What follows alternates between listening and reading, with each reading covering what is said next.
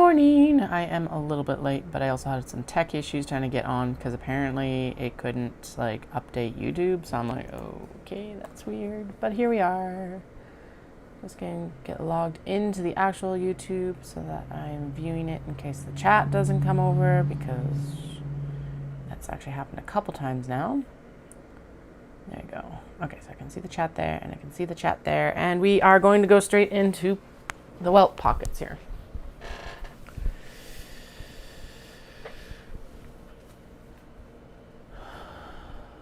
Yeah, okay. Deep breath.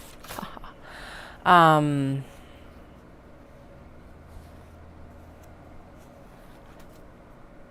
don't know, folks. It's one of those days. I'm just like,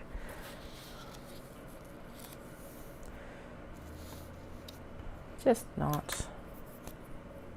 Yeah, just not. So we're going to go in and we're going to do these Mini Traveller. I keep calling them Mini Traveller Slings, but apparently they're actually Mini Traveller Pouch, which I did not realize until I actually read the pattern this morning, as like 2 minutes ago when I was posting it to Instagram, and I'm like, oh well. Mini Traveller Sling is also a good name for it, so whatever. But if you've gone to look for the pattern, it is not the Mini Traveller Sling. It is a Mini Traveller Pouch, because, you know, whatever. So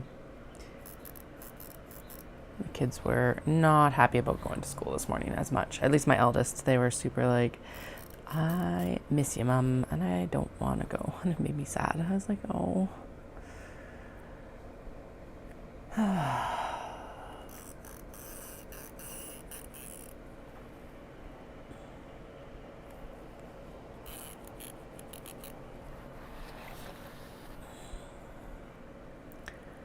I want a vacation. It's like, damn it.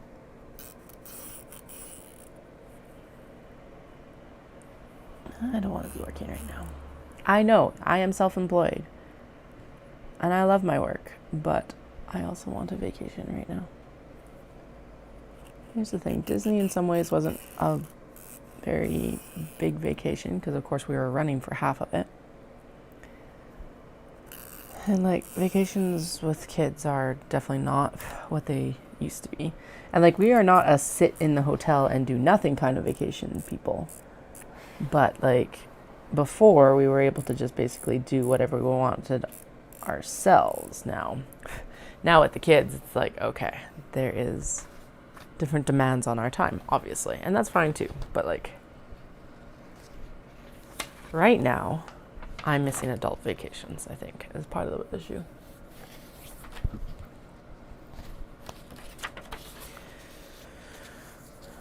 Anyway, cat problems.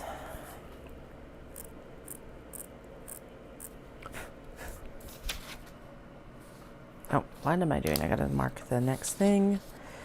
So we're gonna go in and we're gonna make all the welt pockets, and then we'll go in and do all the other things.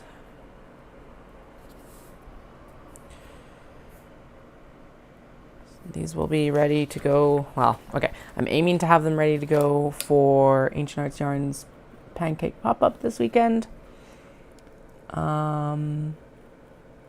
Which is July 13th from 10 to 4, I think. I feel like it's 10 to 4. I love how I don't even know. I sponsored the event and I don't even know the timing on it. I'm like, I will show up. I've got to be there at 8 to do setup. And then it opens to the public at 10. I'm pretty sure that's right. I'll make sure I have that information for you here soon. Anyway, it is a deluxe pancake breakfast. They'll have sausages. It's very tasty, at least based on what they did last year. It's very tasty, so I'm going to assume it's going to be very tasty this year as well. And it's not just Fiber folks, it's other vendors as well, so it's super fun. It's supposed to be nice weather. It's not supposed to be absolutely like horrendously hot, and it's also not supposed to be storming, which is like a Stampede miracle.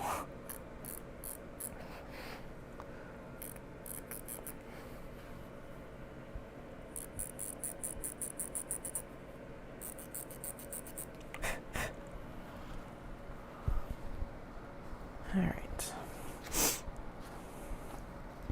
Got 1, 2, 3, 4 more to set up, and then we will start the making. That is a piece that actually needs to be trimmed off.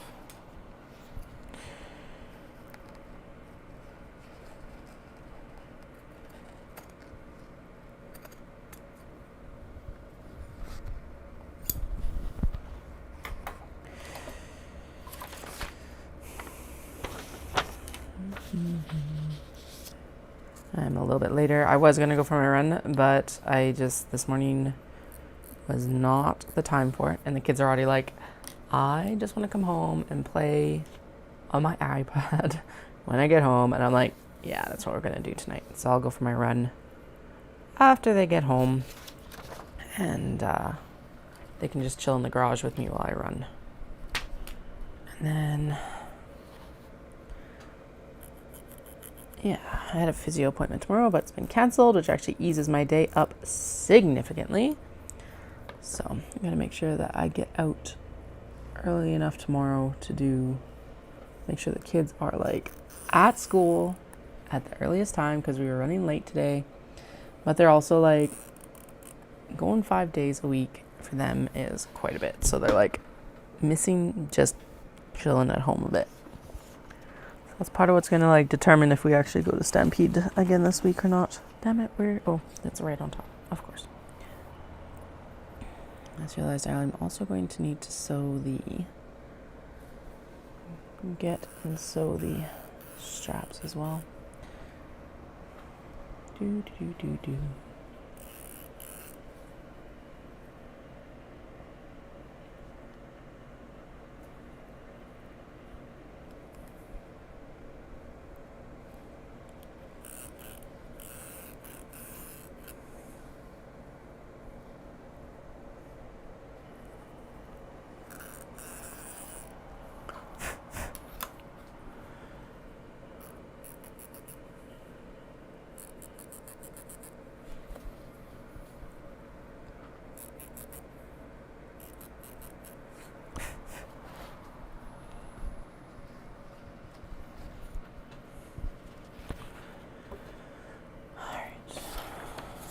Next,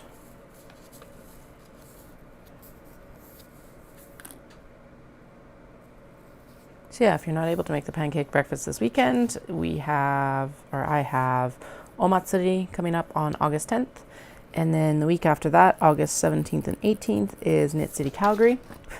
Fiber Shindig is October 19th, and I am poking around the edges of a show in Vancouver at the end of September, but I haven't decided on it if I'm going to go yet.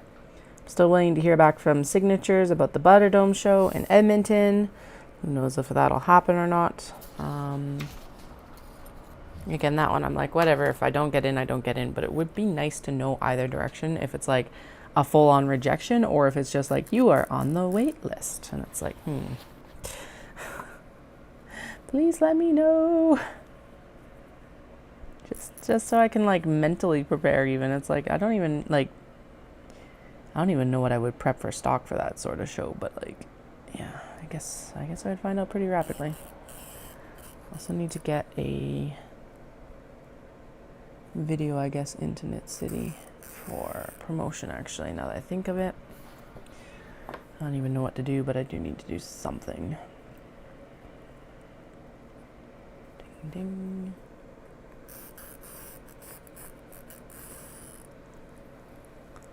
Ding, ding. Get the and I'm just blowing off the excess chalk so that it doesn't smear very much.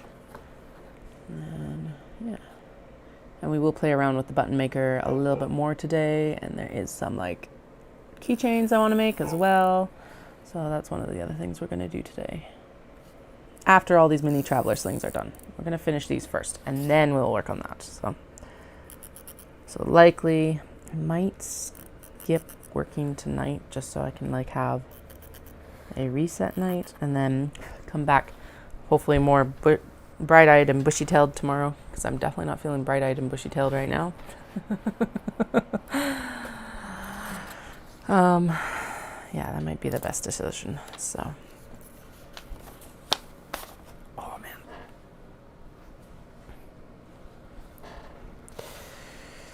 Ding ding ding ding ding ding ding ding ding ding ding ding ding.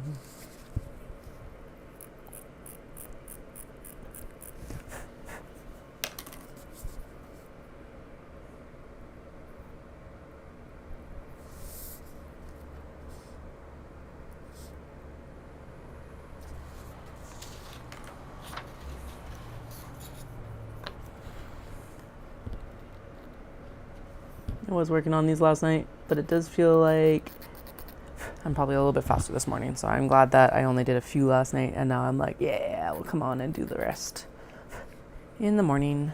Here we are. I'm back on to do the things.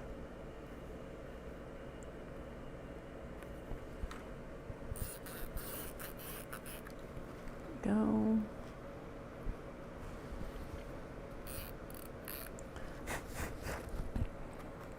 Sweet. Flip it. Do the center line.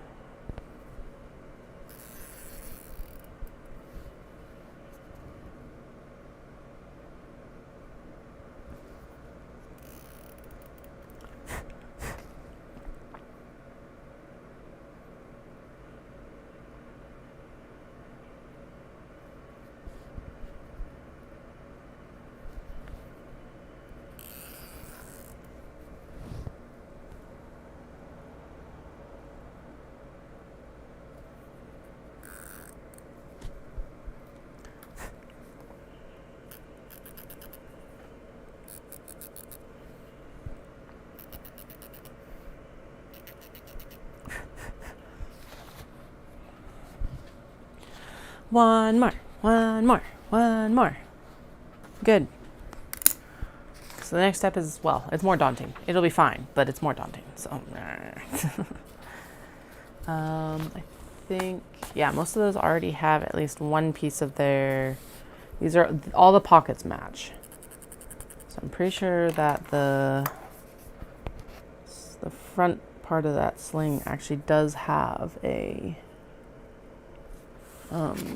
the thing, and it's fine. I don't know what I'm muttering on about. Just mutter grumble. I told you, it doesn't matter that I am a little bit more here right now. It's like still gonna mutter grumble about the whole welt pocket process, because welt pockets really just need to practice them. But I hate sewing welt pockets. Makes total sense in this pattern though, so that's why we're here doing them. But I'm just like, ugh. If I didn't have to sew another welt pocket in my life, I think I would be quite happy.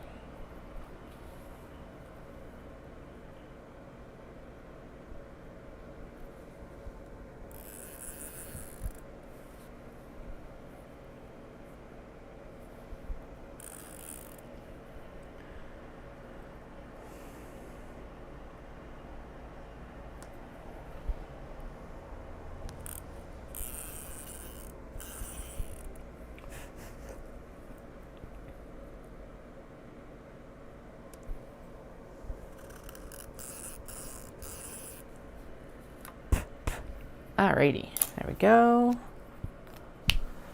Now what we have to do is we have to match the pocket up with the exterior, like so why this matters that we have all these pockets matching is now we got to match the denim to the pocket to the stuff. And then I need the zippers. Okay, so we've already, I think we already sewed this one. Is that the one that's done? No, we did a batik one. Okay, there's the slip pocket lining. So those are for later. They'll just pop over here. Can behave themselves over here. I don't need this anymore, right? No, I don't think. So I'll pop it there. Okay, so this one has a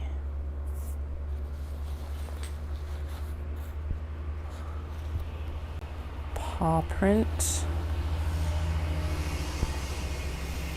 And it's got this dark, yeah, that one, and Okay, so there's the backing for that one. May as well just go in and match these all up so I don't have to worry about it anymore. I think that's the other piece of it right there too. Nope, those are ever so slightly different. This is more of a green black, not a black black. There's the other black. So are those the two the same? Yeah, those two are the same. And these two are the same. There we go. It's an extremely subtle difference that probably only I noticed, but whatever. It's okay. All right. It's another batik, right? Yeah, another batik. Batik. Okay. There we go. The hedges are super easy because they are polka dotty. Here. Polka dotty. And they are this like blue denim. So all the denim backings for these currently actually do come from jeans that have been upcycled by another local-ish seller. Not super local to me, but local enough.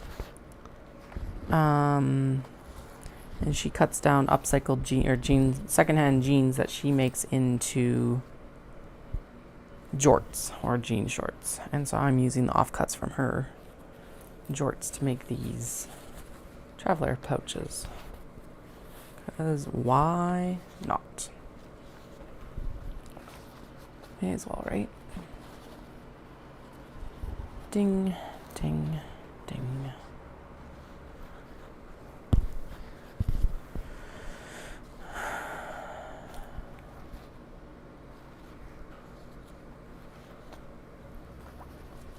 This one is batik as well. It's right here. And then it's that other dark denim piece, black denim piece right here, right? Yep. Sweet. Ding, ding, ding. These guys are the paws. Paw prints, paw prints, paw prints, paw prints, paw prints, paw prints, paw prints. Doodaloo-doo. Ding. And then it's the other kind of more twill denim. I'm just going to sort as many pieces as I can, because why not? May as well get this together as I can for now. Okay. The hedgies are polka dots.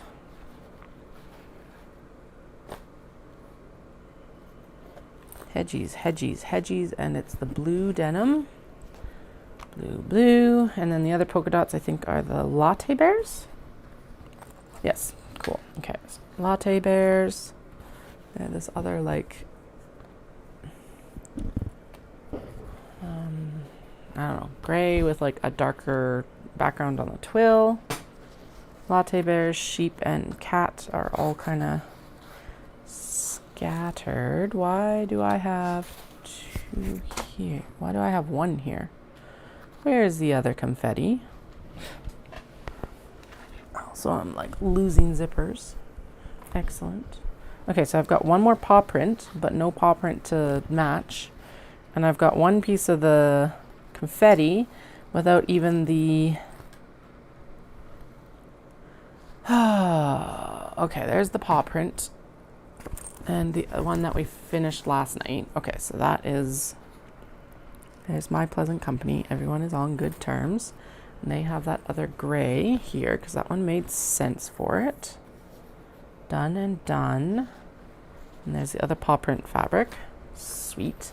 And then I only have one piece of confetti, though. Confetti fabric. Oh, my God.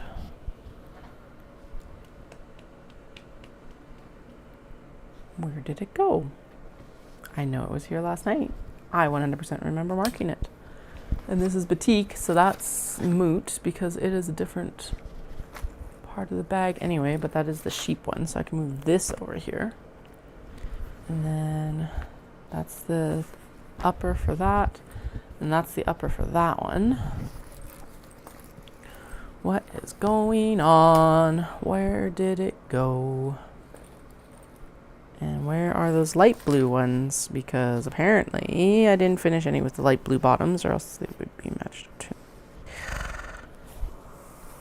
Whatever. It's fine.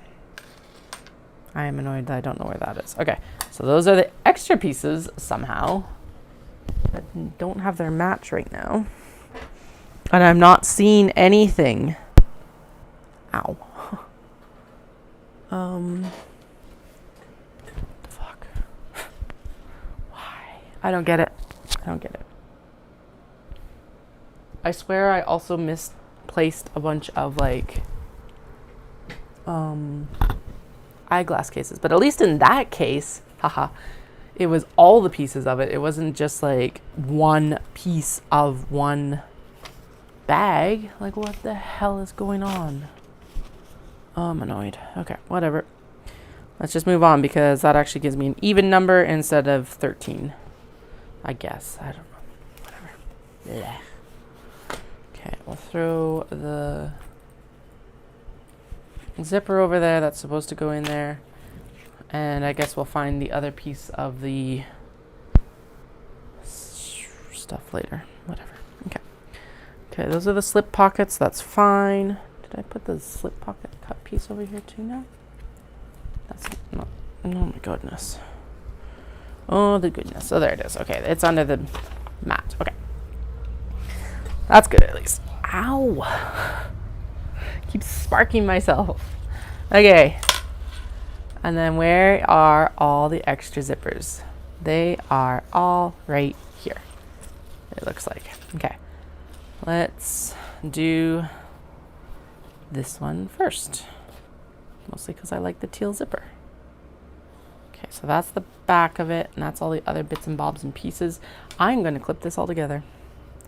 Now that we're at this stage, I need that piece.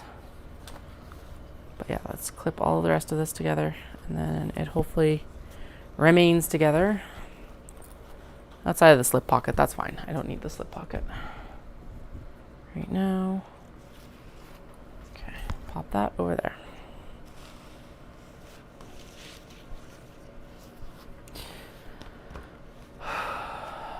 Where's latte bears? Oh, whatever. Okay, I'm going to pop latte bears on another portion of the laptop. And then we're going to do this. And we're going to do this.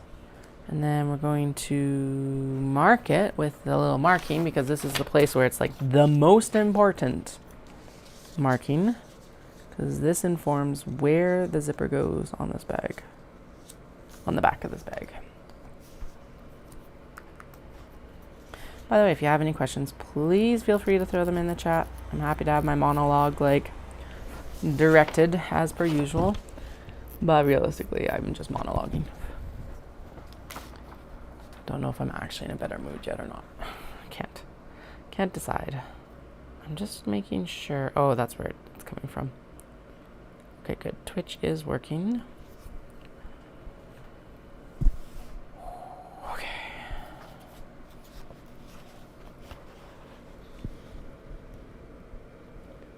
Oh, that lines up on the curves nicely.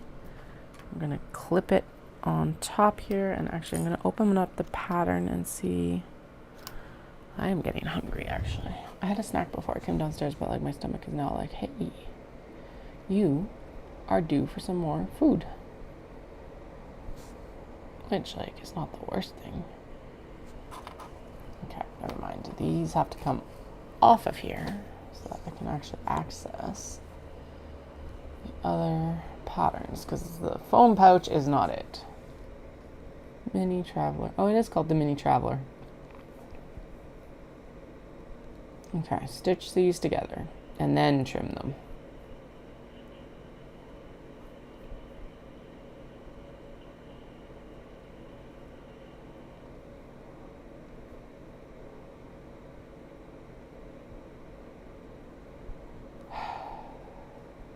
Sorry. Okay, stitch them together. And continue on. Stitch and then clip. which is one of the things I messed up yesterday, is I stitched it and then, or I clipped it and then I stitched it, and I think that also contributed to how it like warbled everywhere in a couple of the other steps. So now I think we'll go through and we will do all the zipper installation, and then we'll heat up the little mini iron and press everything back, and then we'll do the other stuff. I think that's fair.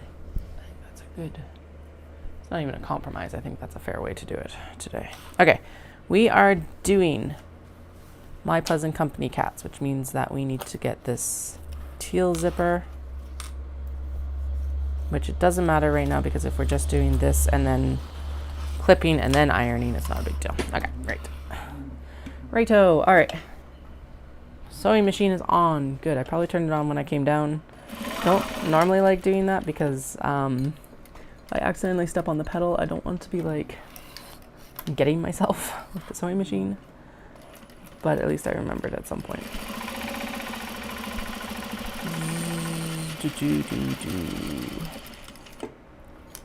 Okay, and then one more like that. I'm going to reinforce both ends because I feel like that is a stress point. There we go. Now I need to go one. I need to lift and shimmy without the feed dog interference. There we go.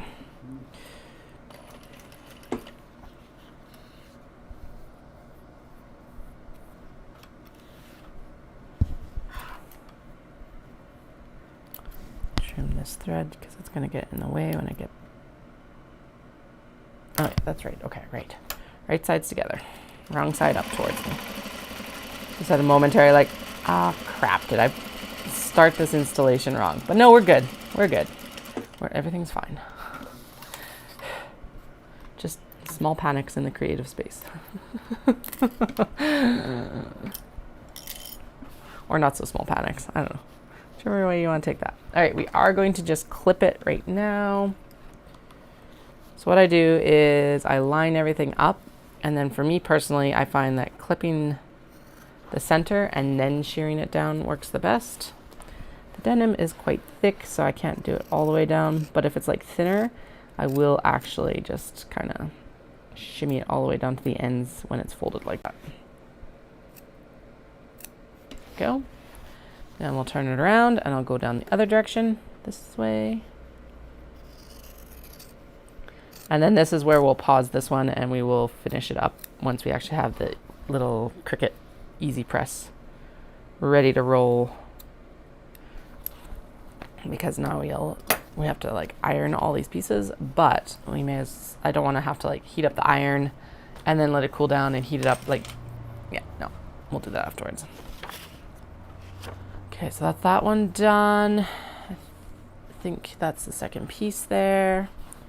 Here's the second one. I'm going to go in and just mark that center line because that is, like I said, this is probably the most important marking that I make in this whole pattern. The rest of it's kind of like nice to haves, but this one informs where the zipper box goes. So then we match it up with the marking that we've made on the panel. Oh, there it is. It just got caught with the other stuff. Okay, so we'll go in and we'll mark that one at the end here once I'm done this section. Okay, so what are we working on? We're working on latte bears. Excuse me. Excellent. Okay, latte bears. The other pocket piece. The current pocket piece that's going to like actually be sewn right now. I don't know why I actually have all the zippers here. And where'd the teal one go? Oh, right, I'm putting them with them as I sew them. Because we're gonna have to go back in anyway. Navy. All right, pink, pink, down, and then clip. And if you're new to the stream, welcome. If you're a returning viewer, welcome back. Thank you for joining again. I'm glad I didn't scare you away. Right now we're working on Mini Traveller Slings by Can Do Crafts. That's the pattern writer. Can Do. using Japanese fabrics as like the pocket front, and then upcycled denim for the backs of these. So, and I'm working to get these ready for the pancake breakfast at Ancient Arts Yarns on Saturday. Actually, I think it's Ancient Art Yarn. I think I keep saying it wrong. I need to actually check with Caroline. It used to be Ancient Art Fibercraft, but she's stopped dyeing fiber a very long time ago, so that is no longer as accurate. That's the main thing she dyes now is yarn. Okay, there we go. We're ready to roll here. I'm gonna get all of these boxes done and everything like that, and then I'm gonna go upstairs and grab some lunch because I'm suddenly very, very, very, very, very, very, very, very, very hungry. I don't know why. And then we'll come back downstairs and press out all of these welt pockets, install the zippers, and then we'll go from there for the making of the things. Okay. Apparently the denim isn't. Oh right, I'm not. That's because I'm not trying to do it that way. Katie, good God. Apparently I needed another cup of coffee. I did take a little bit of time this morning to sit on my deck and enjoy my coffee because I was like, do you know what? I do not do this enough in the summertime. So probably time to close my windows as well because it is actually warmer than I've got the AC set for. So there's no point in sending my cool air out the windows. But I did want to air out the basement and like get some fresh air in here too. So. And now is the time of day to do it because doing it in the evening, A, everyone can see into the basement, and B, all the bugs end up coming in. Hi, Jennifer. How are you doing? Hope if you're in an area with a heat wave, you're surviving well. I was going to go for my run this morning, but I was like, I didn't have a snack, and my sugars were not going to support a run. And it was already extremely hot. And I'm just like, ugh. So instead, I'm going to go run in the garage after the kids are home from school now. Which might still not be the best decision, but it'll be fine. It's fine. And then tomorrow I'm going to do my best to get them to school on time and go for my run outside because it's a 5K and I can get that done and dusted fairly decently quick. So, especially when it's not hot. Right now it's been a little bit hotter to get those done quick because it's been so hot. Well, at least it was yesterday. So.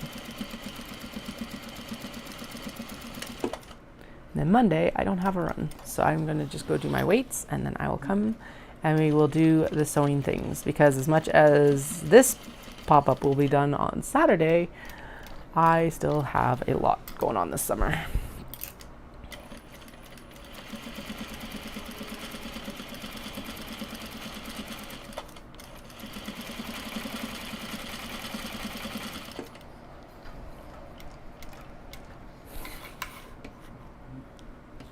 That needs to go one more stitch, like a half stitch right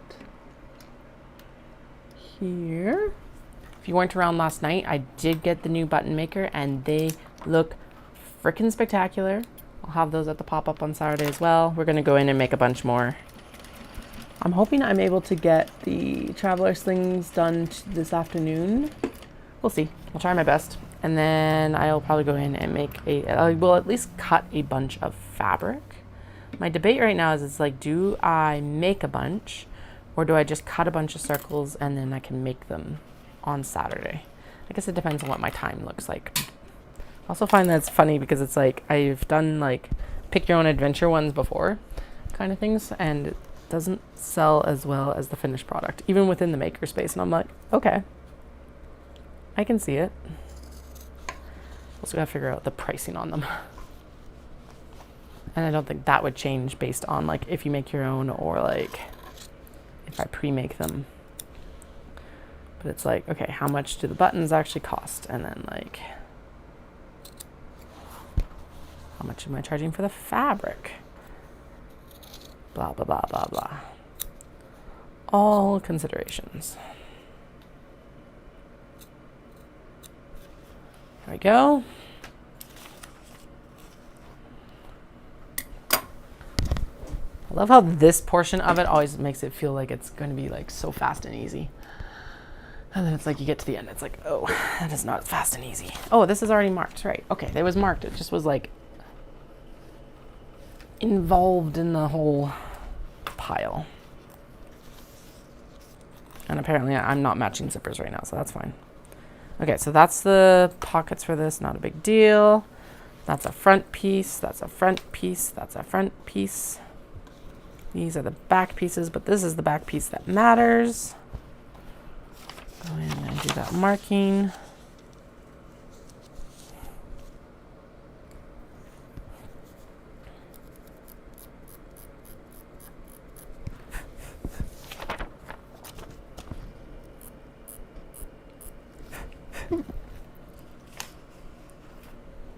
Alright, I'm just gonna make sure that I'm not missing any of the chat over here. Nope, we're good. Awesome. Alright, blah blah, blah blah. This. Nani nani nani. That's the Japanese version of blah blah blah. Nani nani nani? Or like what? I like it though. Ugh.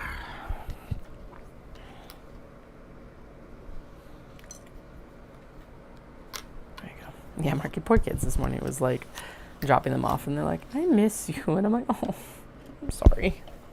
Not really, but like a little bit of like, yeah. It's like, aw.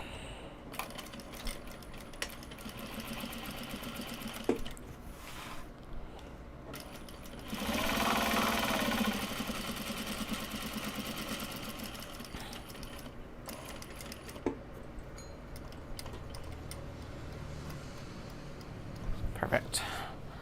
Okay, needle down, pivot. I'm going to take that clip off because it's like warping the thing. And I'm going to do a back, I think I've done back stitches along all of these, just because this is where the like zipper is going to be, so it's a point of stress. And then all the way across. Whee! Okay, and then one more. That needs to be trimmed down desperately, so it doesn't pucker. There we go.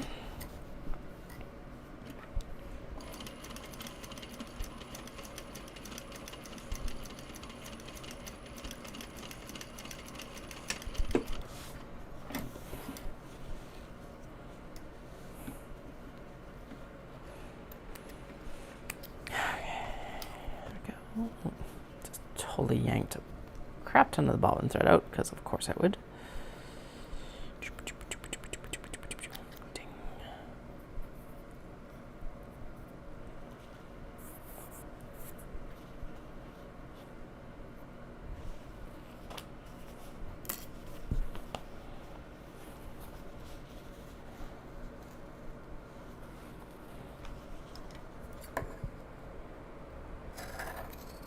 I did finally find my other pair of shears. They were in the bag that I took to my last pop-up because I had to do the leather cord still for the Kato, and so that's what they were. I was like, oh, this makes sense. Sucks, but it makes sense.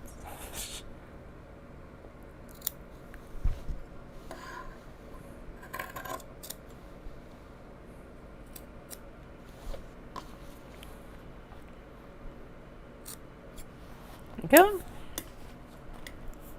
However many left, who knows? I don't remember. Does it really matter? Kinda, not really. Okay, where is your pocket, dear hedgies? And this is not your interior. Oh, did I not move you over? That's what happened, I didn't move it over. Okay. Fair enough, get out of there. Okay, so this is for the sneaky floral cats.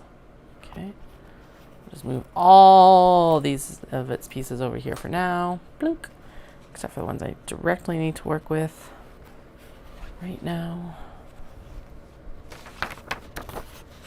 So this is not directly a project bag, which is like the bread and butter of the business, but it is a very cute traveler pouch, basically.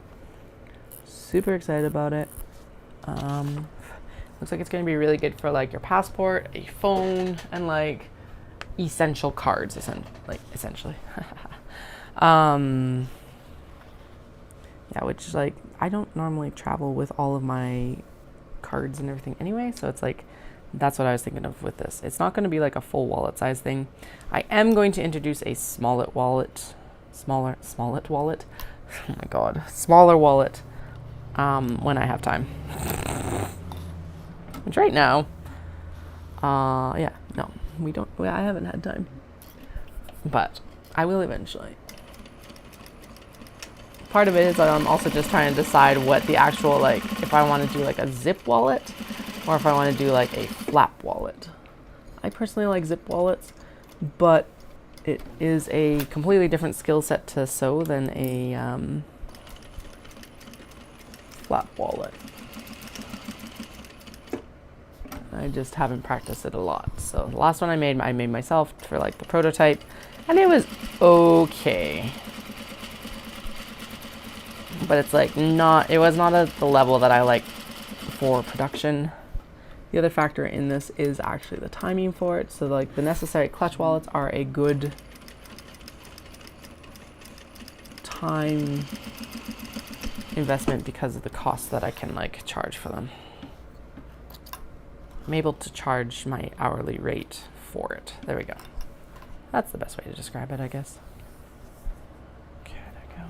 Oh right, I was supposed to set up the Cricut and do a bunch of like cuts on it for the buttons. Hair's getting in my nose and being like, hey, you are gonna get itchy. Ha ha ha.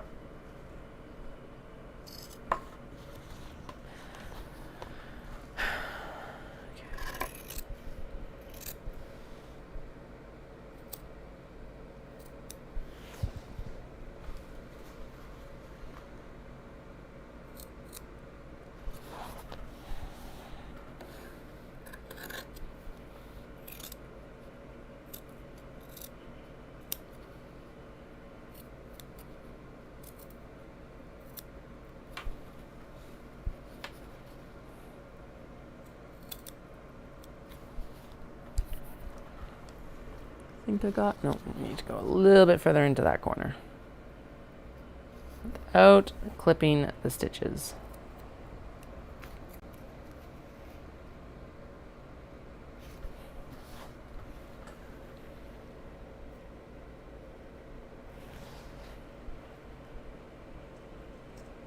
There we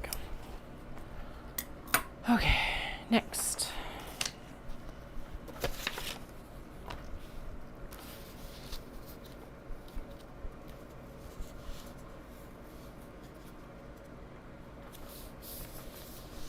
This one is far too large. Okay, let's.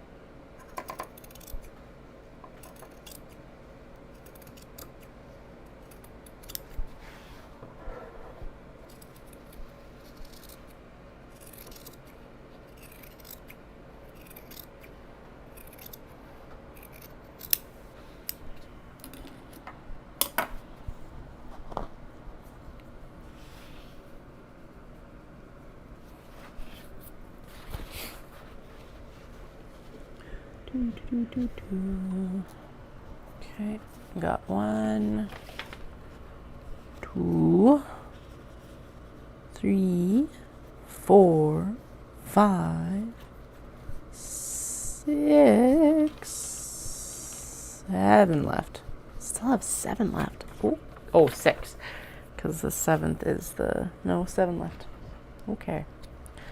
I thought, honestly, this part of it would go a little bit faster than this.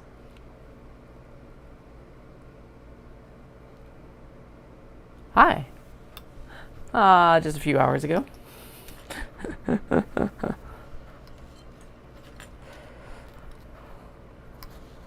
Just a few hours ago. We're back to welt pockets. Not quite as much of muttering and grumbling right now, except for when I was like transferring boxes. I was not in a good mood when I got online. In a bit better mood now. Kind of, maybe. Who knows? I guess we'll see.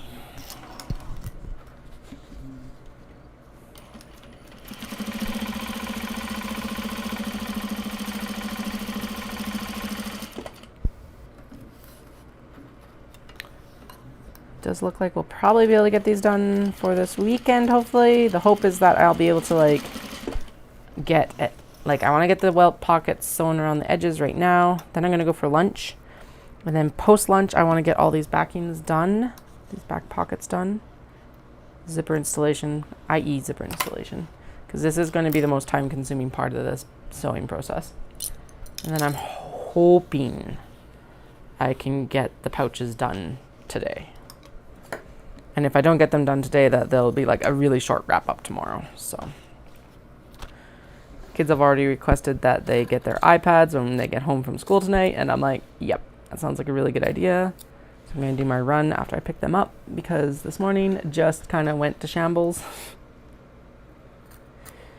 And it got really hot really fast. And granted, running in the garage in the evening isn't going to be much cooler. But it'll be fine. Doesn't have to be perfect, just has to be done. It'll also be easier to have some like water on the side of the treadmill, to be honest. It is a good way. Machine so far is good. Sorry, I keep leaning in because apparently my focal length with my contacts is a lot shorter than my focal length with my glasses. I haven't done the really persnickety part yet with the whole, like that fold over to cover the raw edge of the zipper yet, but that will come up here pretty rapidly after lunch. So, I think better. It is a really good way, I know. It is a really good way. That doesn't mean I have to like it though. But yeah, can do. I think it's I hope it's can do because that makes way more sense. Can do crafts. However you end up pronouncing it, is a really good designer because she is the one that ended up being the one that helped me tackle the whole drop-in lining with the Kato that finally. So I'll take it.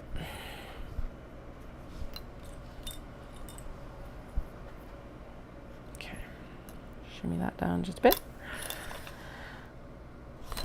I was gonna cut it, but it's like, no, I gotta stitch it. Stitch, stitch, stitch.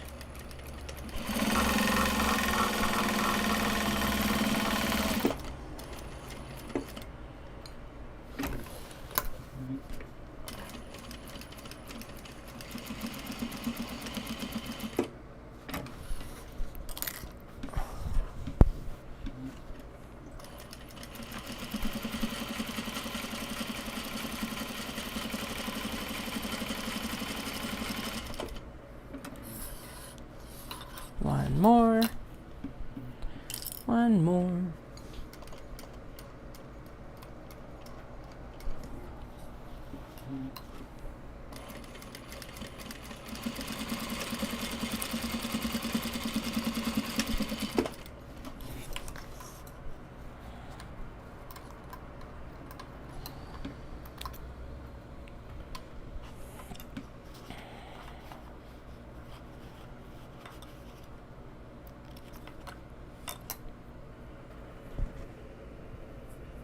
I got a different button press. It's pink. Awesome. Love it. So, and it's like so smooth that I don't even have to stand up to use it. So it was, and that's the thing, it was the debate between the two. So it ended up being, I think, in the end of it all, I bought the one that had the cheaper circle cutter, knowing that I'm mostly going to be using the Cricut to cut it anyway. Because they have like a circle punch, but I'm like, I don't think that'll work for the fabrics as easily as like paper or something like that. So I'll just, yeah, I just got to get the circle template actually set up on the Cricut, and then we'll trim them down. Find out if the Joy actually has a rotary blade. That'd be kind of awesome if it did. It's like the smaller one. Anyway, ugh. This is it. She's pretty. That's going to become a keychain. That's why it's chilling there, because I want to do keychains instead. Fully metal, which helps quite a bit. It's not going to break. Like I said, super smooth. Really nice. And I will eventually get other molds for it as well, because that was one of the reasons that I actually went with this company, is because I knew that the molds were interchangeable, and that makes the machine a lot more useful than like one that's, I can only do 1-inch buttons. No. So right now we're doing 1.5-inch or 37 millimeter buttons, and then eventually I want to get the, or well, probably in like a month or 2 weeks, who knows, I'll get the 1-inch molds as well for it, because why not? Okay, that's a little bit of a bloop up here. We'll just trim this down so that it's nice and like even. This is definitely old Levi's or Wranglers here. Just tell by the like quality of the denim. I think they're probably Wranglers. Ding, ding, ding, ding. Clippy, clippy, clip. Yeah, I can do the different sizes. So there's like a 1-inch, a 1.25 inch. I've got the 1.5-inch. And then what else is there? There's like different shapes, and like I could do mirrors, which go up to like a 3-inch. I think there's even ones like, I don't know if I'd be able to use it with this one, but I'm pretty sure that there was a company, I think you could get like 3-inch components, and then you could put like a cork back on it to make a coaster, which is super cool. So I'm like, like the compact mirror idea. I don't know why. It's not like compact mirrors are like something that you need for knitting, but I just think they're cool. And they would be a nice size to do some of the obi and kimono scraps in. And then Andrea last night suggested maybe that zipper pulls would be really cool as well. I'm like, yes, because that would be really cool to do a zipper pull that actually matches the bag you've purchased.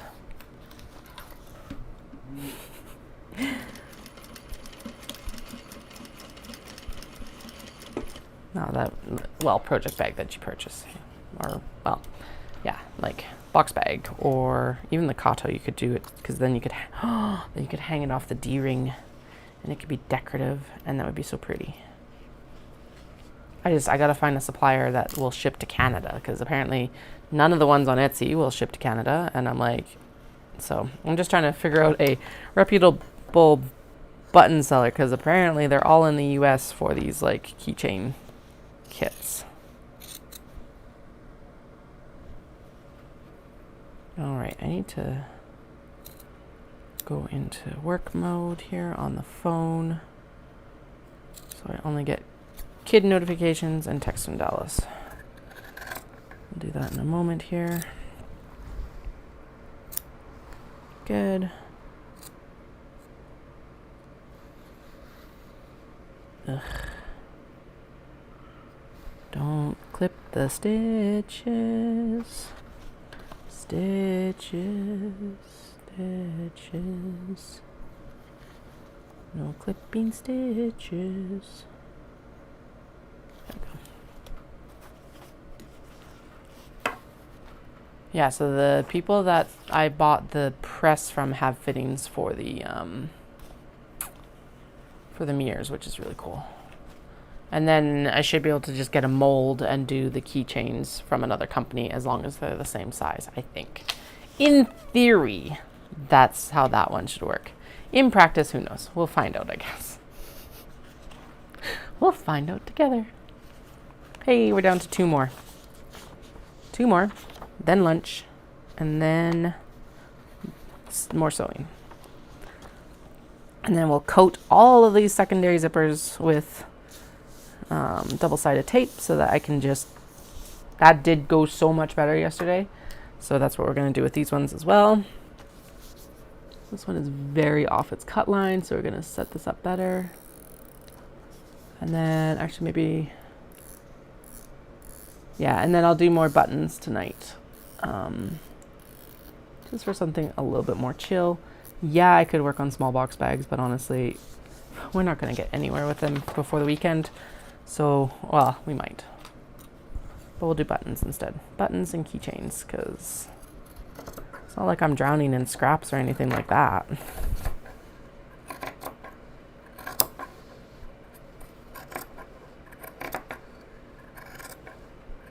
Oh, right. I need to do another cake cozy experiment size for worsted weight.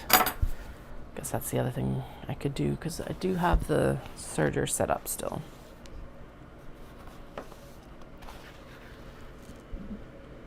Actually, it's not like the serger is ever going to come down. It's just, it's got a permanent place on the desk for now.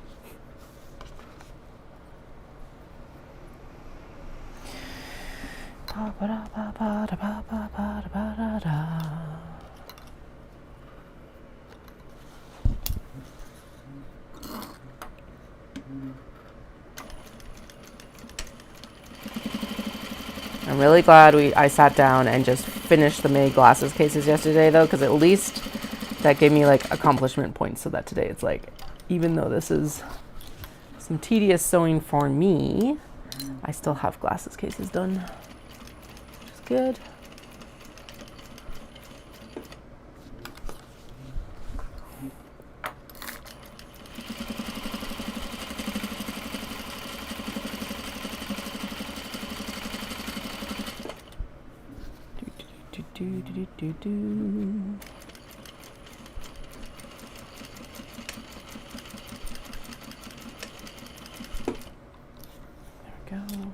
There we go.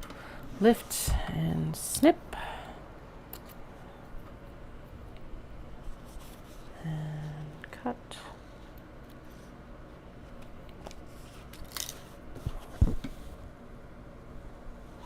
Fold and trim and trim. Ooh, I did not do the thing. Whatever, I can do a good guesstimate. It doesn't really matter. Right about there.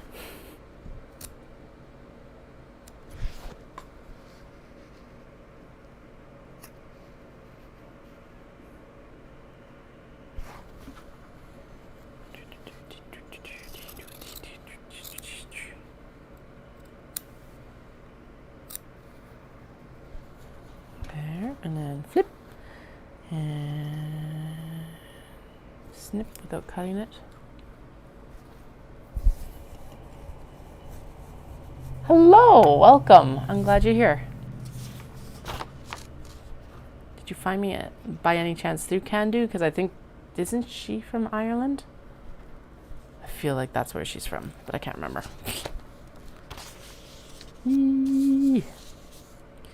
I'm just wrapping up on getting these welt pockets set up to like put zippers into, and then I'm going to go grab lunch, and then I'll be back and we will tape and install zippers. This portion of it is the bane of my existence right now, today, as of the next 20 minutes. Oh, sweet. Well, that's always cool to hear.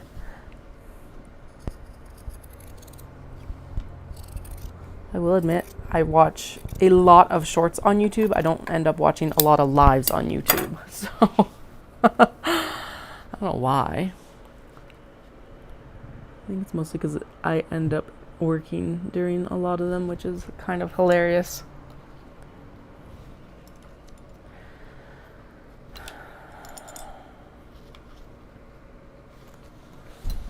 So all of the ones right now that I'm working on denim that has been cut off of secondhand jeans from another local vendor.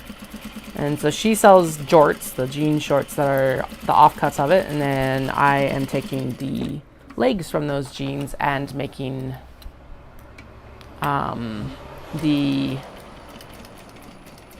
that's what the backing of all of these are. So it's a denim, which is really nice. And then the front pocket has the Japanese fabric, which I actually go to Japan and select there, and then I come back and I make everything.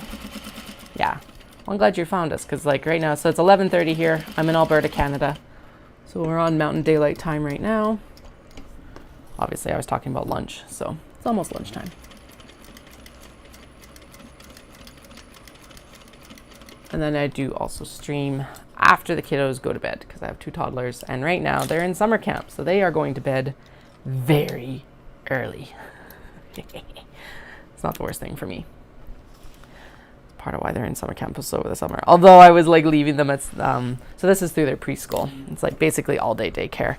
And we don't do like full 5 days usually in the winter, but over the summer, because of summer camps, it's just like, yes, please, because that is my show prep season, since most of my shows are in the fall. And, but I was leaving them there today, and my eldest was like, I miss you. And I'm like, oh. And my youngest was also like, I miss you too. So I'll have to figure out I've got the pop-up on Saturday, and then I'll have to figure out something to do with them on Sunday. So then I'll be back on Monday to keep going here, because just because this pop-up is done doesn't mean that there isn't more throughout the summer. And Knit City is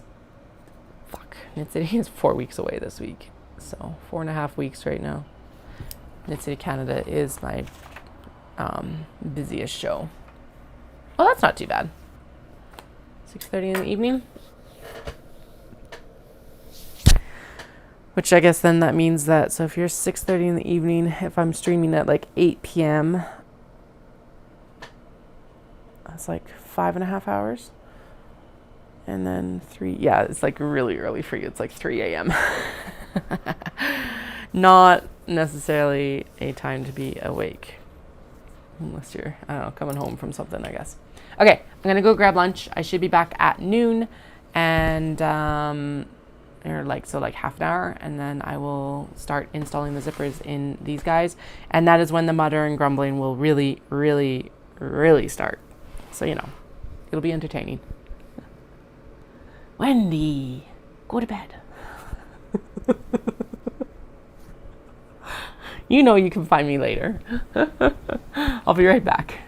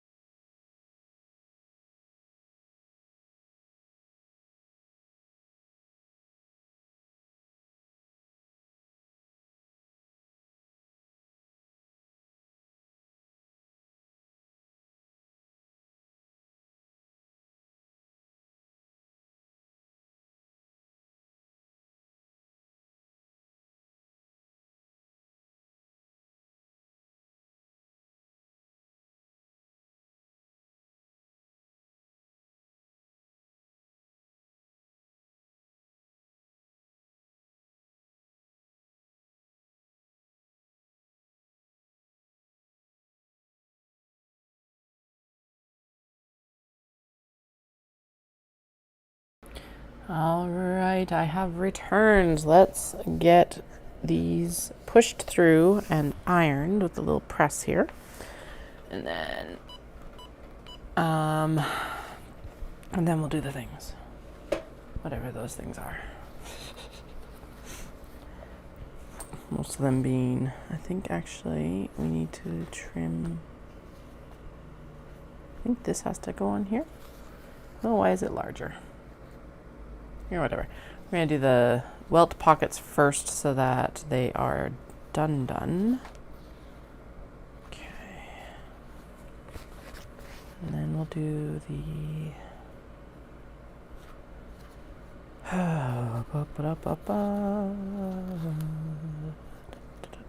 yeah, there's no point in actually having the zippers set aside with these yet, because it's like, really, it doesn't matter, because it will, like, I'm just gonna have to match them up after all of these are done anyway.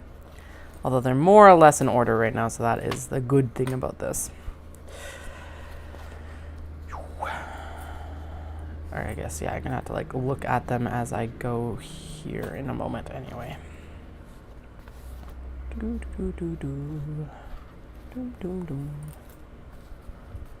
gonna sing the doom song again.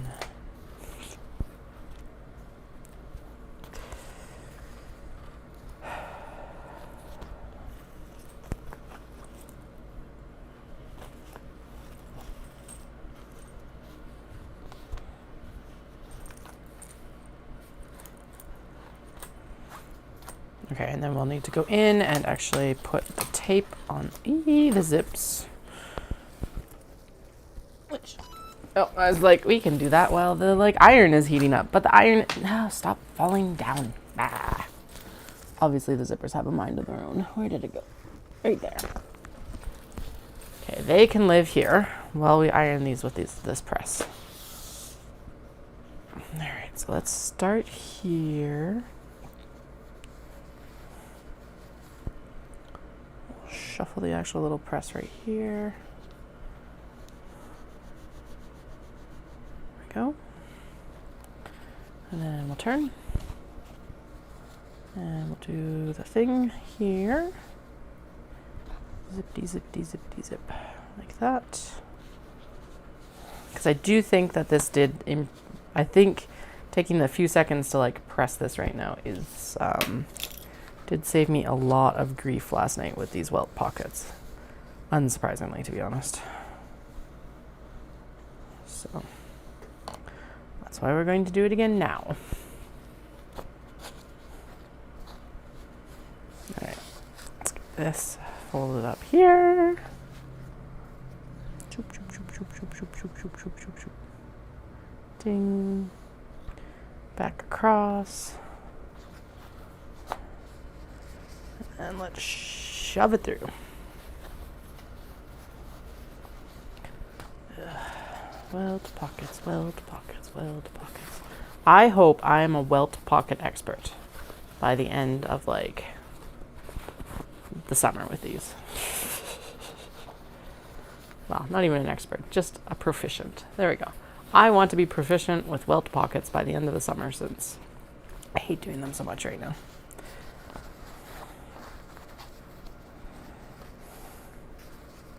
It's mostly because I just, for some reason, maybe I need to go watch some videos on like how to improve your welt pockets or something like that. That might be a good way to do this. Because yeah, like that corner is definitely not, those need to be pressed. Okay. She does not call for pressing them right now, but we're going to do it anyway because it's not like it's going to hurt it to press it right now. Okay.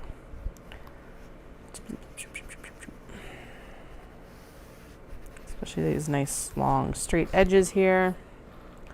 And then I'm going to pull it out here and finger press it down. She actually asks for it to be finger pressed, which you can do for some of this.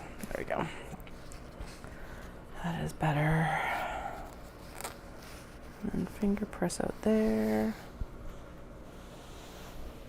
There. All right, and so what we're trying to do is just basically ensure that the interior fabric isn't overly seen on the exterior of this, which is like a pretty high ask some of the time. Okay, and then this gets a more or less just basically a basting stitch here afterwards. Again, we're not really going to go under the sewing machine right now. We're just going to work on the welt pockets, so that I don't have to keep like heating up and cooling down my press.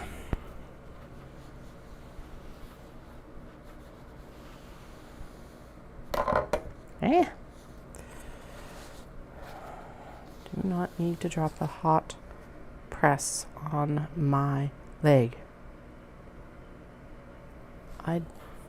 Right, focus. Put work, not sleep, work focus on. There we go. Probably one of the most useful things that they've added to an iPhone recently is the focus feature. It's like, yes. Do not need to have every notification from Instagram and like email while I'm working. I do need text notifications and I need school app notifications. That's it right now. Especially right now. Okay. Through we go again. Zippity zip. And I am going to need another handful of clips here in a moment. And then we'll get some more. Yeah, let's grab it. Let's grab a handful here. Okay.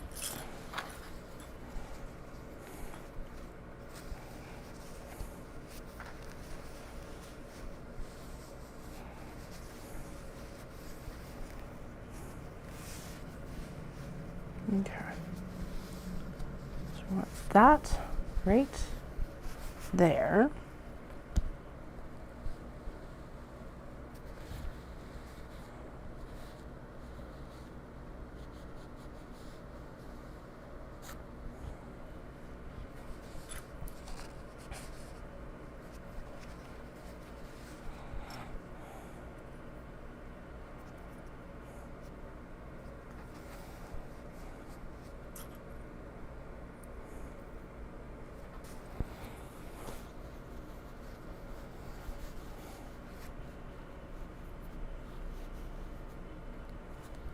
I love how the camera's like right in line with this, consistently right in line with this press. So let's move everything this direction and then you can actually see me working on the pouch instead of staring at the handle of a heat press.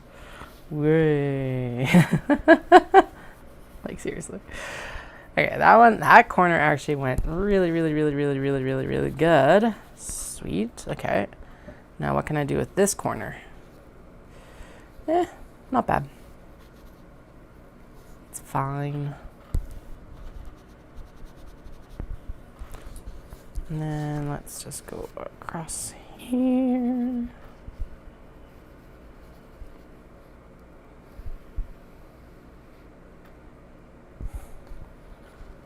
I'm going to convince it to go a little bit further here. There we go.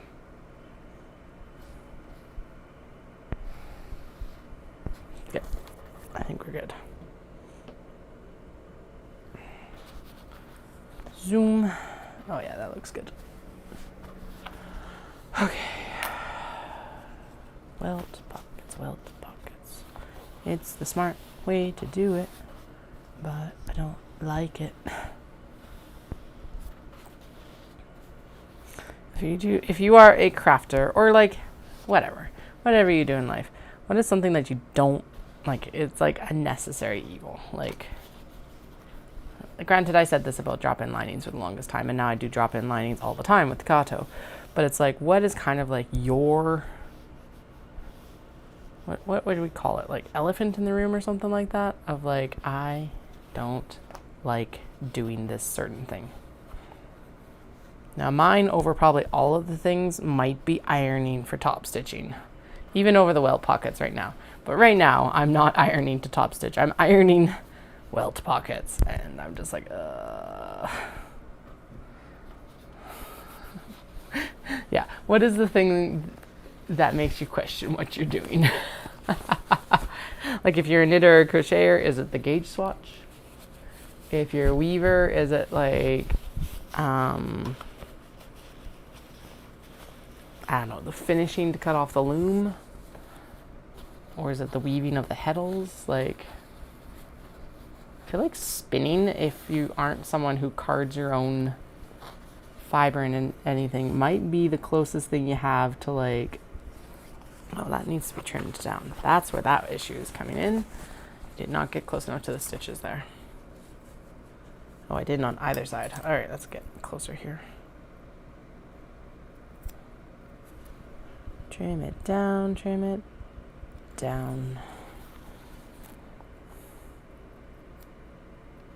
Trim it down, trim it down.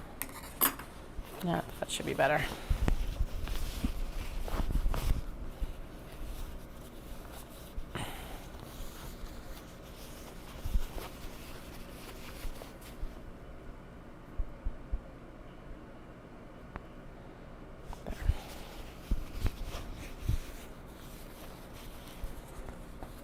Open it up here. There we go.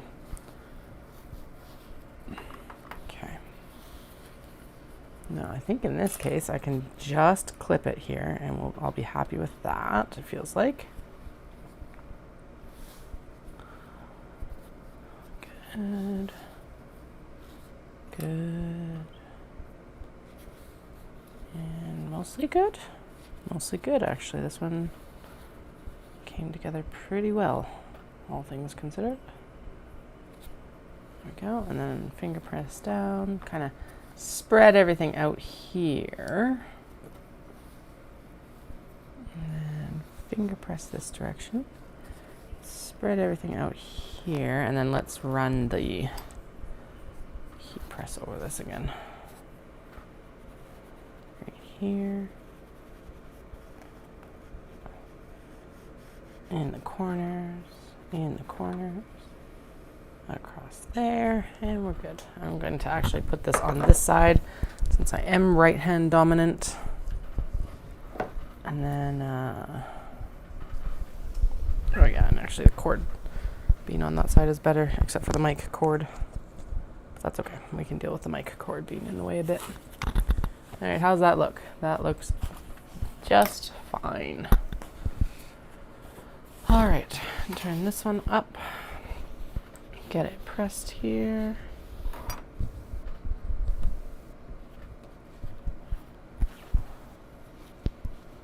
Get it pressed from the top here. That could use an extra little press because apparently the interfacing is not completely adhered across the top there. So let's just get that a quick little extra nudge here with some heat. Go. It does look like I did not get the clipping done very well on this one either. No. It's like maybe a 1/16 to an 1/8 of an inch away from the stitches, but that does make a big difference in this case. Especially, obviously, the 1/8 of an inch cuts. Go, and then turn and trim and good. Now I'll go in and iron. Yeah, that needs another iron just because. Zip, zip.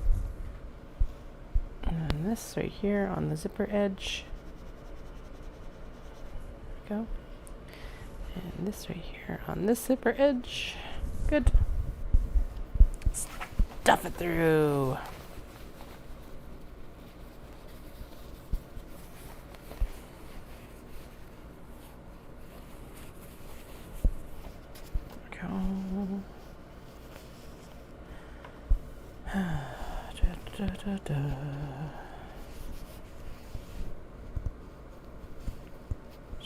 Remembered I need to like start the renewal process for my passport here soon.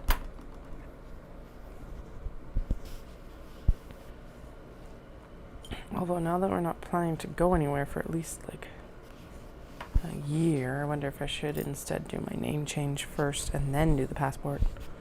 Because now I've got extra time to do it. This one is the one that's come out the best so far. What the heck? That is insane. I love it. It's like the best corners on a welt pocket I have done to date. Oh, on the one end. On the other, it's about standard. But this side is nice and like settled. But pretty good overall. How many more do I have? 1, 2, probably 8, because there are 4. Oh, and I've already done 1, so we've already done 5, and then so 4, 5. So that means I've got 6 left right now. I'm just gonna start checking these before I start any of the ironing, because it is far easier to resolve now than being like, oh, did I do it correctly? After I've ironed the long pieces. There we go. All right, fold this way. Zip, zip, zip, zip. Ding, ding, ding, ding, ding. Ding, ding, ding, ding, ding. This one looks like it could actually use a little bit of a press this direction. And we're going to go in on this side. Zippy, zippy, zippy, zippy, zip.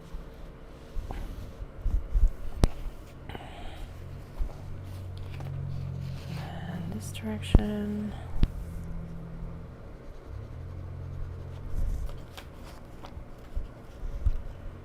If you're just joining, I am working on Mini Traveller Slings / pouches. It's a pattern from Can Do Crafts. And it is upcycled denim back and like stuff with an accent of Japanese fabric that I have selected in Japan at some point in the past.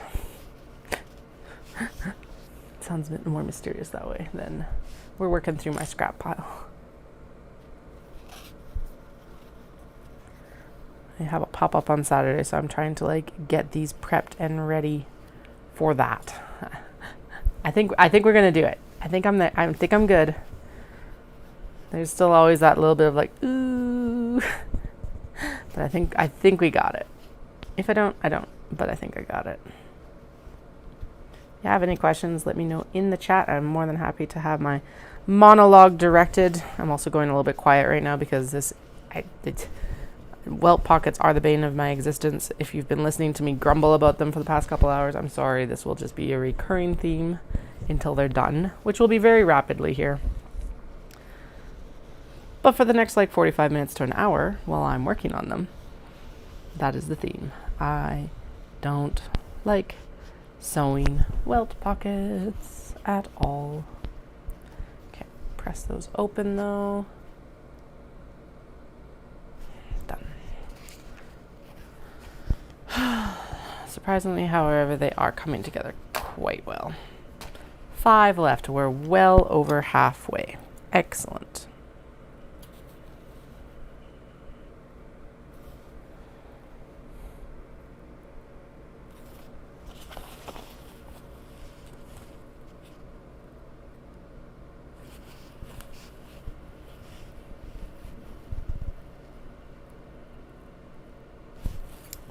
There we go.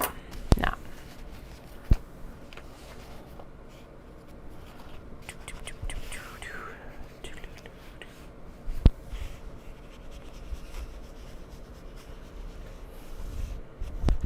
that was just a good reminder. Keep my fingers out of the way of the press.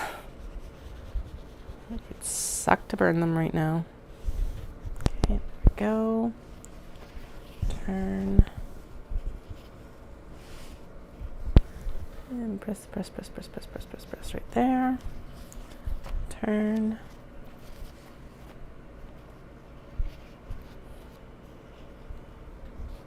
Press. There. And shove it through.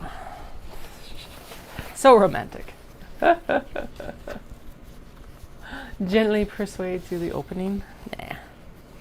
That's not how this works. Shove it through. Shove it through. Shove it through.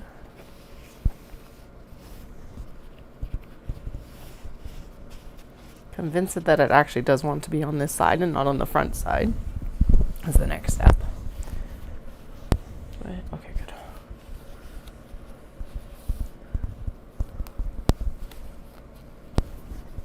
Okay.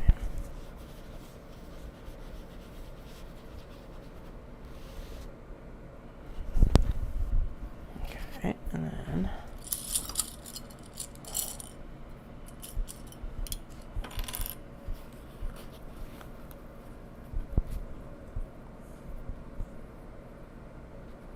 ding, ding.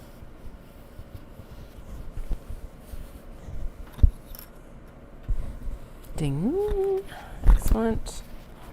And we're going to convince these corners that they actually want to be as flat as possible, because that makes everyone's lives easier when I go to actually install the zipper. And then we're going to finesse this long line right here. Let go. And press, press, press, press, press, press, press, press, press. Okay. Pretty happy with that. Yeah, we're good. Okay. This, and then we'll go in and do the zip, double-sided tape on the zips to install them. And then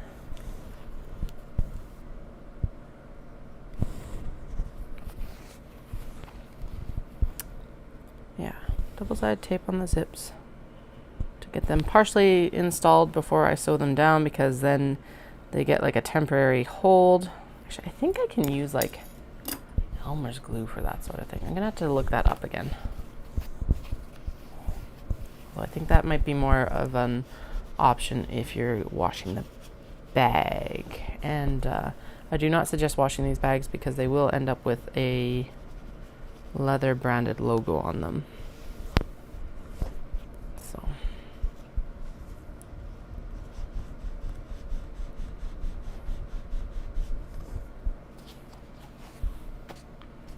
alright, around and around and around. Press, press, press, press, press.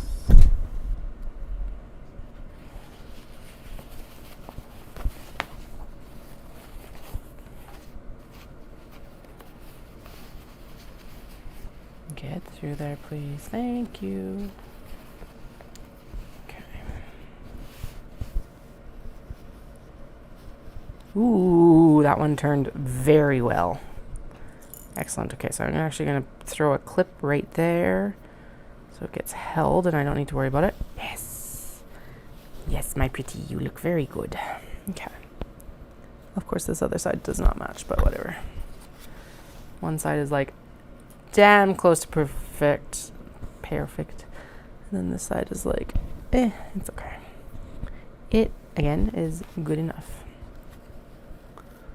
There we go. Throw a little bit of heat in there to press it open a little bit more. Same on this side. And then shimmy across this line right here. Actually, yeah, there we go. Shimmy across the bottom. Shimmy the press across the top here. It's hot, hot, hot, hot, hot, hot, hot, hot, hot. So wave our hands around so I don't burn myself, because that would suck. Clip. And then let's see. Actually, yeah, that's looking really good. Yay! 3 more? 2 more? 3 more. Excellent. Okay, let's make sure this is cut right into that corner. I think that has been the key to having these like really sharp corner turns on these. Do not clip the stitches, Katie. It's the only thing I gotta be super ultra aware of is stitches. There we go.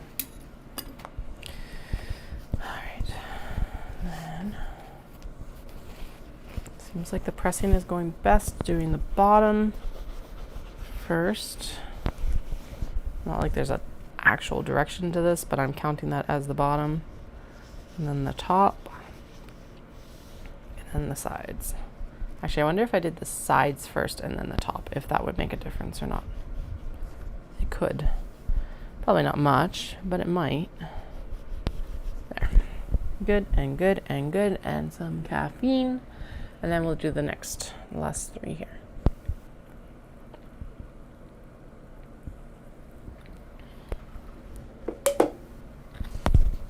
All right. Shove it through, shove it through. Sounds like the jingle to the Mr. Clean commercial. Bum, bum, bum, bum, bum, bum. Or is it a different one? I can't remember.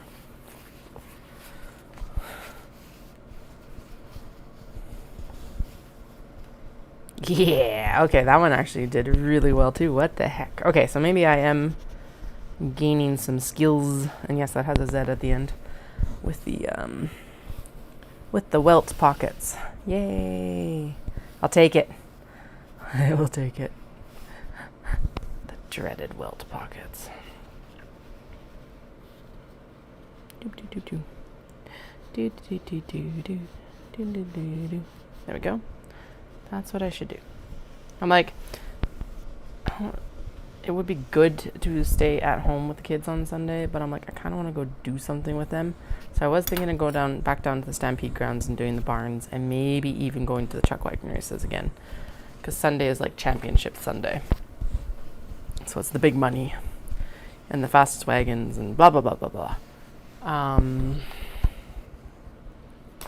So maybe what I'll do is I'll go down, we'll go find a pancake breakfast on Sunday and just do a whole day of it, because why not?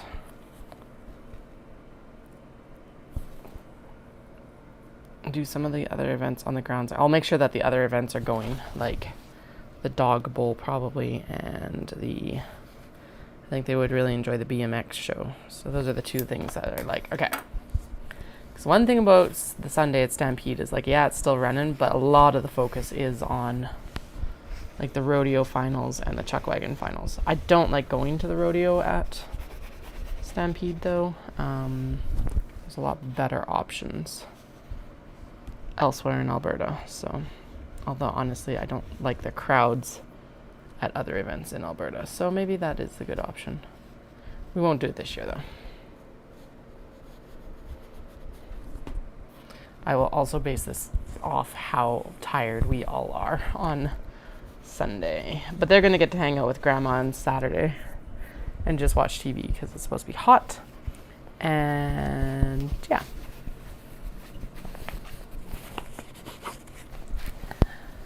That's what I told her to do. It's just like, it's going to be hot. Get them out once, like, for a little bit, and like then they can just watch TV for the day because they are going to be tired after this like full week of school.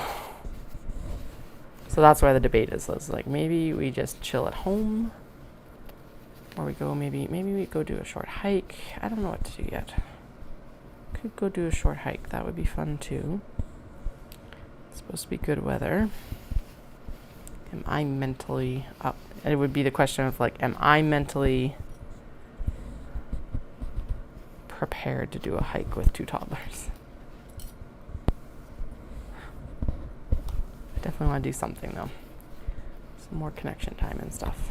And then we'll probably, maybe I'll set actually yeah, I think staying home might be the better option. Because then we could set up the sprinkler in the backyard and they could like play in the sprinkler. Speaking of which, I probably should actually properly water our lawn. I have yet to water our yard this year because it rained so much in May that it didn't matter. And then because all plant life in my house and outside my house has to survive on benign negligence, the root system of the grass has been very well established as very deep. And so it's starting to show that it needs to be watered now, but I haven't done it all summer yet. And the only reason it's looking like it needs water now is because it's like been plus like 30 plus the last like 3 days. So that's the only reason it's like probably time to do it. But yeah, we could set up, they've got like a little cactus sprinkler, so they could run through that for a while, I'm sure. Ooh, shit. I did clip the stitches there. Last one, of course, too. Damn it. Okay, well, we'll go in and we will stitch around that again. And then we will turn this. It's not like this isn't going to literally get stitched down onto the zipper, but you know, we will. Okay, it's that one right there. Oh, good. Okay, it's actually on a good portion to have had that happen because I backstitched in front, like reinforced the other side of the stitches because it was at the zipper end. So there we go. That just is, yeah, nice and blended in so that there's no escapee seam. Okay, good. And it's still clipped into the corner really tight. So now we'll fold it back and do these ends here.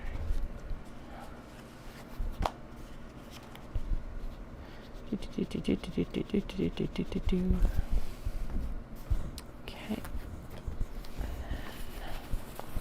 Last welt pocket. Last welt pocket. Not like there's not a ton more work.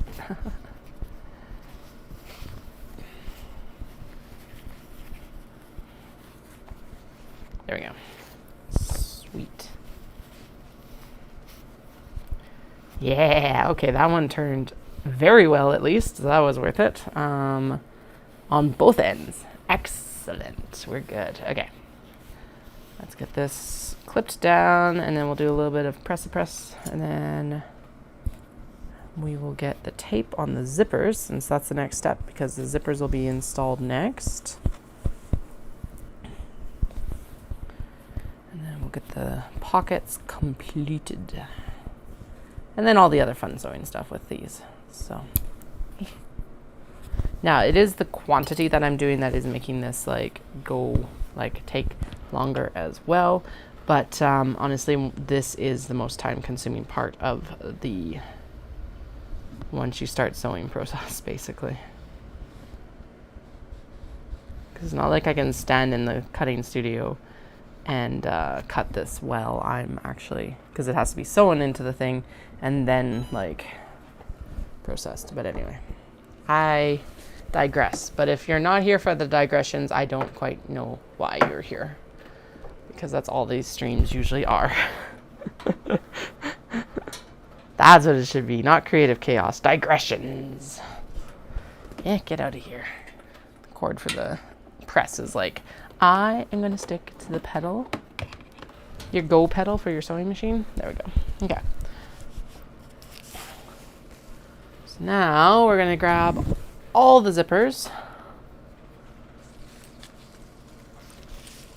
Make sure I've got them all here. 1, 2, 3, 4, 5, 6, 7.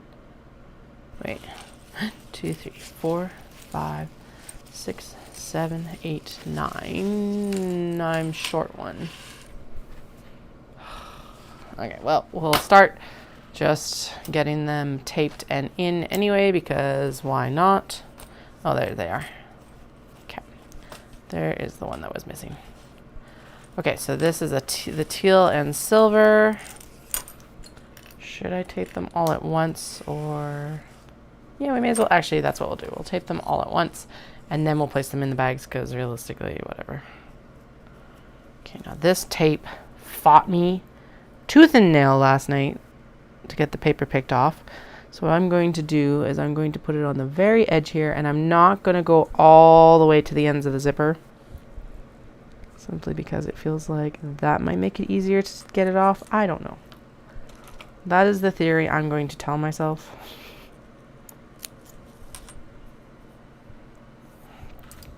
I want to see something. Can I use, like, how does glue basting work? How does glue basting work?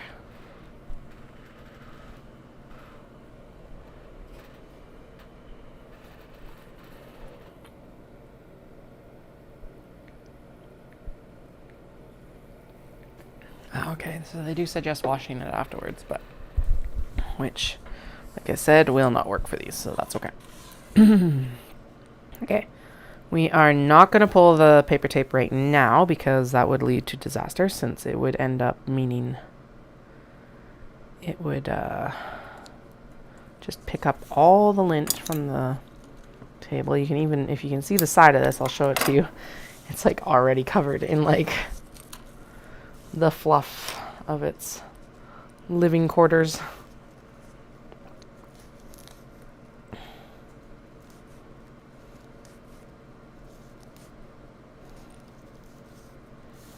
There we go. Zippity zip. Just make sure that that's like pressed down as best as I can get. There we go. There we go. Yeah, so this is how sticky this stuff is. It's actually got like fluff from just things floating in the studio already on the sides of it. Whoops. I don't actually know if I don't think I need to do this all the way across. I think I just need to do it most of the way across. So let's just start cutting down the tape. This is what we're going to do next time. I actually make the Sheena as well, which is one of the bags I was struggling with the zippers earlier this year. I think adding tape like this would actually improve the zipper installation, I hope. I would hope that it would. I don't know. This is me making stuff up. I think it would help though. Definitely helps here because basically what I do now is like after this, I pull the other, it's double-sided. And so then after this, I pull the other side of the tape off and we can place it under the welt pocket and then sew it down. Rather than trying to like guess and make it work. The tape just holds it in for us while we sew it down. The other thing I will do is I will run a quick stitch over the teeth before I stitch it down so everything's held together nicely while I'm sewing it, because I will have to open up because these zipper pulls are so large, I have to open up the zipper pull to actually install it into the bag. Okay, I'm just going to cut 2 pieces per zipper while I'm doing it, because then I don't have to worry about it. That's not a big deal. It won't collect that much fluff while I'm working on the other piece, or with the other piece. Too much. Maybe a little bit. Who knows? I guess we'll find out in a minute. So the current trajectory is trying to get these finished for Saturday, which it looks like we will be able to do it. If we don't do it today, like this evening, I will get them done tomorrow, which is awesome. Tomorrow I also have to go get change, and I have to like float, and I gotta pack the truck, which means I should take the bottles into the bottle depot. So it's a different errand day tomorrow. Load the truck tomorrow night with like the display stuff, and then I'll load the stock on Saturday morning because I am not leaving stock in the truck overnight. And then Saturday is the pop-up, and Sunday is something with the kids. I don't know what yet. I'll decide. I think we're going to end up deciding on Sunday. And then Monday, I will be back to stream all day, and we'll be doing the things. Small box bags. That's the next thing we do. Honestly, it is super useful for holding it into the welt pocket, but I hate getting the tape off of it. So far, it's fought me, and it'll probably fight me again today. But I did, the friendly warning this morning was that this was going to be the mutter grumble day because it's welt pockets, and I just do not like doing welt pockets. But I much prefer fighting double-sided tape before I put the zipper in versus fighting to put the zipper into the welt pocket, I guess. Maybe. I don't know. That's the story I'm telling myself. And hello, welcome back. Ew, stick onto the... Ugh. The part of this I don't understand is it's like, why does it not stick to the fabric that well? It's definitely sticky, so it's not like it's like fusible tape, which I guess would be the other option. But whatever, I guess. I'm just glad it's working because I have purchased like basting double-sided tape before, and it didn't stick to anything. It was like dry before I got it. I was like, well, this is 100% completely useless to me then. Yay. Alright, 1, 2, 3, 4, 5, 6. So once we're done this one, we will be over halfway.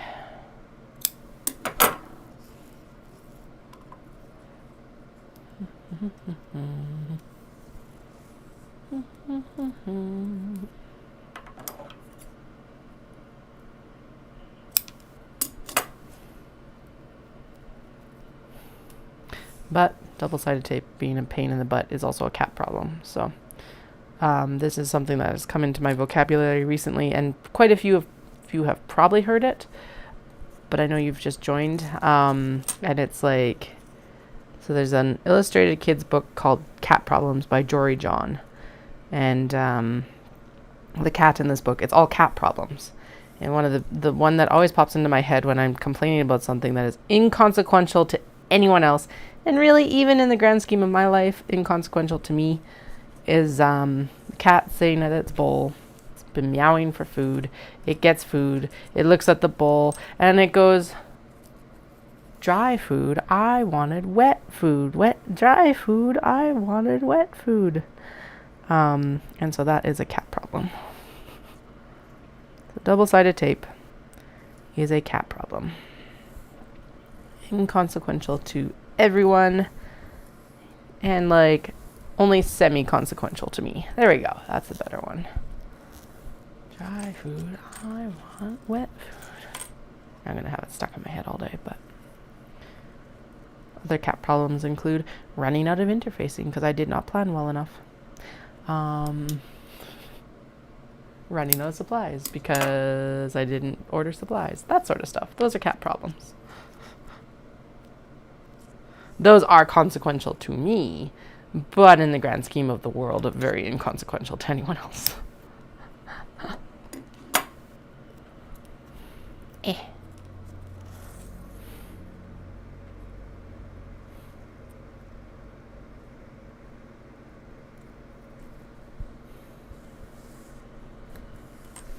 Anyway, if you're looking for a good picture book, if you have little kids in your life, or you're looking to buy like a birthday gift for someone or something like that, like, or a small child especially, or you enjoy picture books because picture books are generally amazing, Cat Problems by Jory John is definitely a must read. Do not get Penguin Problems. Penguin Problems gave me an existential crisis. So, just so you know how it's going. But yeah, Cat Problems was funny. The kids really enjoyed it, so. Like, to the point where I should actually add it to our bookshelf, because it was a library book, so.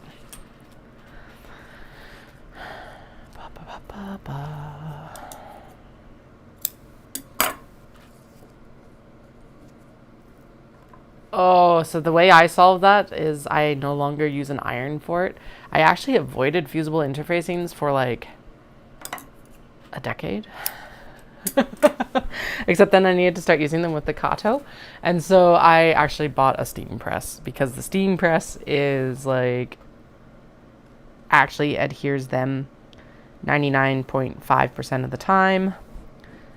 It adheres them well. It adheres them fast, like 10 seconds per piece. And usually I'm able to put like 2 or 3 layers of, so interfacing fabric, interfacing fabric, interfacing fabric. Like, I guess 3 sets of fabrics and interfacings is something that I can typically do. So if you have the space for it, I would highly suggest a steam press, because that's what I find works the best. And the way I purchased it is I did not purchase it new. I purchased it secondhand off Facebook Marketplace, because I was like, I don't want to pay $500 to $600 for a piece of equipment. I don't know if I will use enough to justify that.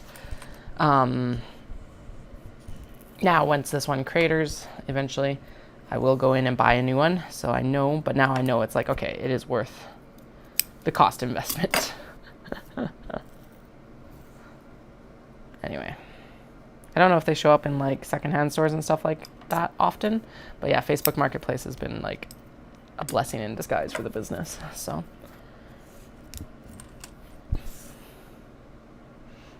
and like it was pretty much brand new, because she said that she was using it for like pressing the pleats into masks in 2020. So, makes sense.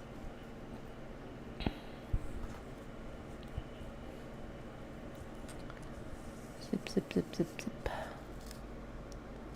There we go. Come on. Yes. Yeah, no worries. Anything where I'm like, I don't know if I'll use this enough in my business to justify a full purchase cost, I buy off Facebook Marketplace. if I can. The one thing recently where I was like hemming and hawing about it that I did not purchase off Marketplace was the button maker. Because there is very rarely any posted. The steam press wasn't super pressing, about like timeline, so I watched for one for like months and months and months. That's the only thing sometimes is it's like it is not an instant gratification. The Kato. Actually, okay, I like the small box bags to sew, but I prefer the Kato product. Oh shoot, but then I was like, wait, but I really like the Sheenas as much as they fight me tooth and nail with their zippers. My favorite bag to sew. For the process, the small box bags. For the product, the Kato bag. But the Kato is probably tied with the Sheena. Just for like actual production value, I guess. But the Sheena fights, like I said, tooth and nail because it's a curved inset zipper. So it's like, oh God.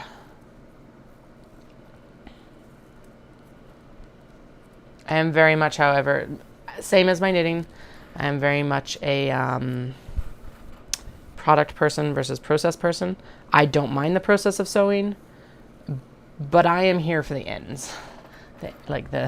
I'm here for the product once it's done, not for the actual, like, this is not what I take joy in. There we go. I take joy in birthing the bag and being able to show it off.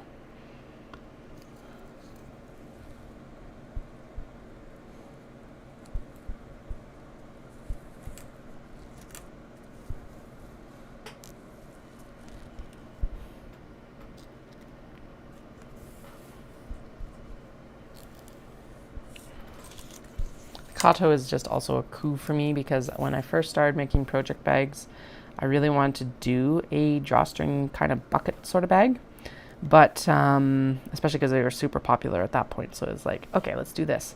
But I could not get a drop-in lining to work for me at all. Zippers, no issue, because it's basically like you just sew one bag.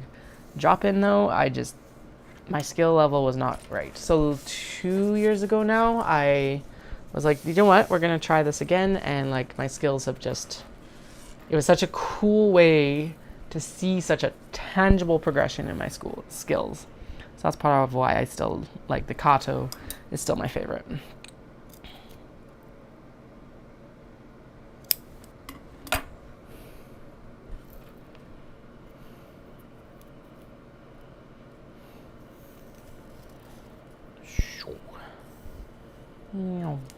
All right, here we go. And clip. Last two pieces of tape. My fingers are all sticky and gross now. Yes, that like last turnout. Oh, so good. Yeah, so my main niche market is knitters. And right now I am trying to expand out into a wider market, just so I've got a little bit more diversity in customers. And I'm doing that through doing like different pop-ups and additional, well, the mini traveler pouch here is not a project bag. So moving in a little bit more into like a handbag space. I just completed a bunch of eyeglass cases. Later this year, I'm going to be doing some more like scrappy projects for blah-de-blahs. What are the blah-de-blahs? Coasters. So that's what the blah-de-blahs are. Okay. Last piece of tape. What's your favorite thing to knit? And or what is your favorite bag to sew? If that's what you sew. Or what is your favorite thing to sew? It doesn't have to be a bag either. My favorite thing to knit is probably a tie between socks and cardigans, because I wear a lot of cardigans in the winter. I have a very large, like, very long cardigan season. There's one that I want to reknit. I want to reknit the calligraphy cardigan by Hannah Fettig right now. I'm thinking everything else I have on the needles is like old whips, and I'm like, I don't think I'm feeling it right now. So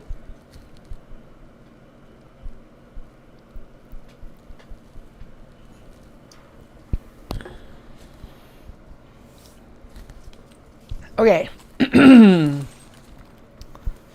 Now we are going.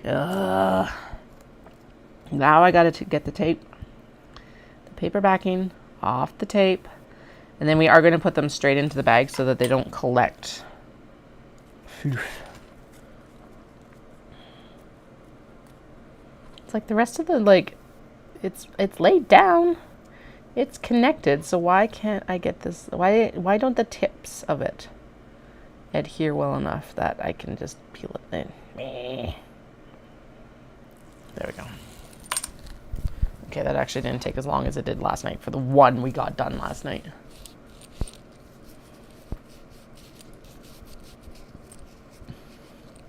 Yeah, so I end up, that's why this takes a while, is because I'm a production sewist, in that I typically, like, I'll do a prototype, make sure that it is something that I can, like, have the time, like, the timing of it fits within the scheme of what I want to sell, basically, I guess, and at the price point I want to sell. And then we go in and we do the production sewing, which means that, like, I try to assembly line as much as possible, which is why it's like, okay, cut and then press all of the welt pockets and then do all the other work. I just realized we don't want to do this yet because I actually do need to run one more seam here before we put the zipper in. Okay, that's okay.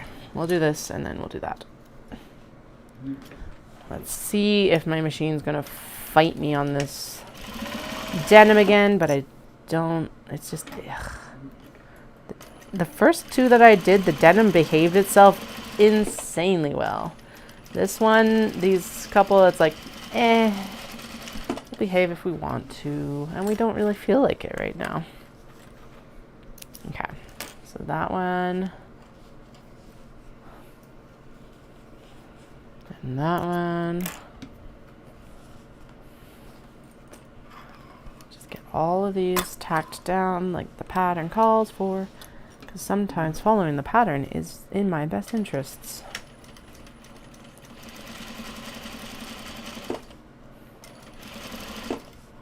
Ugh. Ugh.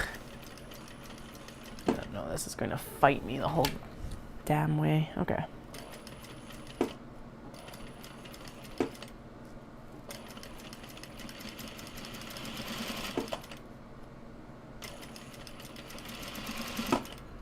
Go.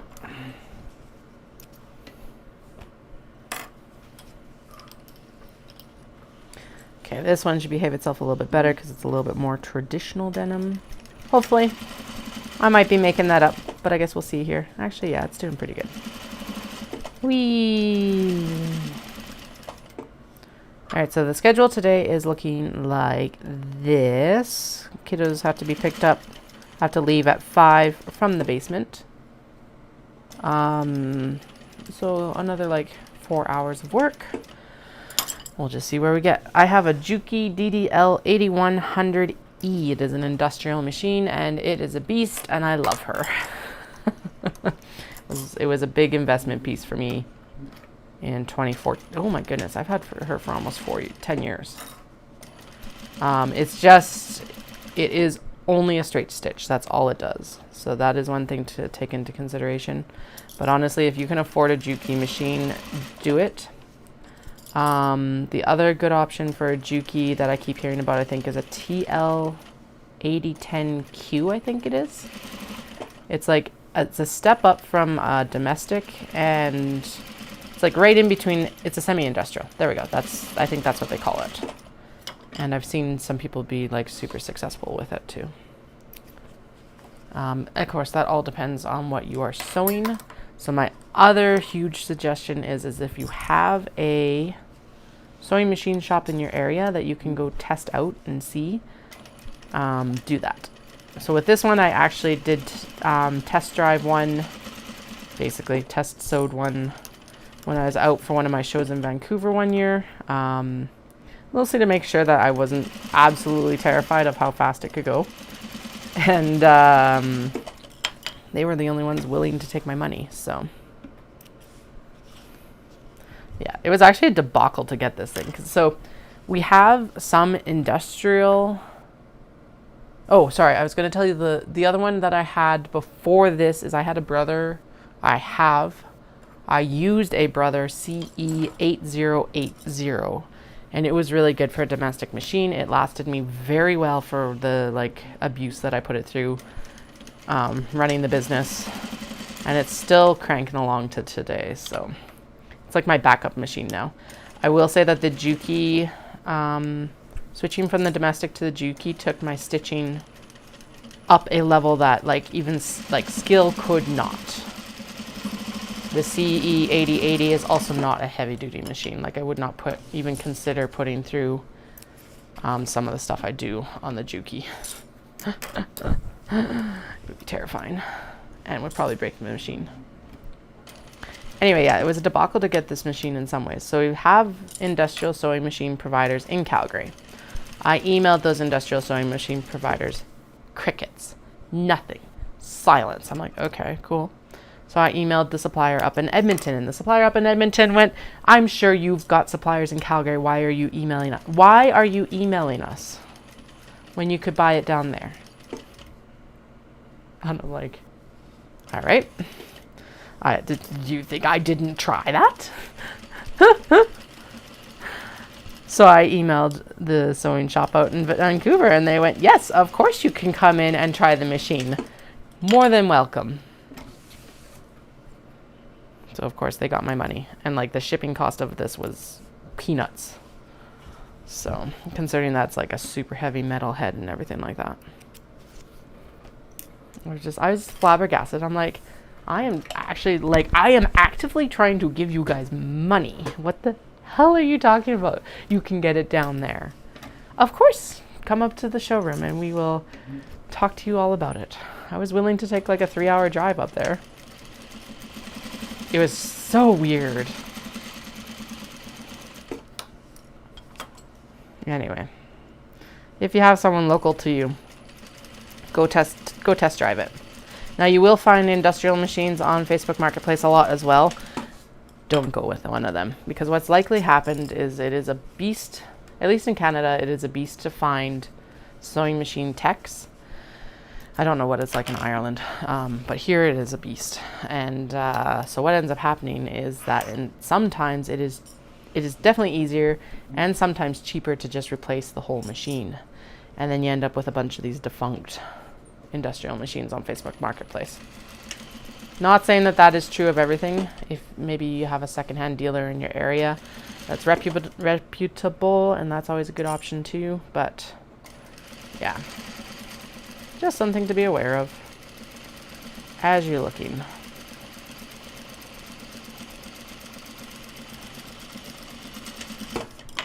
Alright, so basically what we're doing right now is we're just basting down the top edge of the pocket here, and then we'll go in and actually install the zippers. This was the step where I was like, oh crap, I gotta do this first. No more struggling with the zipper tape, you gotta get this basted together. My goodness. We still have a lot of work to do on the fronts as well, but the welt pockets is the step that I dread for this. So that's why we're doing them instead of working on the fronts. So we're working a little bit out of sequence from the pattern, but whatever. It's all good. Okay. Now, we are not going to need a lot of these clips until later, so I'm going to shuffle them off of the sewing table here. Yeah, the one thing I do wish, so this probably is something that will eventually happen. There's a couple things on the wish list for the eventually, but I don't want to get rid of this machine, and I don't have room for a second machine right now. Nor do I want to make the investment, to be honest, because this one works fine. But I would love to get a walking foot cylinder machine. A cylinder machine, because when you're doing those drop-in linings, then you can just sew right around the cylinder arm. They are nearly double the cost of what I paid for this, though. Double to triple. So it's like, okay. And then the other thing eventually would be, probably in the same time as that cylinder one, is a walking foot. I do regret not having a walking foot on this machine, actually. It's not so bad when I'm just doing the project bags and stuff like that, but it sucks when it starts to get like heavier in some of these corners on these ones. So it works. It works just fine. I can make it work, but those would be on the wish list if I get my chance to buy another machine. Eventually that'll happen.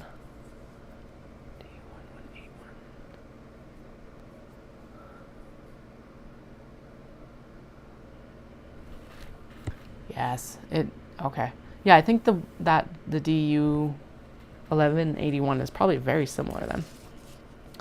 Okay, all right. Stitch over this opening just a tick. Of course, the zipper pull is sticking to the fabric tape because why wouldn't it? Just gonna throw a couple stitches in here so it holds it together while we've actually got it in the bag, so that I can move the zipper pull back and forth without concern.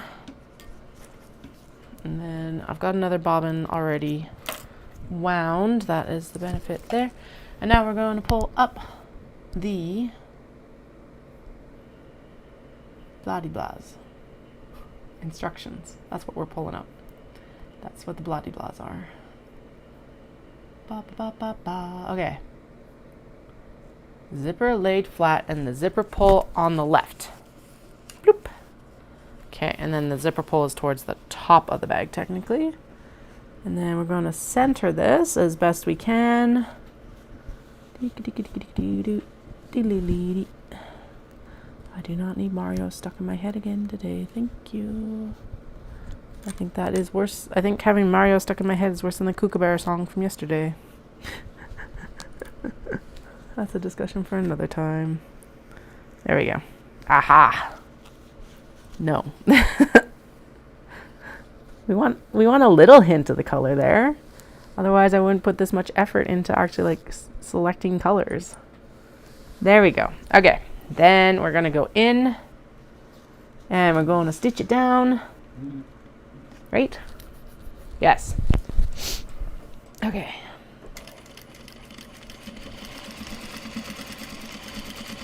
Oh shoot. I just remembered. Okay, good. We have overlapped the interior fabric that we will be making the actual pocket out of. Good. Trim off that bobbin thread that's apparently getting caught, because yay. Why wouldn't it? We'll zip this together as best we can, and then let's go. Whee! Okay, and then zipper pull out of the way. Slow down a little bit for the turn here. Pivot. And I am going to do some back stitching here again, because this will be a high stress point, because that's where the zipper is going to like constantly be pushing against, and so that's why I do it that way.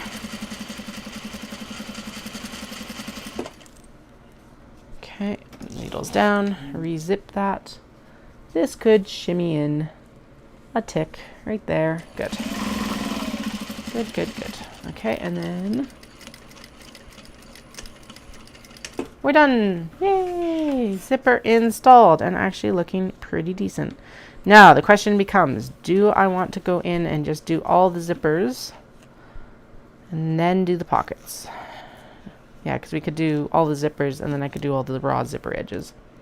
So let's go in and do all the zippers and just get it over and done with, because after that is probably the most harrowing part of the actual welt pocket. But it came together pretty good. And not as much fight back from the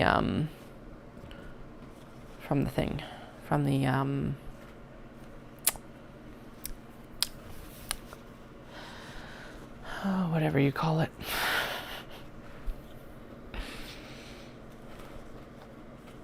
the denim and the machine. Okay, that is supposed to be with that. Ding, ding. I need the hedgies. Yeah, okay. Okay. So that is all together here. I don't have the rest of the pieces right now, but we're going to clip all that together so that that little package is settled for now. And then we'll do the hedgies here. Good. So that is a white with gold zipper. And why I've got to be particular now is because we're getting into the territory of these need to match. Which means I do actually need that handful of clips right now so that everything stays together. After this step, it is like a lot easier, so I'm not too worried about it. But in this transitional session, you need it settled. All right, just trying to adhere this a little bit more. There's some crinkle in the zipper there, so the tape is a little bit like angry, because obviously that is a noise that tape can make. Monster growls. Okay, and then the very riveting. Not alone with the grumbling about all this stuff that just like annoys you. No, you're 100% not alone. Glad I'm not alone, because it's like, yeah, I've definitely had comments about the live videos. I'm not sure who told the person what YouTube was, but it's like, who does this woman think she is, monologuing to herself? And I'm like, well, if I have people to chat to, I chat to them. But yeah, otherwise, we're just here grumbling about our sewing. And sometimes being absolutely delighted by it. Those are the good times. Being able to be delighted by the process and the product and everything, that just kind of, sometimes it just gloriously comes together. And the angels sing, or whatever you want to say. Just gotta make sure that this text is nothing urgent. No, it is not urgent. Okay. And apparently that means that my webcam has to move. I don't know why. Sorry, folks. There we go. Okay, just making sure that this is all settled. Good. Instructions back up. This goes here, and this needs a stitch. Just a holding stitch right there.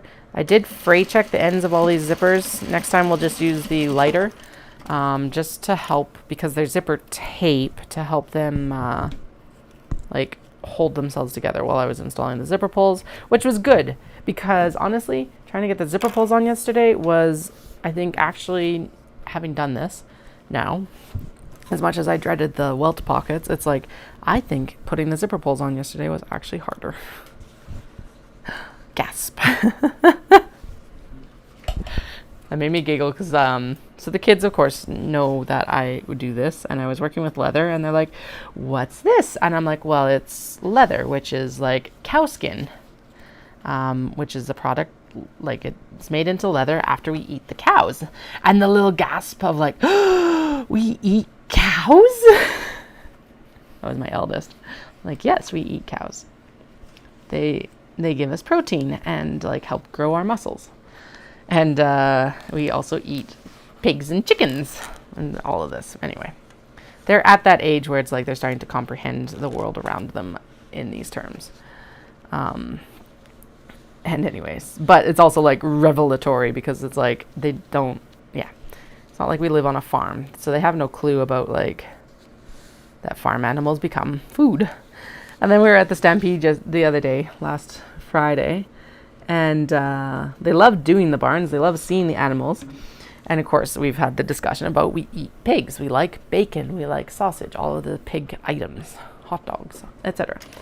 And my eldest, I didn't see this, and I'm so sad I didn't, but my husband said that they looked at the pig, because of course they've got pigs, and went, ooh, pig, nom nom nom nom nom. Oh, our youngest has a wicked sense of humor. Super witty and all of that. But our eldest is like a quieter sense of humor, and it's really cool to see it develop. They're just a quieter little person in general. The youngest is definitely the epitome of like the second child, the wild child sort of thing. Like that kid. I don't know which one's going to be the death of me, but I'm sure they're both going to contribute, just in different ways. But anyway, yeah, it was just like, oh my god, that is hilarious to hear. And of course, there's the big sow with a bunch of piglets, and apparently they even saw that one and it was like, when they saw the piglets. And I'm like, oh my god, this kid. It's ridiculous and amazing.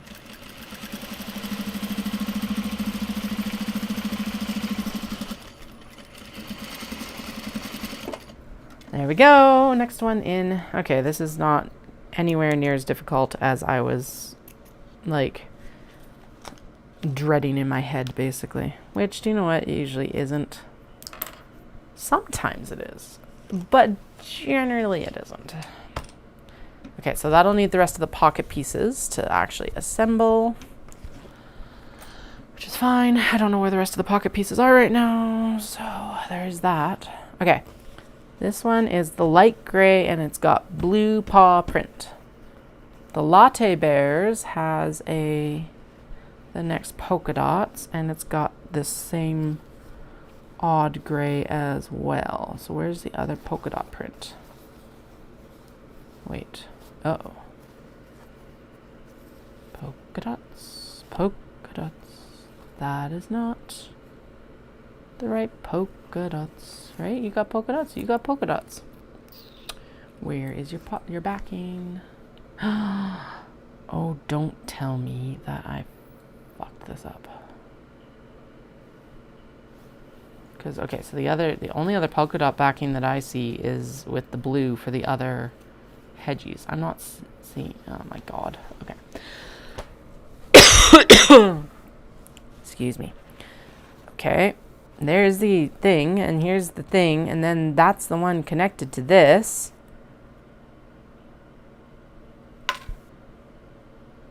Shit. Okay.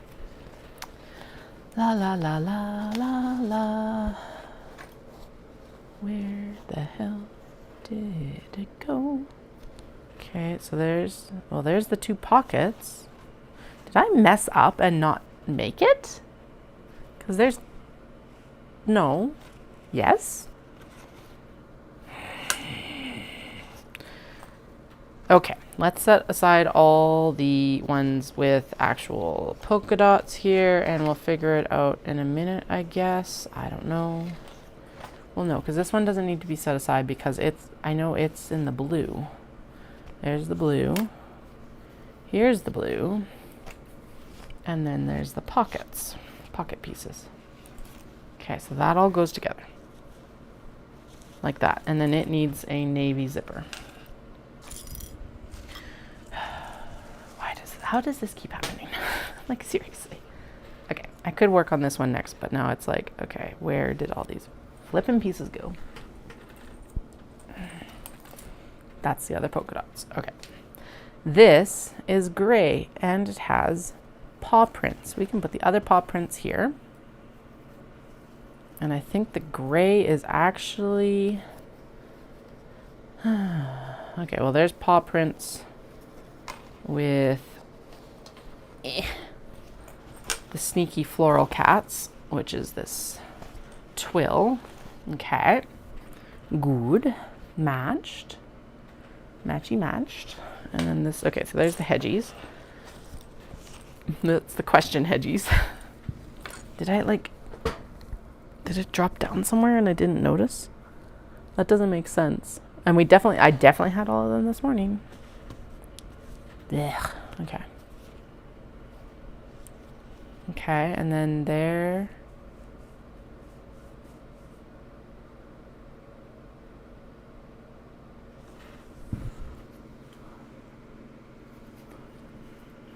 Right, both hedgies have that. It's the gray that it's the gray, not the blue that I'm worried about. Okay. black with confetti, which is this one with the sakura. Black with confetti. And do you have your top? You have your top. So there's the next one. We're good.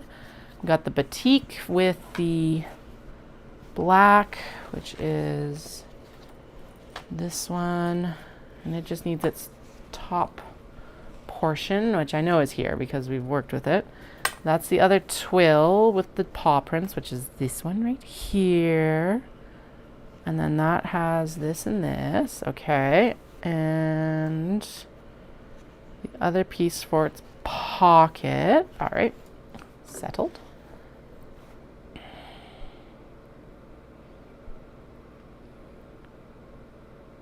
I didn't sew it into anything yet. That's what happened. So where the fuck is that piece of denim for the back?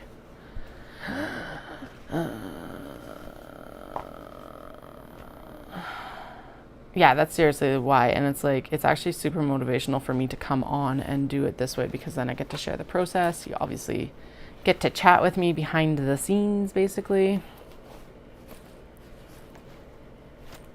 See me Muppet flail because apparently I can't keep a track of my damn pieces. Okay, so like, okay, I am actually missing a full-on piece of denim. Where the hell would it have gone? Or did I sew it to the wrong thing? I think oh no, okay, so there, what the hell is going on here? I have like 2 more pieces of paws. Okay, so this other batik piece goes here with this. That makes sense. Cool. And did I like, and then this was supposed to sew into the flippin', like, did I do an excess one? What the hell? This is the backing for that. Why is it paws and not polka dots then, I guess? And if I'm that peeved about it, and why do I have a spare set of pockets then? Where are these pockets supposed to have gone?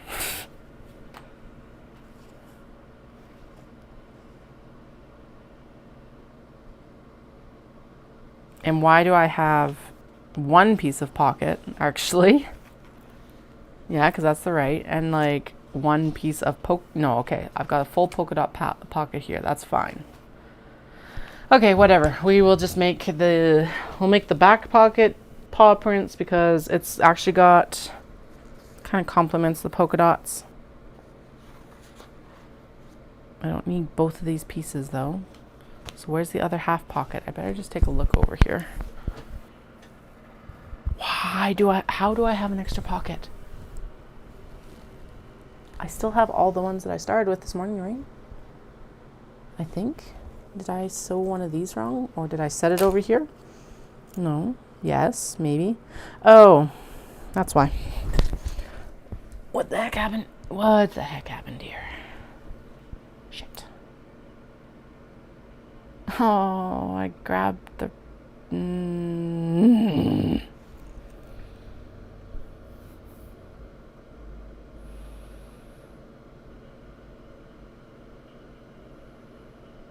Okay, I've got a couple options here. I could pick this out.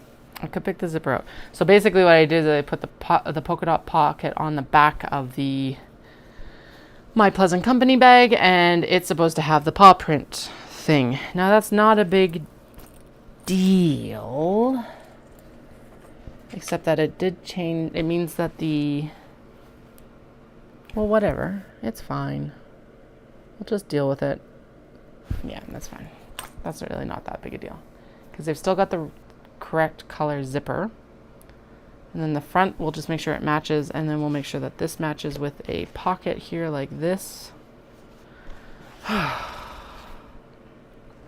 Still doesn't explain why I've got half a pocket set here, or why I have a full polka dot pocket set over there. I don't know. At this point, I don't really want to know. Oh, it's because I'm trying. No, we're good. Okay. Okay, whatever. So paw prints on the back of the bears instead of the polka dots to match the front pockets. La la la, you saw nothing. Right? No one saw anything. Now, the question becomes, where is the navy zipper? Because it was there 2 minutes ago. I know you are like, here somewhere, right? Where's the navy zipper? So all the paw print fabric is from a supplier in Canada. And then the interior fabrics are all from Canada because, and honestly, importing that much fabric would just be a nightmare. What happens is and then this denim is upcycled from a local vendor who cuts jeans off into jorts or jean shorts. So the pretty prints like this are Japanese fabrics. And then what happens is I select the fabrics in Japan, in Kyoto and Tokyo at this point, and then I come back and I make everything.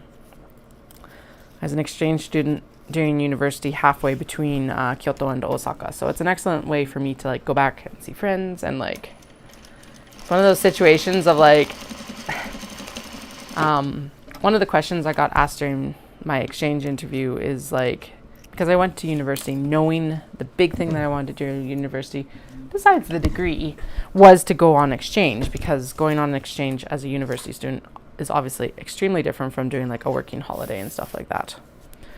But one of the questions was like, okay, so you've got like 2 universities in Japan, and then you have Edinburgh. And it's like, why? And the truth of it was, and this is what I told them, is that it was like, I want to go to Japan. That is my number one like destination.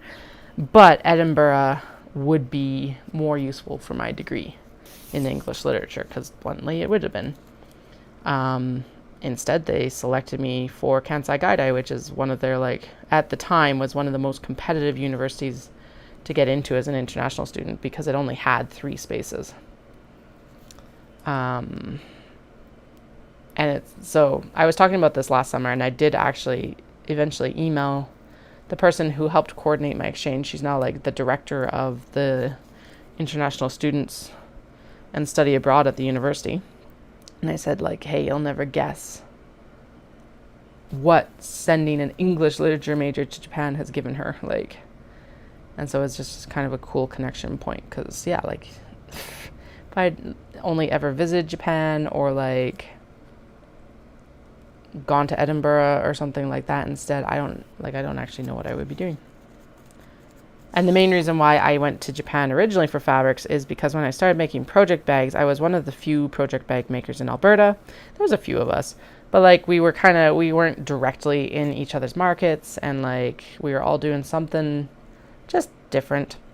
And then suddenly there became like 6 to 7 or 8 of us. I think there's a lot. There is still quite a few of us, but now we've all kind of expanded. But at the time, we were all buying fabrics from like Fabricland, which is kind of like our big box fabric store here.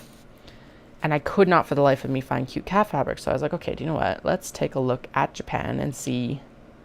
I bet you they've got cute cat fabrics. And lo and behold, they had cute cat fabrics. And then I was purchasing through like Etsy sellers and all of that. But of course, that is middleman costs, which they should 100% get. They've done the work of going out and buying the fabric, and then when I think about it, probably mass quantities of it, and then cutting it down for you and sending it and blah, blah, blah, blah, blah.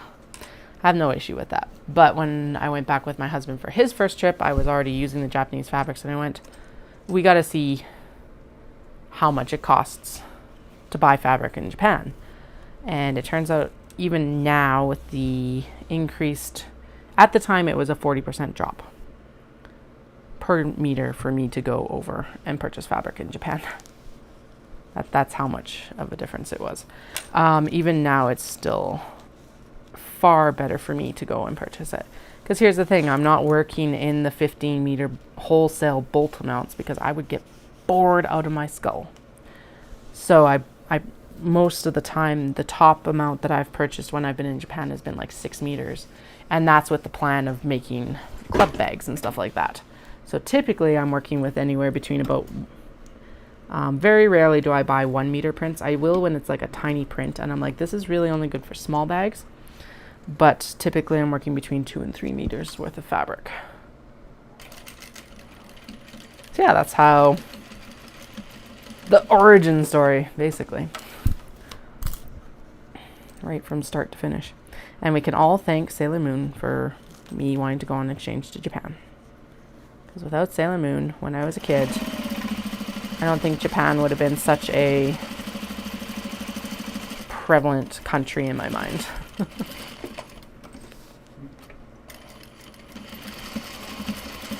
Although my favorite anime is probably Inuyasha, I think. I think that one's still up there. And then Full Metal Brotherhood, because, oh my goodness.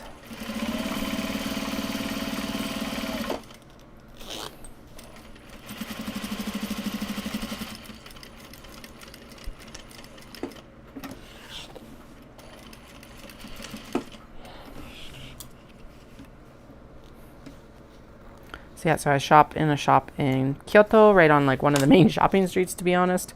And then in Tokyo, there is a fabric town, and I go there. And the main shop that I visit in Tokyo is called Tometo, and they have like 5 floors of fabric, and I shop on like floor 1 and floor 4. Those are usually the ones where they've got the most Japanese fabrics. Actually, I do have videos of like the last time I went and did a big purchasing trip on YouTube that you can watch later on if you want to. And like taking the necks into Tokyo and like all of that, right from basically Narita through the buying process. Because the last time I went, there was nowhere near as much like access to this stuff to like film it and all that. So right now we're looking towards going, I was supposed to go in November, and then the person, because I purchased some charms from a woman in Kyoto. She does polymer clay charms. They're absolutely spectacular, totally worth it. So I was like, okay, I'm running out, so I need to get back and get more. And she said, I can't. When I messaged her about it, she's like, I can't do it before November. I can only fill this order in like the spring of 25. I'm like, okay, cool. I'll come in the spring of 25. That was June 9th. Got my order into her by July 6th, which, yes, that is my fault of the delay. And she's like, I can't fill this order until the spring of 26. Now, we were already planning on doing a family trip in 26, but we were going to go in February. So I was like, okay, can you fill this order by February? Like, what spring? Like, is midwinter, late winter good? And she's like, I can't do February because they do a temple market, and that's where I would end up purchasing from them. And fairly enough, she's like, can be a lot of like snow and ice, so they don't always end up being able to get into the temple market in Kyoto. I'm like, okay. So we'll shuffle all our plans, and now I was like, okay, well, we'll go in May. But there's a big race my husband likes doing in May. So now we're going in June 26. It's just like, holy crap. So that's kind of the trajectory for the next trip right now. I think the kids are going to like lose their minds in a good way, because I feel like, well, I've been showing them like videos of the Shinkansen and stuff like that, which is the bullet train, and they keep going. Like one day my eldest was like, I want to drink my milk on the really fast train. And I'm like, do you know what? That is now my new goal too. So there might be a trip in between just for me, but like that's the next one on the agenda right now. I will admit that I was disappointed when I had to move to the November trip, but now I'm like kind of gutted that I have to wait 2 more years to go. So I see cat problems, like 100%. At the same time, it also is more realistic because I do have a significant amount of fabric. So I'll be able to use a lot more next year and like be ready to actually accept new fabric in 26. So there's that too. But the main reason we want to go, my husband and I are runners. And so there's Kyoto Marathon and Osaka Marathon are both in February of in February. And so we were going to go and try to run the these marathons in February, but oh well. I was thinking about it after we kind of set those plans, and I'm like, do you know what? Just going and like going on an actual vacation with the kids, or trip. It's not really a vacation, it's a trip with the kids before we go and run the marathons is probably the better option anyway. And it does leave us with a significant amount of time extra when I actually think about it, because it's like,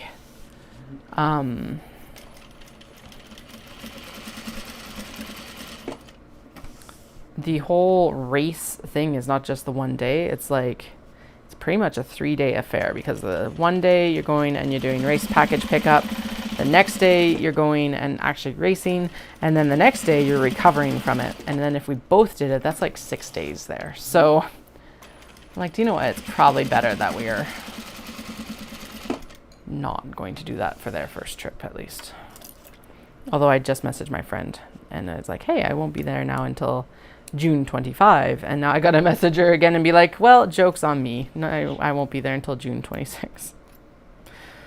Although I think they're talking about having kids, so they might have their first or however many by that point, which would be fun. She's one of the ones that I went on exchange with. And then she married a Japanese gentleman over the whole global shutdown, so she'll be there for a while.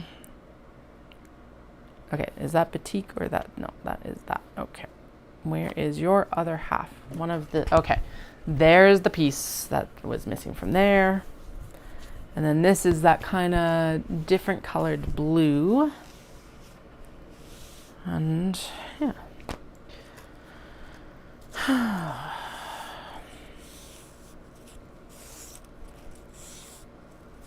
think the goal to have eventually is I kind of want, like, I say if I got an opportunity now, I would love to go back and live in Japan. I don't actually know if that's what I want to do. I think more what I want to do is I want to have the opportunity to go and do like a long stay again. So I know the tourist visas are valid for like 90 days. So what I would love to do is to go and do like an 89-day stay, I think. I think that is what I would like to do. Now, obviously, this would be when the kids are older and stuff like that, and we are a little bit more, some of the money is freed up from childcare and stuff like that, obviously. I feel like maybe not even 3 months, maybe like a month or 2, 6 weeks. 6 weeks. That's a good amount of time. 3 weeks is a good trip. That, I think the first trip with Dallas was 26 days. But I would love to go back and try a longer trip again like that eventually. Okay, this piece did not stick very well, so I'm just over here trying to convince some tape to do its job, which is stick. Yeah, I was discussing this with a woman. She was an expat. Yeah, she went to England. She is Canadian, but her parents are British. Yes. And she went and she lived in England. That's what it was. So yeah, I would count her as a Canadian expat, I think. She's Canadian citizen living in England. Yeah. And she said she's kind of the same way. Like, she never really wants to go and like live there again, but she would love to go do like a long stay again. And for some of the same reasons as me with Japan. More hers was like just how busy it is compared to like Canada and stuff like that. And then mine is I am very foreign. Right? And there's nothing wrong with that. But it does instantly exclude you quite a bit. And it has, from what I can tell, it has gotten better. But when I was on exchange there, that is actually the main reason I didn't return, is because I did not want to remain that foreign. And now there's benefits to that too. And there's benefits to like not sticking out so much. And at the time, it just, it just wasn't the right timing to move overseas, really. Because one thing I do find is it's like, unless you meet someone there and decide that that is the person and everything like that, and you settle down there, you pause everything in your origin country, right? And at the time, Dallas and I were still together, and like, when I was done my exchange, the exchange was like, he fully supported it and everything. But coming back from the exchange, it was time to figure out like, was this going to work or not? So like it was not the right time to do it then. He would have fully supported me going abroad, but I didn't want to do another year of long distance either. If I knew now what I knew then, or if I knew then what I know now, I think I would have gone back. But I just, yeah, didn't happen. And that's fine too. Don't really regret it at the same time. Now, if anyone wants to be my sugar daddy or sugar mama and sponsor me going to Japan, I will send you non-salacious footage. And I will take you on virtual adventures. I don't know how I'll do that because you can't do live videos in Japan anymore, but we will figure it out. Katie is now accepting sponsorships to Japan.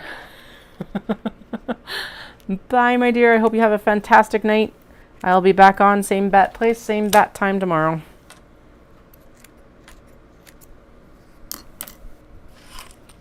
Okay, these are actually going a lot smoother than I anticipated and dreaded. So let's hope that this theme remains. Ugh. What time is it? It's already 1:30. Holy crap. Okay. You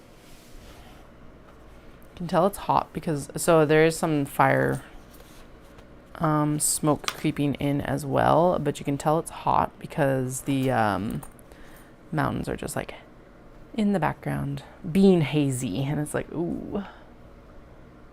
Okay, this is the rainbow zipper one. Okay, cool. We only have 4 more. Oh my, thank goodness. 4 more welt pockets to do. Ma to grumble, cat problems.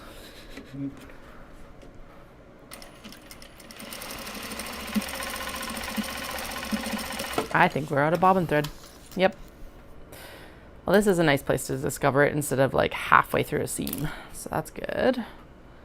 Pull that.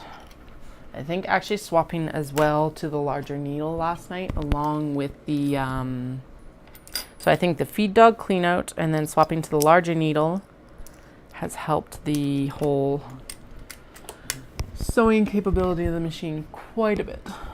I still want to know why I have an extra set of polka dot pockets. Because I think it's also a set that's not marked for like, no, it's not marked. It is mirrored.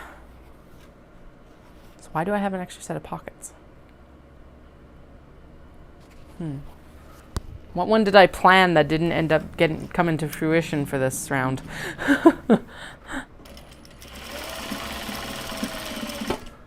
Because it's like, yeah, that one set of pockets for the latte bears is going to be, but like, which one got swapped out from the paws then, I guess? I don't know. Who knows? Obviously, I don't. All right, let's get this tape adhered and then stripped of its paper.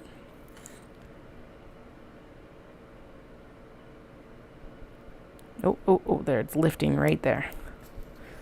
I wonder if a pair of tweezers would work better. Although my nails are probably thinner than a pair of tweezers, so probably not. Maybe though, who knows?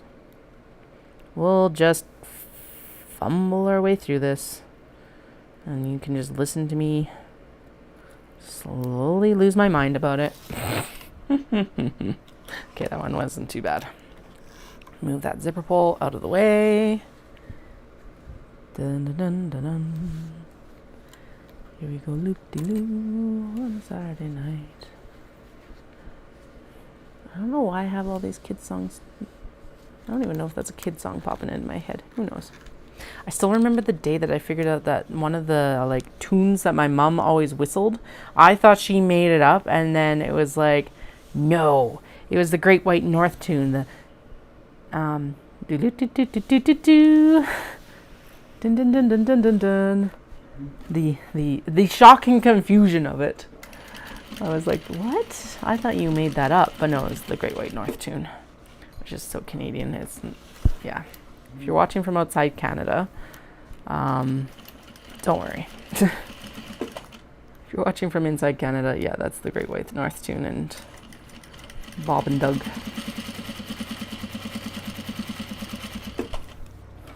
Oh my God, that does actually remind me. So I used to work in an information center, and one time, because it was like, yeah, my whole family's from like the Canmore area, realistically, Calgary and Canmore area. Canmore is just outside of where I'm living by about half an hour right now. It's about 45 minutes outside of Calgary, depending on where you are in Calgary. Blah, blah, blah, blah, blah. But there used to be the skit, what was it? Was it the Red Green Show or This Hour Has 22 Minutes or whichever it was on CBC. I think it was This Hour Has 22 Minutes, about Mike from Canmore and all these jokes that they would make about him. Anyway, long story short, I'm working in this information center and someone goes, "Do you know Mike from Canmore?" And I'm like, "Yes, I do."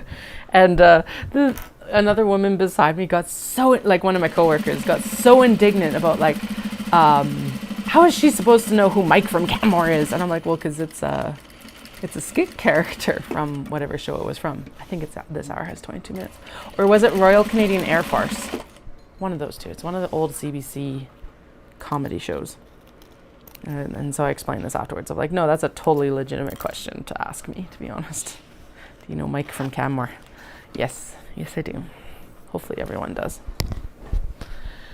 Okay. So now that we've wandered randomly into all things Canadian humor, I guess. I don't know where to lead from there or go from there, but you know. Black with gold zipper. 3 more. 3 more. 3 more. We might get the majority of this done today. Done today. Yay. Okay, so there's that one, and there's that one. Yeah, we only have the 3 more. Okay. Interesting. And then the sheepies can come back up here because they're at the same stage as all these guys right here. Ding. I've got D-ring tabs for actually doing the D-rings. I do need to make the straps before we do a lot more of the sewing together of the top front, I guess. And then, yeah, we'll see where we get. I think we're going to get quite a ways, actually, so that's nice. Oh.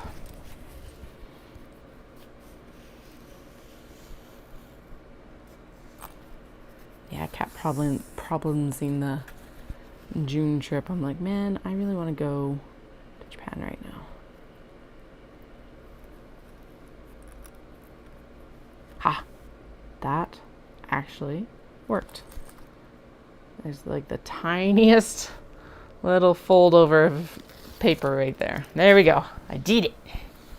Okay, let's see if I can luck out and just get it separated that way over here too. I don't even know how that happened, but I will take it because, ugh.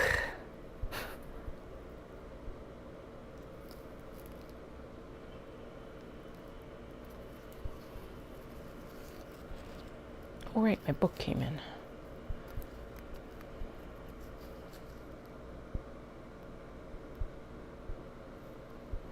Forgot that I got that text yesterday. Maybe that'll be one of my errands tomorrow too. There we go. Got it. Got it. Yes. Excellent. Done. Okay.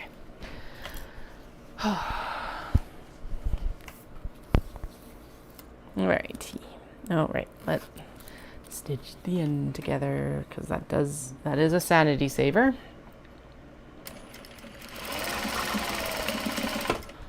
Otherwise you'd hear me cursing about the zipper opening as I'm trying to like put it in and sew it up and blah blah blah blah blah. And we don't need that. Actually, let's do the other 2 while I'm thinking about them. Since we are down to 2, let's just tack them together. And while I'm sewing this zipper in, I need to actually wind the next bobbin. Wait. Oh, right. This one goes with the... Ooh, why is it so... Okay, there we go. It was cranky. We're good now, though. Okay.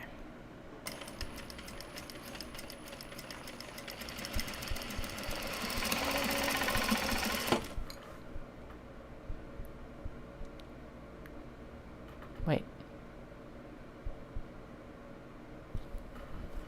Do you already have yours? No, you don't.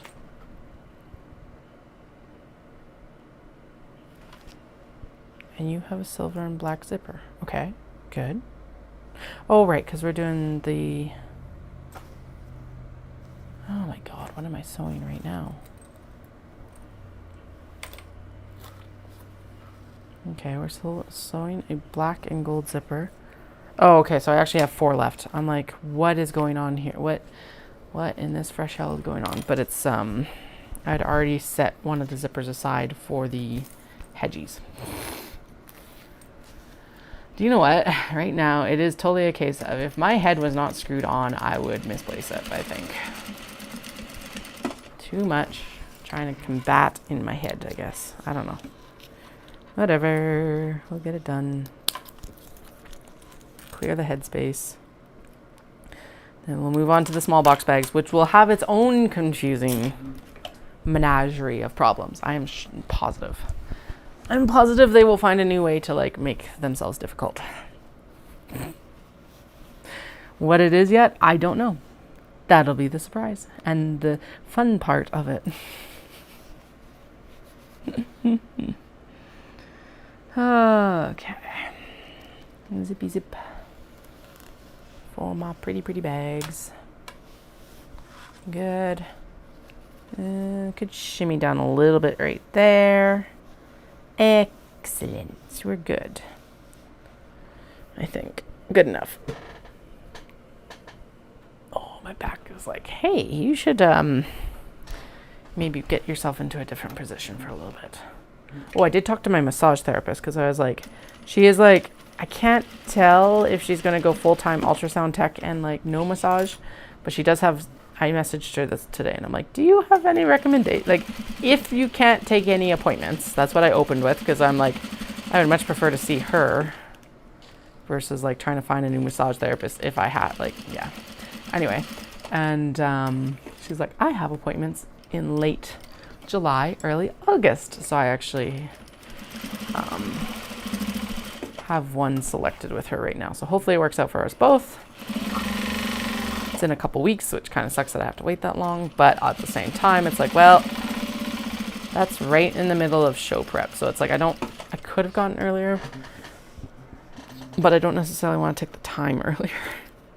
And if I go in the middle of show prep, it will be like a relief for the positioning that I've already done. So that's the nice part of it. Good. You should actually go under the sheep. Okay, now we've got our hedgies with the navy.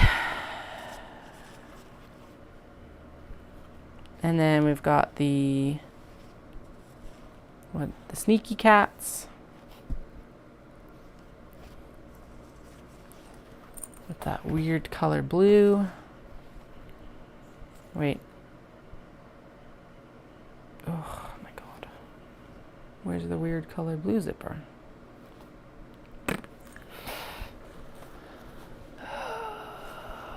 Okay. Did it fall down somewhere? Why don't I have that zipper? Because this is with that one. And this is for... Oh, why do I have a black and gold zipper for this and not the blue and gold? Oh my goodness. That one's got blue and gold. That's fine. That's what it was supposed to be. Okay, I can like accept having a different like pocket because you're not going to see it. I can't really accept having a different color zipper. Damn it. Where was this wrong? That one's right. That one's right. That one. Oh, it's because I've already sewn it in? What color went with this? No, that's the other twill. Okay. So where'd this other oddball blue go? Ah, one is in there where it should be. And then this was a navy. Did I accidentally grab it and stick it in with one of the navy ones, maybe? No, because this is navy for the hedgies right here. That's fine. Good God. Okay. Where did you just... Where? And then this was a white one. Wasn't even close. And then the other one is the other blue one. I just didn't cut a zipper. 1, 2. No, okay, I did mess up somewhere.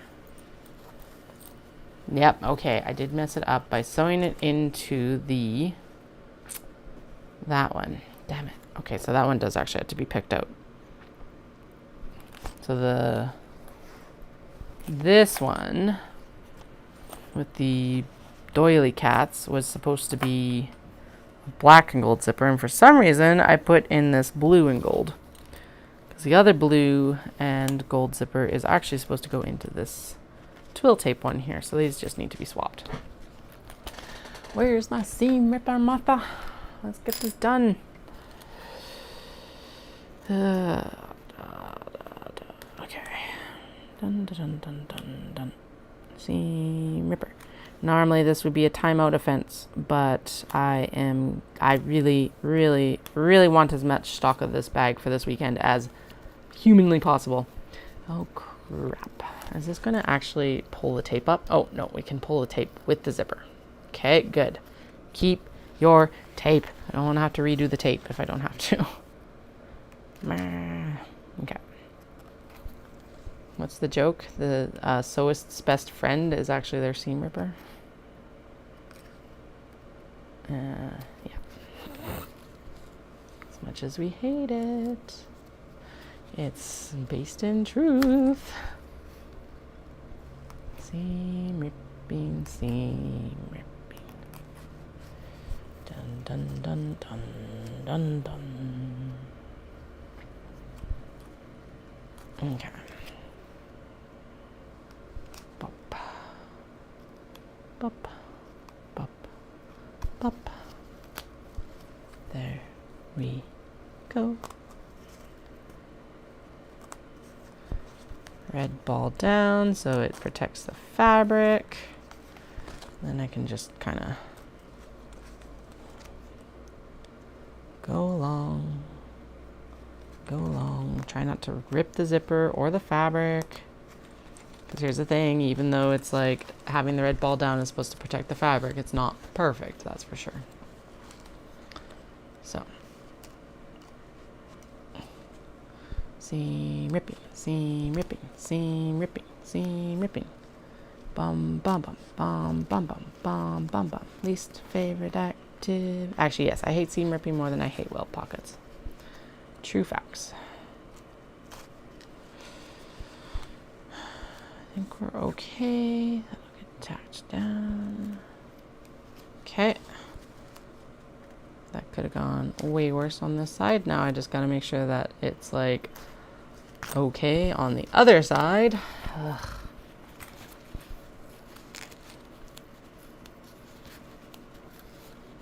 Mistakes. Okay, and then in this case we'll sew this into the twill one, and then we'll go and replace this one. Bah.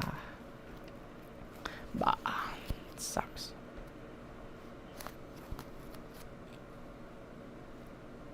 I don't know how I messed it up either, because it's like I'm matching the exteriors to the zippers, and the zippers in the welt pockets to the zippers on the exterior. So I don't get what's going on.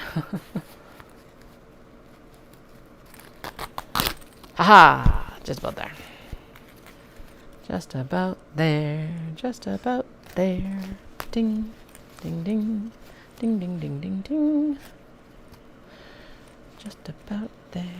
Just about there. Just the back stitching right there. There we go.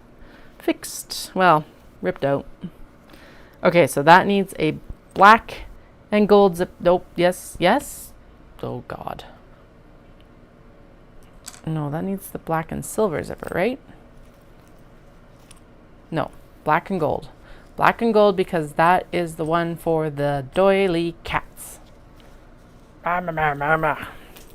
This one goes here because this is the one that goes with the hedgies, and it doesn't look like it goes with the hedgies.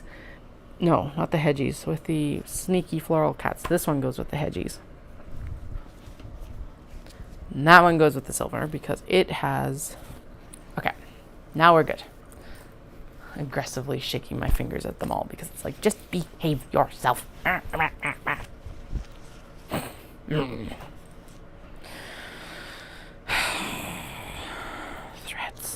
Goddamn threads.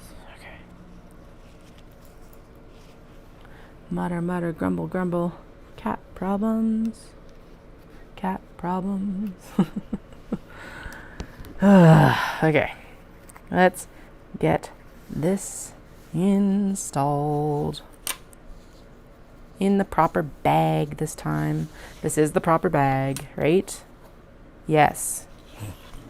Double check that before I have to flip and seam rip it again, right? So better safe than sorry. Okay.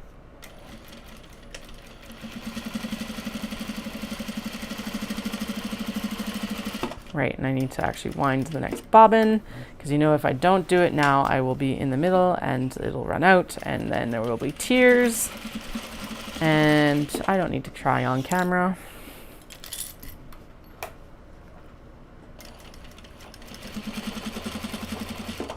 That zip pull is determined to get sewn over this time. All right.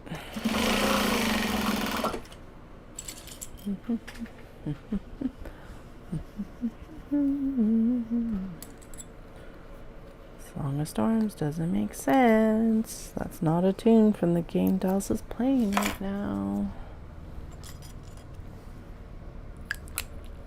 Okay. Seam ripper can go away for now.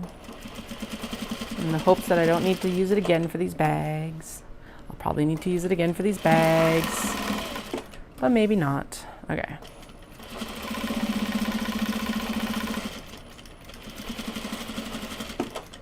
Done. Yay. Fixed. Yeah. Okay. More caffeination and then... Oh, no, I'm out. Okay. Other beverage.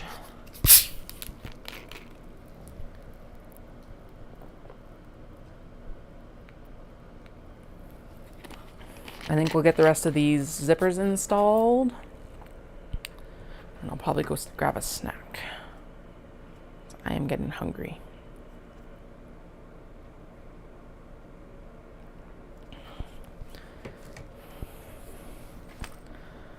Alrighty. Why are you so not tucked in? Tape, tape, tape, tape, tape, tape, tape, tape, tape. Don't you fight me again. Just pull up, please.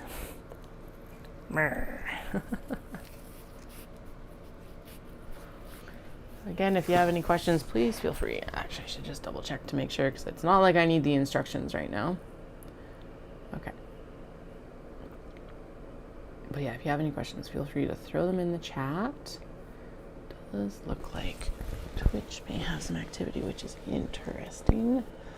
Let's get on G-Twit. G-Twit is not it. Twitch. Atelier. It's me. Okay, sweet. Just make sure that, like...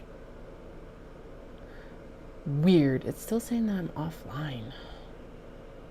Do not understand that.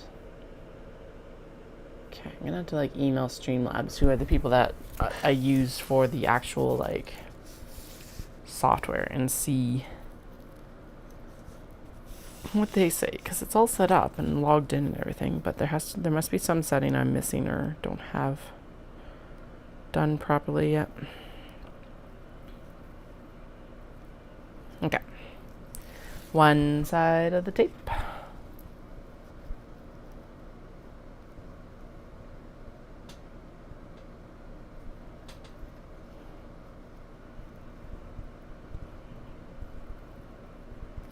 No, almost. Not quite. I ended up catching the tape as well as the paper, of course. Okay. Shoop-doo. Move the zipper pull so it's pointing that direction and out of the way. And then we're going to go right over top like this. Mwahaha. and move the zipper in. Actually, we'll zip it up and then we'll press it down and then we'll move the zipper pull back out of the way. That's what we'll do. There, I think we're good. Yeah. So what? 3. Okay, so this is 3 of 3.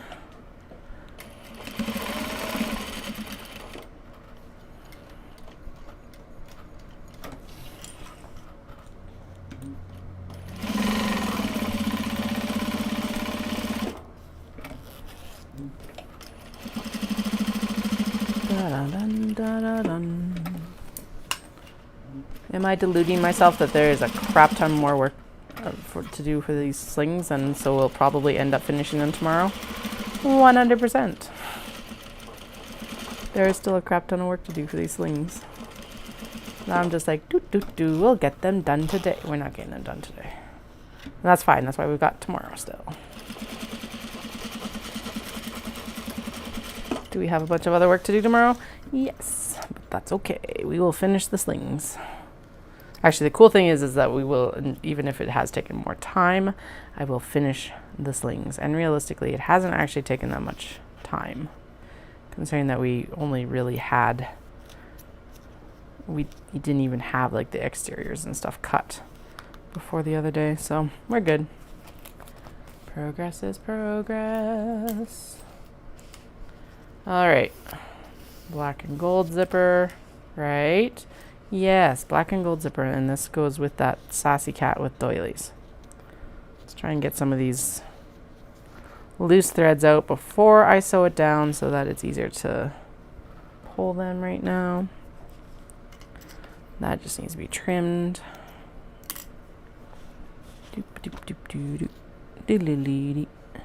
Ding, ding, ding. No, and I don't need Mario stuck in my head. I don't understand. Really, really, really don't. I haven't even been playing Mario games recently.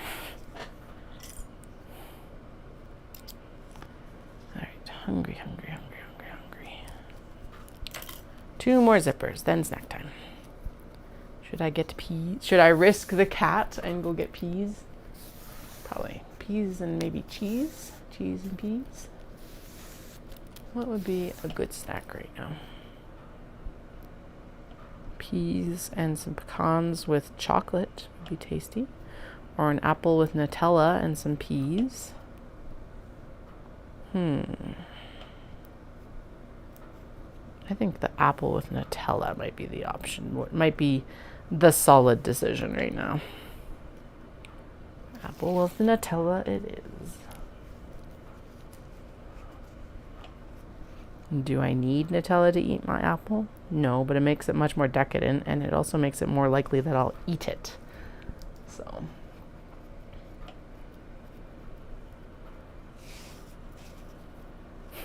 Didn't really, I kind of realized I was rocking back and forth, but it was starting to make me dizzy.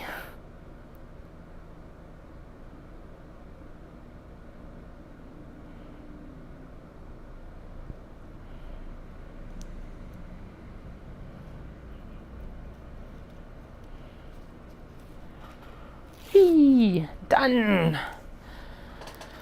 Okay, get all this excess thread from the outside as well, so it's not like getting caught up.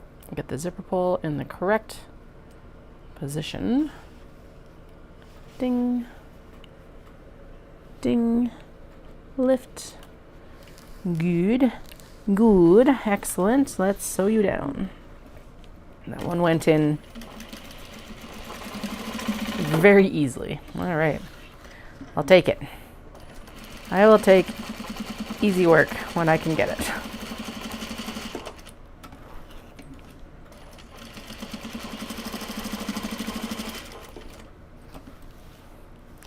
Zoom. Backstitch over the ends here because they will get the most stress, and so it's just a little bit of like additional oomph to the whole thing. There we go. All right, second last one, and then we'll do the last one, and then I'll go get a snack, and then we'll do all the other work involved with this pocket because it's not finished yet. Just the scariest part of it's finished. The worst mutter grumble part of it will also be finished because okay, I am getting better at welt pockets after doing it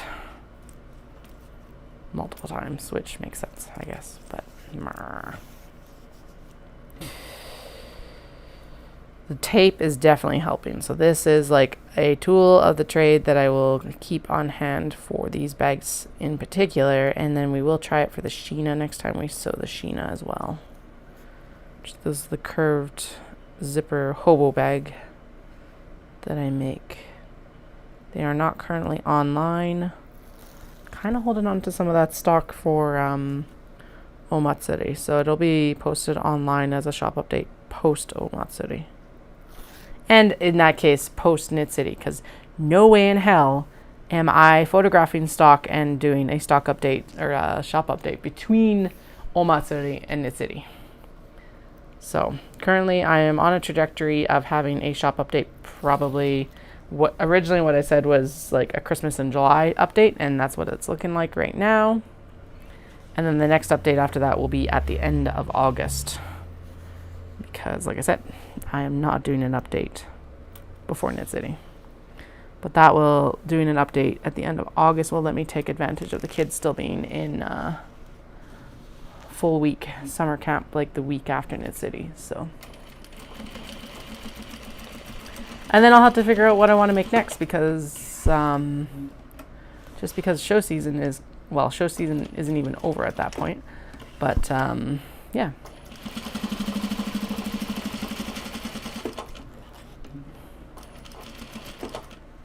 Yeah, show season isn't even over at that point. So the next thing that we'll be stocking for that's guaranteed is Fiber Shindig on October 19th. I need to pay Shindig, actually. That's the other thing I need to do. All right. Last zipper to install.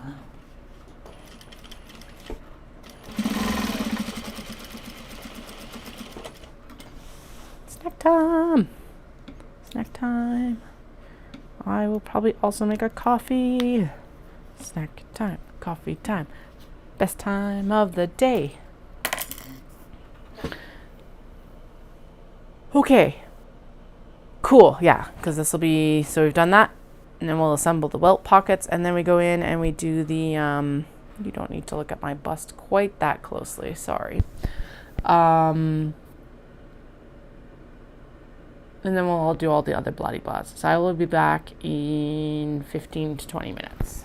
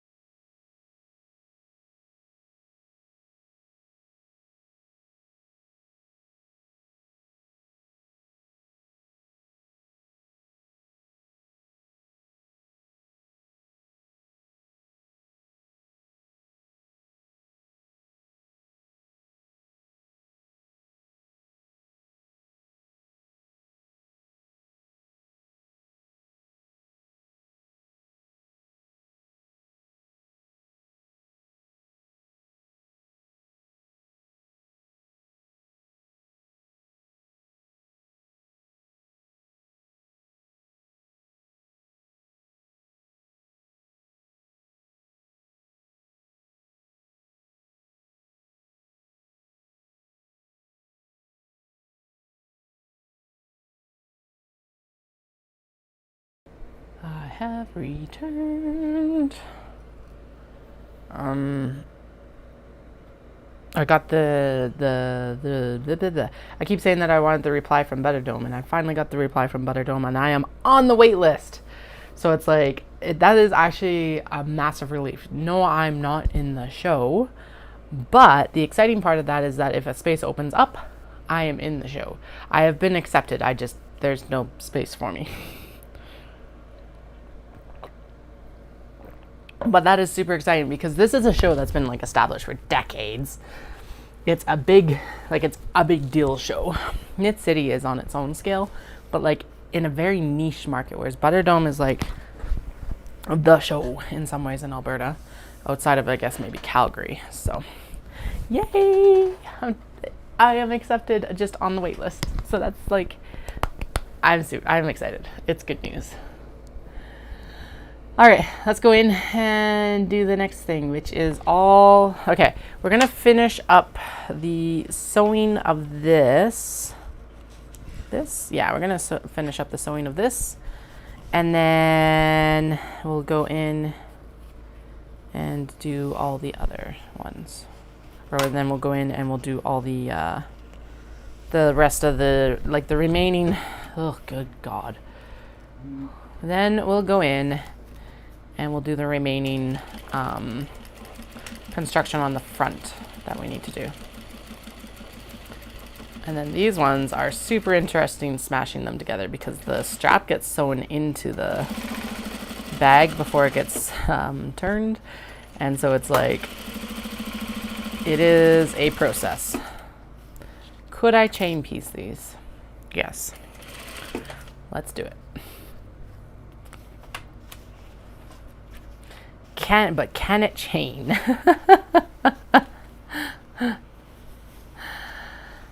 Given how much I fought this sewing thing last night, I think Wendy was right in that I needed to clean out from under the feed dogs. So thank you, Wendy. If you're still around, I know I gave you crap for being up so early, or late, I don't know. But if you're still watching, thank you. Apparently, cleaning out the feed dogs might have been the solution.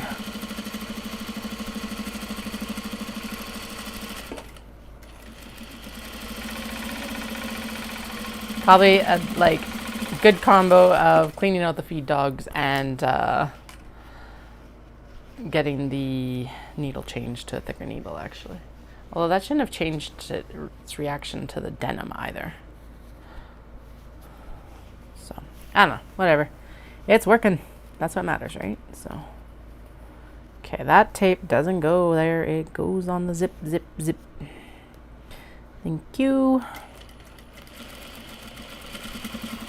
Now, obviously, we may have to go in and re-sew these. Again, given the fact of just how difficult it was actually to get this sewn last night, it won't surprise me that we'll need to go in and redo a lot of these. But we got to start somewhere anyway, so we may as well chain piece them and hope for the best, because who knows? Don't know until you do the things.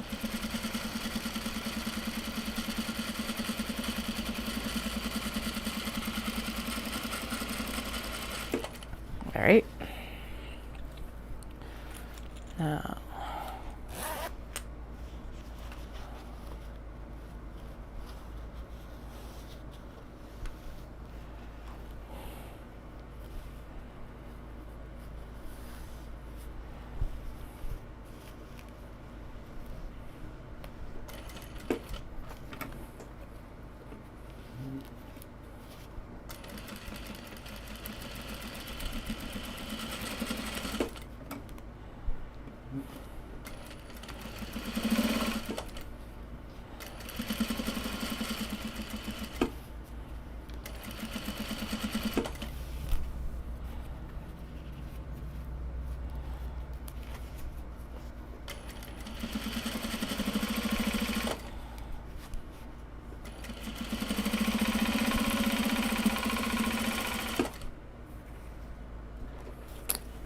sorry, went radio silent. Anyway, let's see. I love how this is me being sarcastic. I love how much of the time that I spend sewing is actually me just being like, hey, where does this go? Where does this go? Where does this go? And it's like, I don't even know anymore. Boo.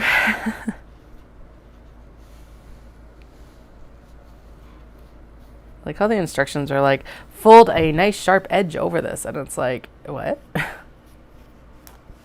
don't think that nope.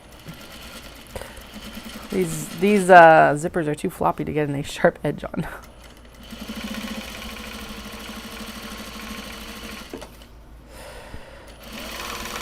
We'll get an edge and a fold, but it will not necessarily be sharp.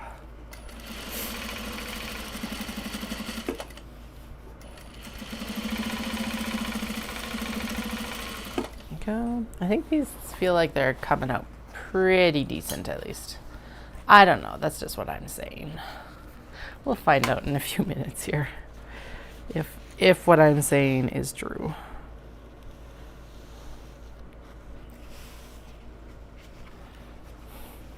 So the cool part is that this is done so that there are no raw edges in your pocket, which is awesome because that is one of the things I dislike. I dislike raw edges far more than I dislike welt pockets.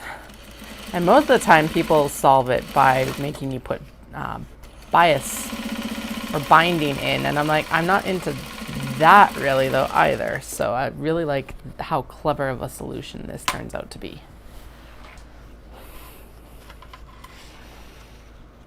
Anyway, so we do this with this, and then we go in and actually sew the other side of the pocket in, and then we finish everything up.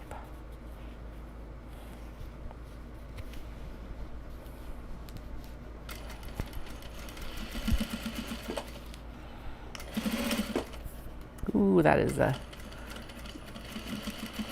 tight line to sew. All right, this is where maybe putting a zipper foot on would be to my benefit, but you know what? We will just struggle through.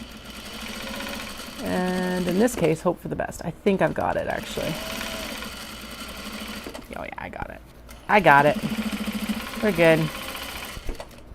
The thrill of the challenge. Yay, we've done it.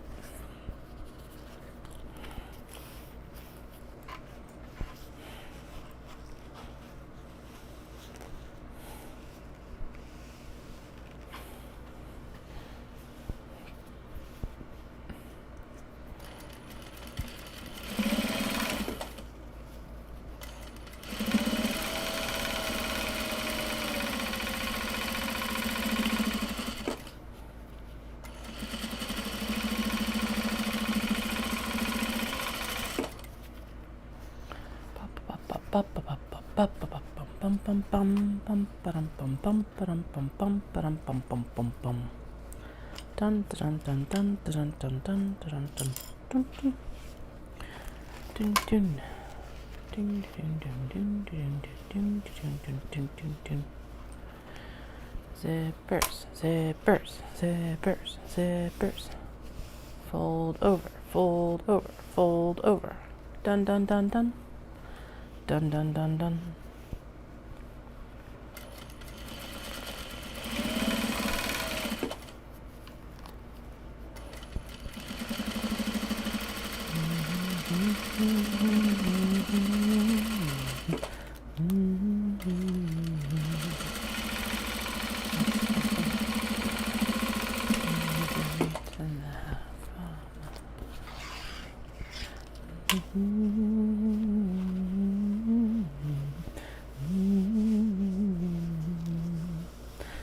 Sun goes down in Calgary and the wagons start to roll.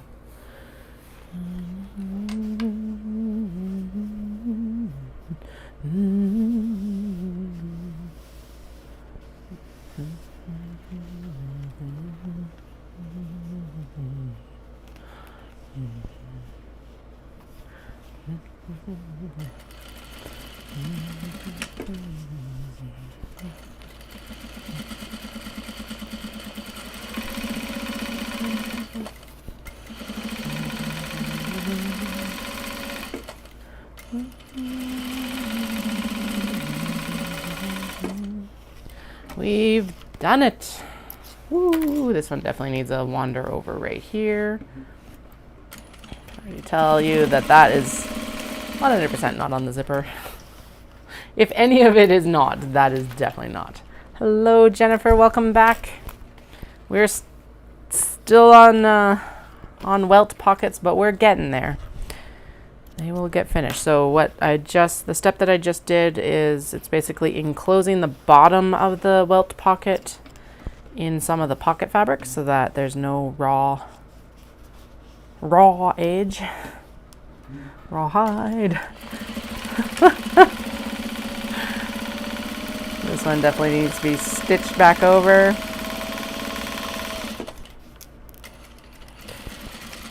Anyway, this is one of the things I still dislike the welt pockets, but I do think this is a very clever way to finish the zipper so that there's no like raw zipper edge in there. So I appreciate that. It's very clever. Mutter, mutter, grumble. Welt pockets. Oh my goodness. Okay, but the only issue is that they are a little bit of a beast to make sure that the fold is in the right place, and well, that I am sewing in the right place on the fold to actually enclose the zipper. So that's what we're struggling with right now. So I guess the better description is we're still a little bit on the struggle bus with the whole sewing of the welt pockets, but we'll get there. It'll all come together eventually. That little warble right there needs to be fixed, and then we're good. There we go. I think that got it. Hopefully. Maybe. Who knows? We're good. Okay. It's also one of those details that like most people aren't even going to notice typically, unless you've been like, probably that you've been watching me and you're like, oh yeah, that's right, she enclosed the zippers. But like most people aren't even going to notice. So I do though, and I appreciate it.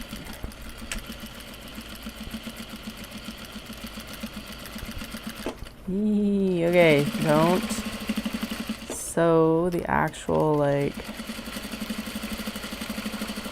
fabric. Thank you. That was extremely close, but that's okay. Let's see. Yeah, we're good there. And we're even better there. Excellent. All right. I did chain piece these because I was like, well, if we need to redo them, we're going to have to redo them anyway. May as well chain piece them where I can. I can see where that one needs to be redone. Right there. There we go. Whoop. Better? Better! Alright, and then this one's definitely going to need to be redone. Oh yeah. The wander on this one is strong. So let's just try to get this out of the way. And try to get this as tight as we can in here.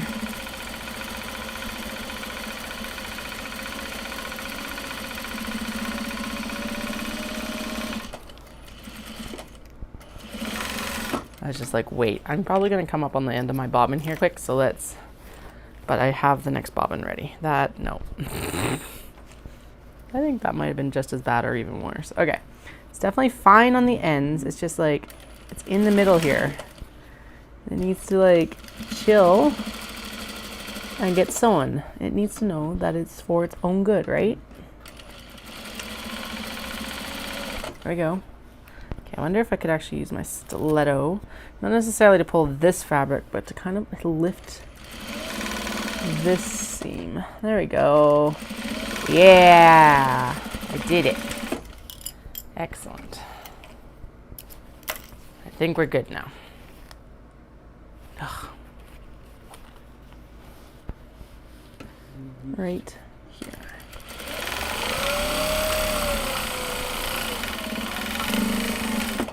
Now we're good. Good. It'll be good enough. I think the results are better. Better, better, better. Okay, please just let these ones be sewn. I don't want to have to keep redoing all of them. Okay, that one's good. 3 more to double check. Please be good. That one's good. What about this one? Let's see. Are we good? It needs a little bit of TLC right about the middle there. I'm just gonna go from one end to the other so that there's any other jumps are good. There we go. That is definitely the right track to be on for sewing it. Yeah, sweet. Okay. Caught. We're good. What did this one do? Did it catch? It caught. Yay, we win. Oh, that one could use a little bit right there. And then we'll win. Yeah. There we go. Woohoo. All right. Coffee.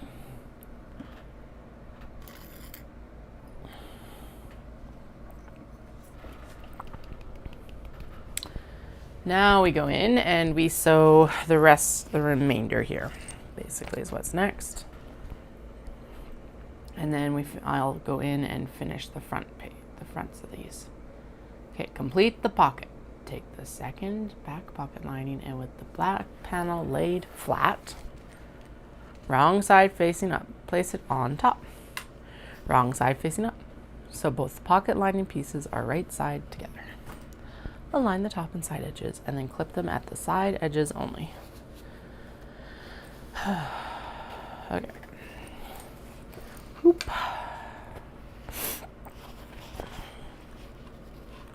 Okay, so clip them on the side edges only.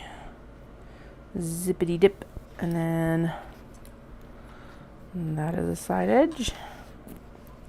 Oh, right, because then we got to clip. Then we got to like make them even. Right. And then, okay. Make these even.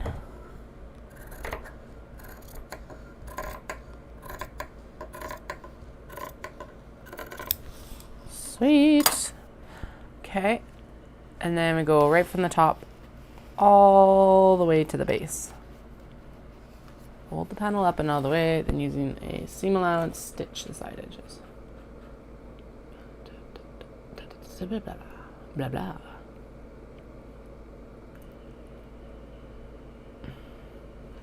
Okay. And I'm also supposed to trim the seam allowances down along with the zippy zip. Okay. I'm gonna throw one clip up here because I feel like it might be slipping around. And we don't need that happening since we've already trimmed it. I'm gonna actually throw a couple in. Yeah, and then we sew the side seams, and then we'll go in and we'll do the top to get it to behave itself, basically. Okay, back stitch over the zipper. And actually, I should just be doing these all at once because I could 100% chain piece that. Yee. Okay, and once the seam allowance trimmed down, which makes sense. Got to trim the zipper anyway, so you may as well trim the seam allowance then too.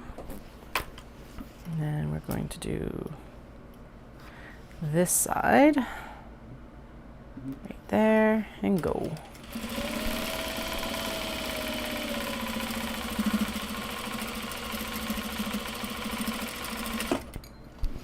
Excellent. And then this ends up being the turning location as well. Weird. Well, you're back here now, I guess. I know I definitely ended up pausing the video yesterday, and it was like I was all the way back at the beginning of something. What was I doing first thing yesterday? Not last night, but like yesterday morning, it was something. And I was like, this isn't right, because I was just trying to make sure that the like stream was still streaming, basically.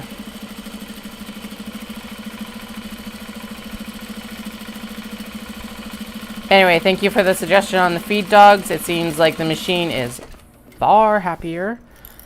All the the little fold up for the welt pocket to cover the zipper.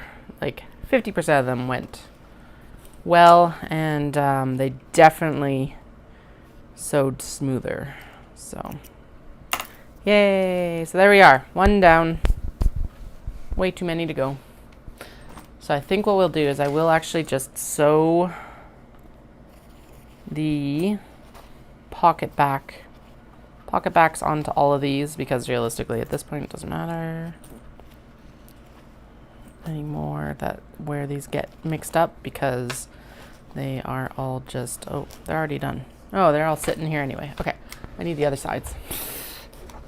I need the other pieces. Okay, there. Doom. Doom, doom, doom. Doom, doom, doom, doom.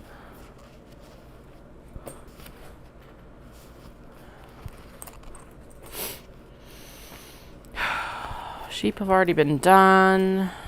Ding, ding, ding, ding. All right, there we go. More coffee, then more sewing.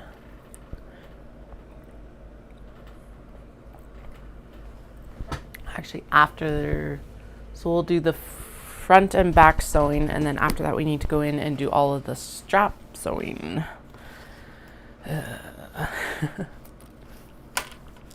Not something I'm looking forward to. Okay.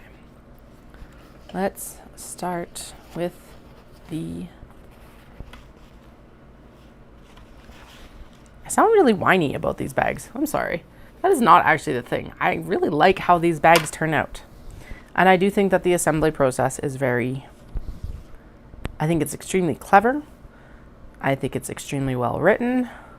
There's nothing against the pattern. I think I'm just being whiny today.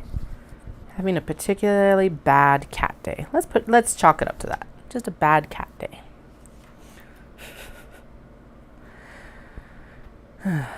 Or something. We'll say it's a bad cat day, because that's more fun than just like meh.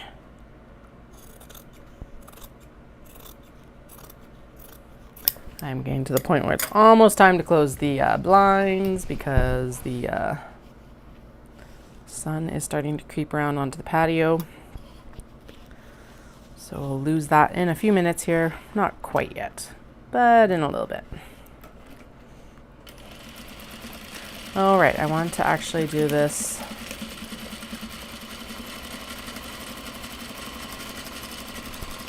Right, we're just going to like put these together all at once, and then I only have to do this. Yeah, okay.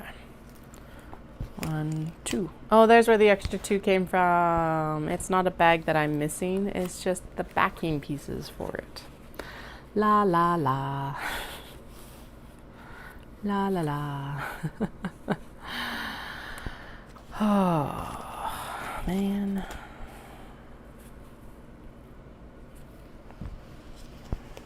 Okay, I'm going to clip it up top, because I know she says to clip the sides only, but we'll just keep it out of the seam allowance. It'll all be fine, and it'll like also hold it together down at the for this bottom cut. Then we can go in and we can just sew it. All's well. Woo! Because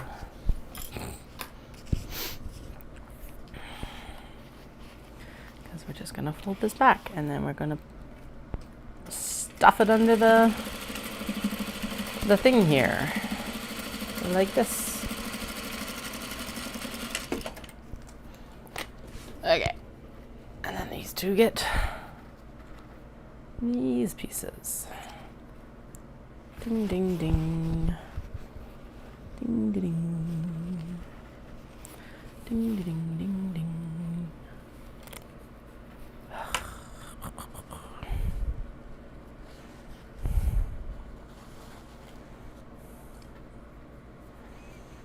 Pop. And pop. And flip. And clip.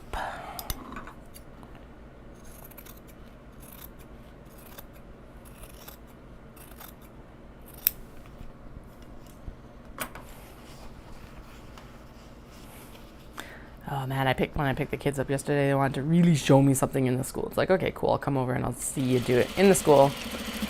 And it was like, apparently the youngest is like hopping on one foot. I think that's what the teacher said was the skill that they were like showing off. But they were like hopping around, and the youngest ran into the eldest, and just like they just clonked heads. And the youngest's head is so hard. Such a hard head. And so it was like right as I was picking them up, and they're like, well, I was there to pick them up, and they're like both, the teacher was so apologetic, and I'm like, it's not your fault. Getting the eldest like paper towel to put on the like noggin bump and all this, and the eldest is just like losing their mind because of course it hurts.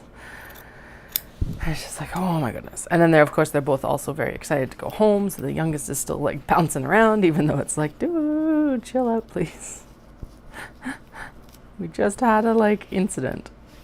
Calm for a moment.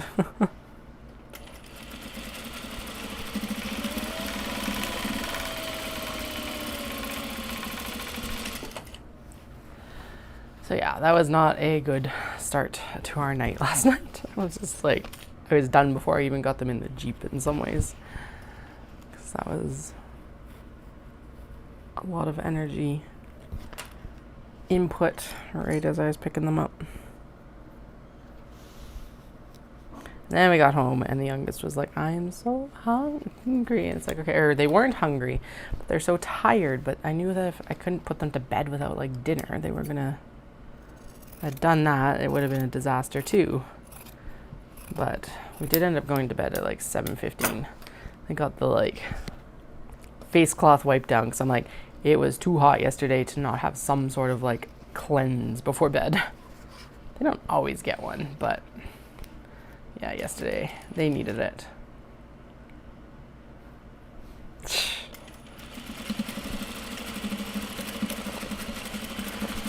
It is a good thing they're cute.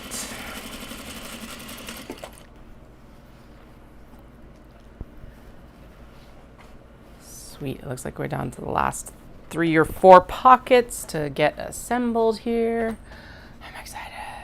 I'm so done. Here's the thing. I miss when I'm away from my sewing machine, but then I get back to my sewing machine sometimes and it's like, I'm over this.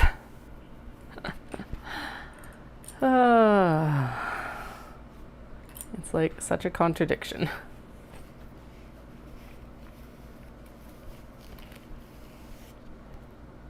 Oh no, I went too far on this zip. With the zip cover up. Okay, so we'll pick that out a bit. Back it up to the seam allowance area, at least. There we go. Good. And we'll throw it underneath. Go! I totally did not trim this down. Woo! We'll do that in a second. It's not like it's gonna change anything for where I start and stop my stitches. Okay, just means I have to stop my chain piece. Okay. Even these up. Clippy, clippy, clippy, clip. Done. And then these will get finished afterwards. So I'll pop them here. Time to do these guys.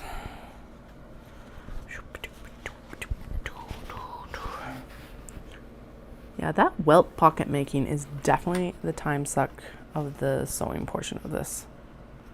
'Cause it's like, I forgot how well these come together. I'm like, where did all my clips go? But they're still in the bags, so that makes sense. And I actually do need to. I've tried to quilt before. I am not exact enough in my cuts for quilting to be a relaxing activity for me yet. What I need to do is I need to do a bit more, I need more knitting in my life, which tells me I need to cake up and start knitting the calligraphy cardigan.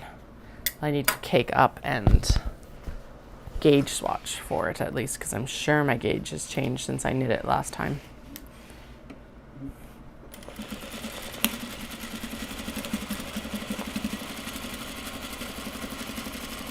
And actually, I think making the buttons is also going to be super relaxing and still like productive for the business, which is like half the battle is like, yeah. It's the battle between relaxation and business.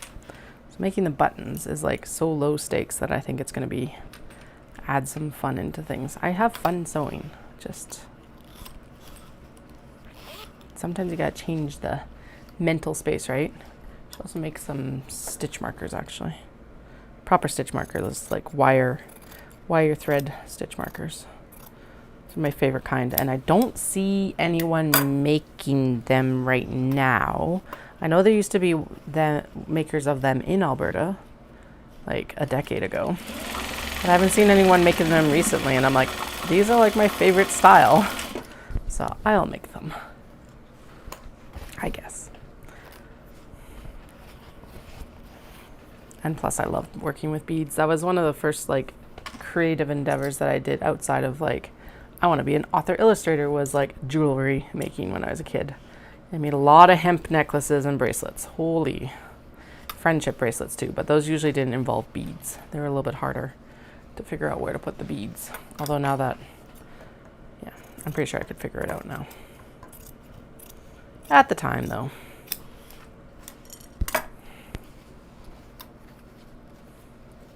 Yeah, so it's like, it's flexible wire thread, essentially. So like, it's like heavier gauge than thread. And then it has like a bead at the bottom, and so it loops, it goes through a bead, and then it gets crimped down at the bottom to close it. And the loop at the top is what goes onto the knitting needle to actually like hold it. So yeah, those are my favorite style. And I taught myself how to make them earlier this year. I took some to Dawson Creek in April, but with Knit City coming up, I probably should make a few more too. Because like, it's like I've got a decent selection, but it's one of those things where it's like you need a lot of selection, I think, for it A, to be attractive to people to look at, and B, for people to be able to like have more choice. They're more likely to buy if they have more choice in it.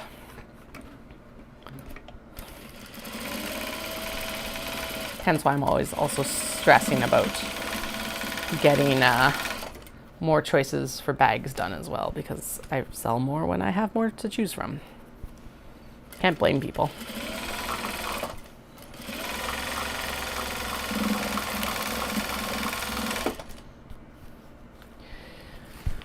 Da, da, da, da.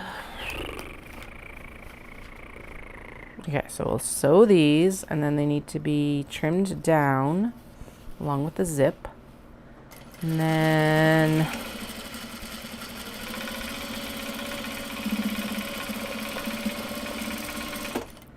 sew, trim fronts. Sew, trim fronts. Sew, trim fronts. Dun, dun, dun, dun. Sew, trim fronts. Sew, trim fronts. That didn't catch pocket fabric. There we go. I think that got it. So I'm doing a combo. So basically I'm doing, mostly I do sets. They don't take that long. Sets of like 6. Thinking I might do sets of 4 as well. And then the one-offs, I do one-offs. And then what I do with the one-offs is they're going to go into a bead soup, or they'll fill in my gashapon capsules, which is the little things you get when you buy a certain dollar amount at events, which is a good reminder that I need to actually get a new gashapon, because my other one is vintage and you can't get it anymore for under $500.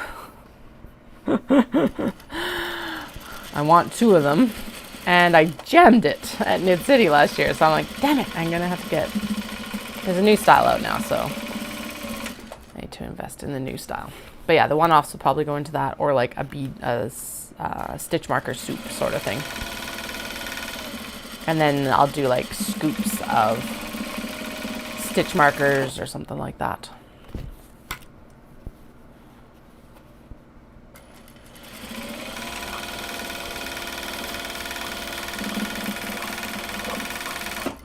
Yay! We are just needing to trim these down. And then the backs are ready for assembly, which is exciting. Ding, ding. Okay, trim the backs down, take the clips off. Trim the backs down, take the clips off. Trim them down, take the clips off. Do do do, do do do, do do do, do do do. Clips first. We're gonna leave them here because I'm sure I'll put them. If I put them away, I will need them in like 2 minutes. I've actually got a like candy scoop. And then I would use the candy scoop because it's fun and it would just be a mix of whatever's in the bin at the time.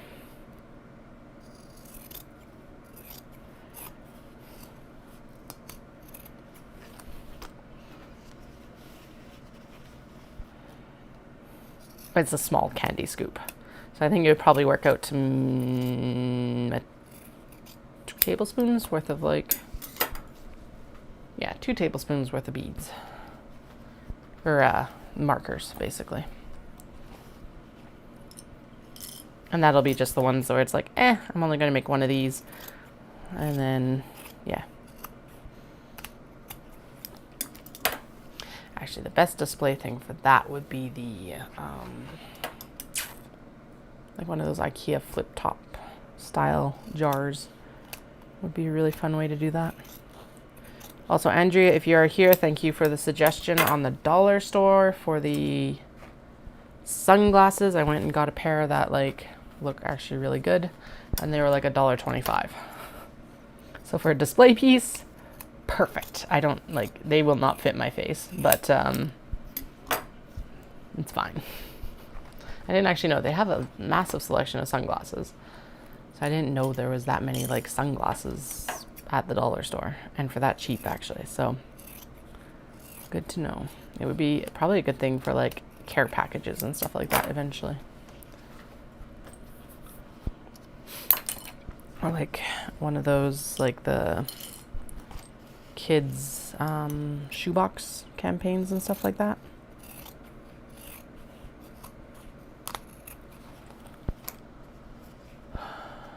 Da, da, da, da, da. Bum, bum, bum, bum, bum. Zip. I'm going to need to empty my thread catcher here soon. The little paper tabs from all the double-sided tape take up a lot of room, actually. Go.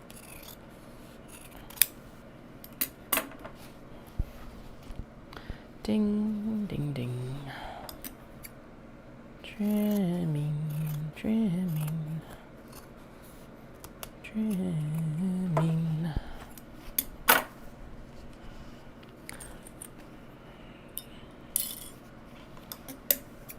All right.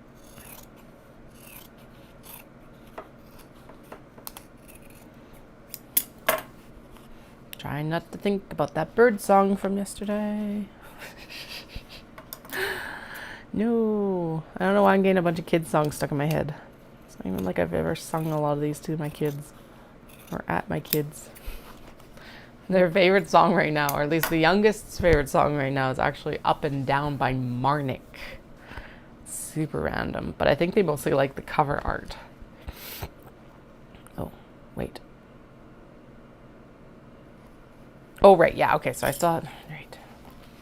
I was like, we can move on to the fronts. No, I gotta finish the tops of these. That's right. Finish the tops so stuff doesn't slip out. Sorry.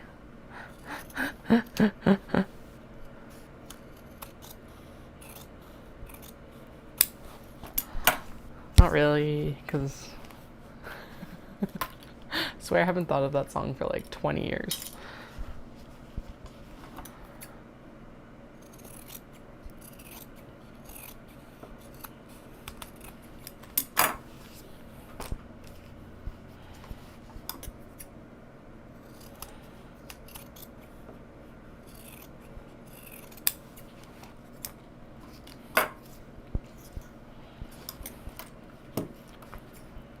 Okay.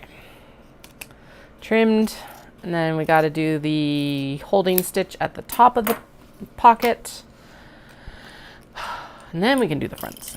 Whee! We're almost there. Not really. Kinda. Well, I'd put this at a third right now, maybe, which is nowhere near almost there. Almost there is like 75%, I would put it. Anyway, this is not almost there. I'm going to follow this line because realistically catching the pocket is way more important than even the exterior. This is going to get a very generous seam allowance when we actually do sew it, so I'm not too worried about how perfect that line is. I think I already sewed one. I can't remember which one. We will find out here in a minute, I guess.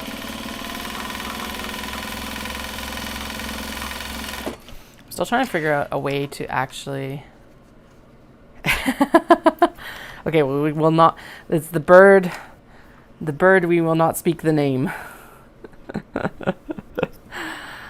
It is funny to hear that though, because it's winter time for you guys, and like for us, well, I guess we got like chickadees and the sparrows stick around, but like, yeah, we don't have as many birds in the winter time because it's too cold. They all migrate, or a lot of them migrate.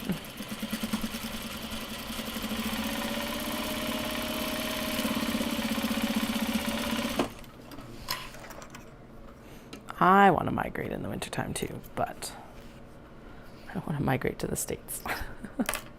Maybe that's what I should start doing my long stays, is like go and like spend 3 months in Japan during wintertime. That might be nice.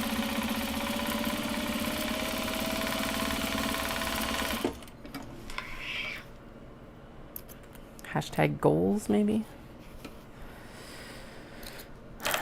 Not 3 months. What did we discuss? 6 weeks or something like that? 6 weeks. I think 6 weeks would be enough.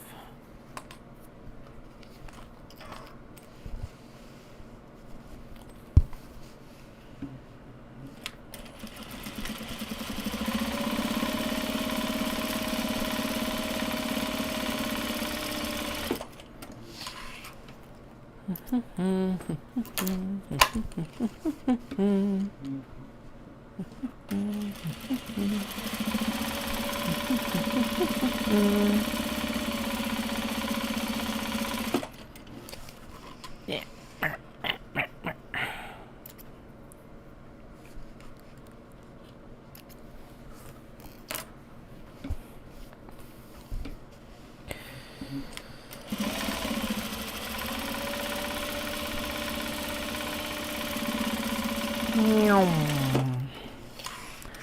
I don't know why that's the sound that makes, but apparently it's the sound that it makes, even though the sewing machine actually goes who knows why it's a new song.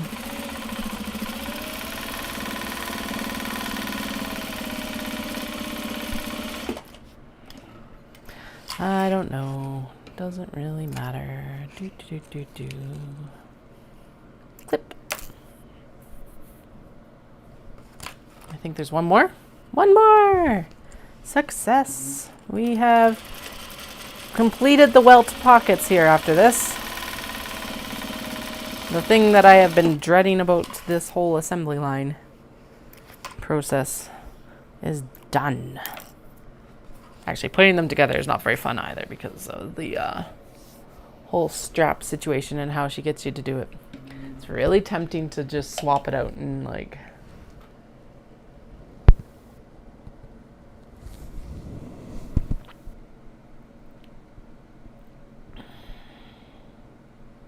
Okay, actually, yeah, let's do a poll of my current viewers on, I was going to say Instagram, but you guys are not on Instagram, you're on YouTube. So, 1 second.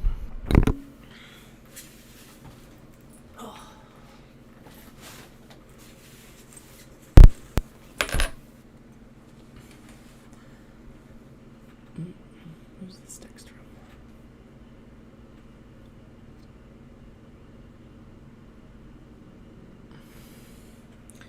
All right, share your opinion on this, because here's the thing.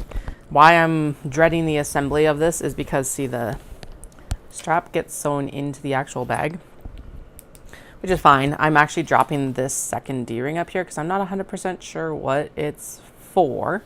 But then the other side of it gets a snap hook on this side, and it connects here. So my question is, because honestly this is a pain in the butt to sew, do you need it this way? Or could I actually take the other, could I take the other side of the snap hook and put it on this side? The price difference would be negligible in that case because it's one extra snap hook.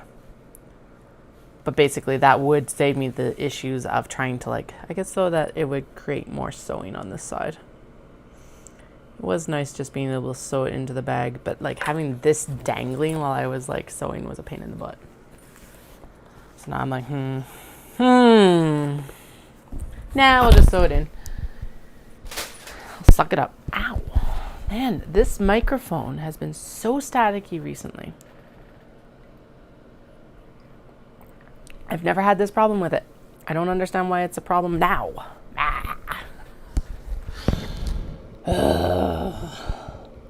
Okay, that is the step though that we're at for after the welt pocket. Sweet. Why are you being annoying? All right, because I want a continuous scroll. There we go. Zoom. So we're going to go back up and finish the fronts now because, we just kind of left those in the middle. Okay, so what do I need to do? Come on, scroll up. Scroll, please. Okay. So these are going to get set aside. Yes, that makes sense because the rest of this is assembly with other pieces. Okay, that works. Obviously, still weigh in if you have thoughts about that strap process. But realistically, if I don't do it that way anyway, it's still going to...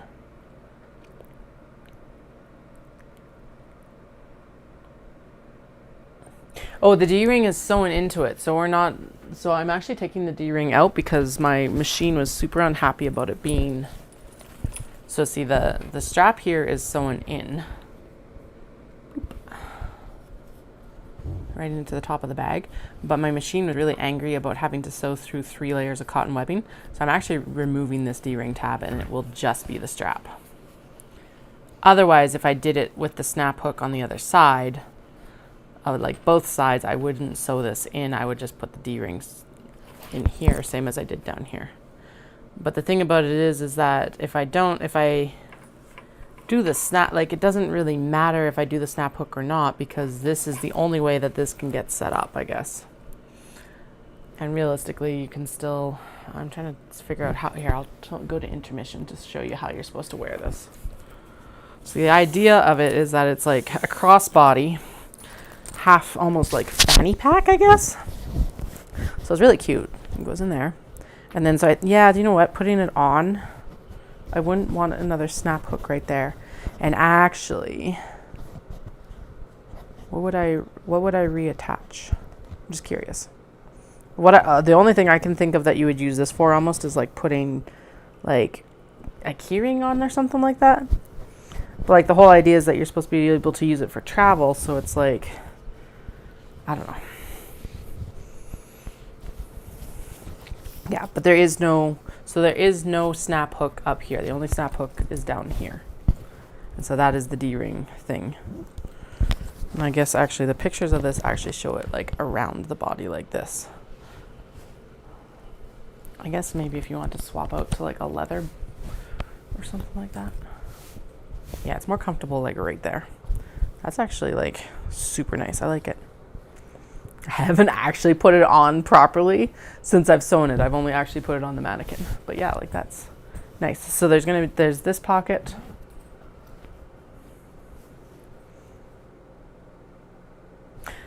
Oh, fuck me. So you've got a shoulder bag. Thank you. Damn it, that means I gotta cut more fucking webbing. The smell of fray check has just left.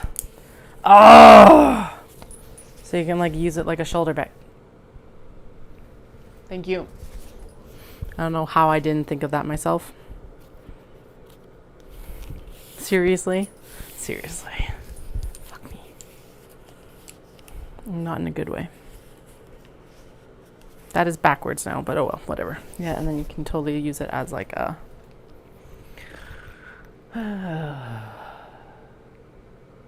Okay. So that means I need to cut 11 more pieces. So yes, we will leave the D-ring tab in then. I would still use it this way because I did find that actually comfy. I'm totally going to make myself one of these for the next time I go to Japan. Because yeah, that was like... And okay, so like I've got a long torso too. And just as a heads up, that is only about halfway out. And then it's like a nice... no, it makes sense too because it's more... Other people will see it that way too, maybe, hopefully.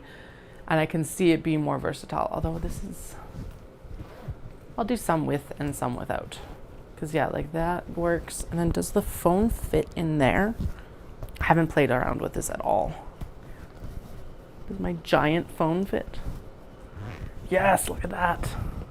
So what I figured is like the front is kind of good for... Oh no, it doesn't quite fit in there. It almost does. It's like right on the edge. So then it will... So the phone can go in here. Some ID can go in there, and then my thought process is always that this back pocket is like a passport pocket, so it's like pressed against the belly, right? So and then this will have a snap, so your phone can't get just like yanked out. And then yeah, some like, I don't know, cash, coin. I need to make a little, I make the little notions pouches, and so those would fit in there well, I think. Oh, actually, man. Now I really do need to make myself one. But yeah, maybe, well, okay, so do I, let's see. Let's try that again with the like reattached thing. Anyway, so if you're a larger person, this is also going to be really good because like larger chested, larger belly, just rounder than I am. Sorry, I don't know how to put that otherwise. This has only been let out about a third of the way of the strap, and it can actually go out quite a ways further so that you've got quite a bit extra here. And so that is nice because it's like a lot of crossbody straps are too short for some folks, and this feels like it's actually got a larger versatility of size. Okay, let's see. Let's see. I think this would work then as a shoulder bag in places where you don't have to worry as much. Could you do that? Or you could actually... Oh, I see. Never mind. Not a shoulder bag, Katie. Dum. Dum, da, dum, dum, dum. I should have left the webbing out. At least I know that this webbing fits through this way better. You could still do then. I don't like that. It's like loose, I think.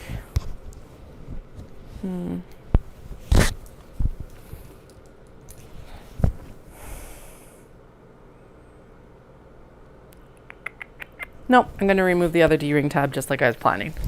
I think the use of it like that as the like actual sling is what I want to promote, I guess, in it.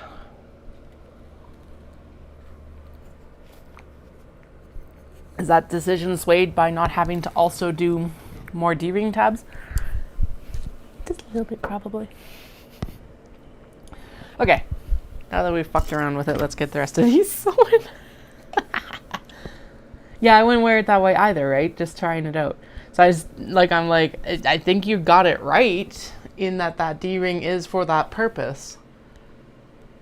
But it's not comfortable. It's just kind of like Muppet flailing there.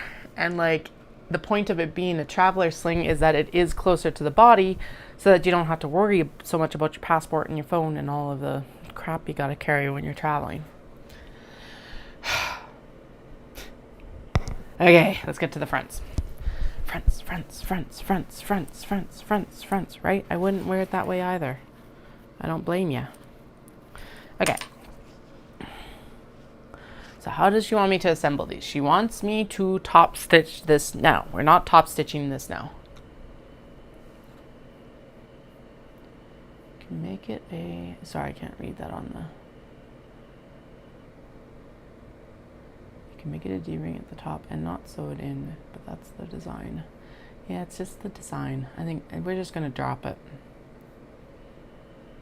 It'll be a design feature on mine. It'll also cut out like a D-ring. It also means I don't have to do 2 snap hooks, blah, blah, blah, blah, blah. All that jazz. I think it'll work. Okay. Okay, so the fronts are all top stitched at the bottom where they're connected between the front denim and the Japanese fabric. And then we're going to go in. What's the next step? Next step is actually technically top stitching, but we'll do that after we get the lining in. Okay, she wants me to do, okay, this needs to be installed, and then she wants it. Okay, so what we're going to do is we're going to go in and we're going to do the installation of all of the pocket fabrics. That's what we're going to do next. And then we'll do all the top stitching. And then we'll do all of the next step, which is the actual like basting stitch around the bottom to hold everything together while we're doing assembly. Stitch on the zipper tape using that. Okay. I just auto started with what would be my default seam allowance, and I'm like, wait, is that correct? We are correct. We're good. And hey, no more double-sided tape for today. Ha ha ha. Ha ha ha. Maybe the freight check fumes haven't cleared as much as I thought.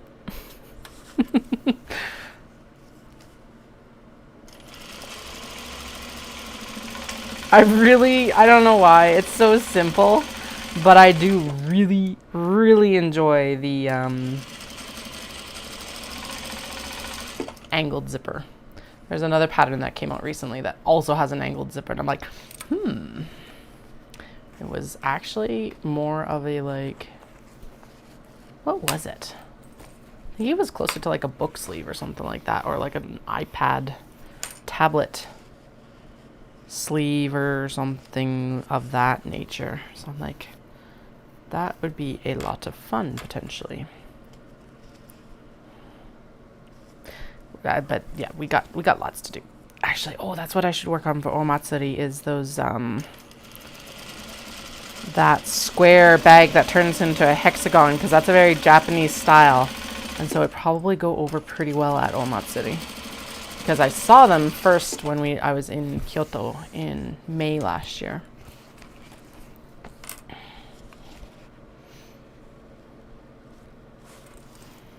And that's when I was like, wait, I want it. And actually the ones that I saw were patchwork ones. I think that might be a good use of some of the larger offcuts that I've got instead of like doing even book sleeves and stuff. Because you can just do squares.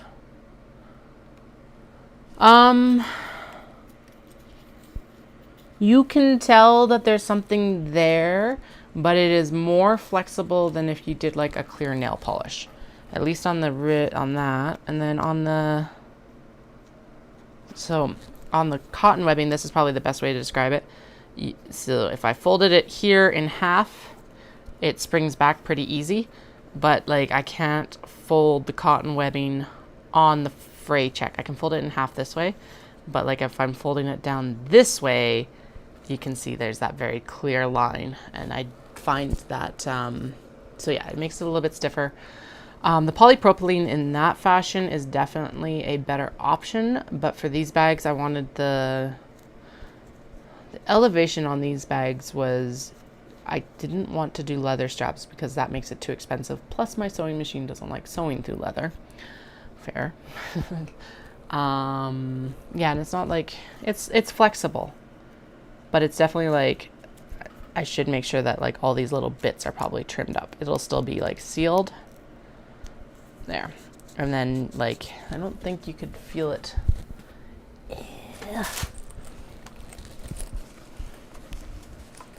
No, the only thing you feel in the actual bag is the fact that there's a lump of cotton webbing with the with the denim, so it's like it's thicker, but it's like it's not stiff when it's in the bag. There we go. Blah blah blah. So many words to say so little. But it is what I'm comfortable using when I do like ribbons and the drawstrings and stuff like that, because it dries clear and it dries soft. You can still, like, if you're actually like fiddling around with the ends, you can still feel that there's something there. But it's not. I've never done super glue on the ends. The closest one I've done is nail polish, and it's not as stiff as nail polish. It also dries clearer than nail polish, so that's an added benefit as well. Okay.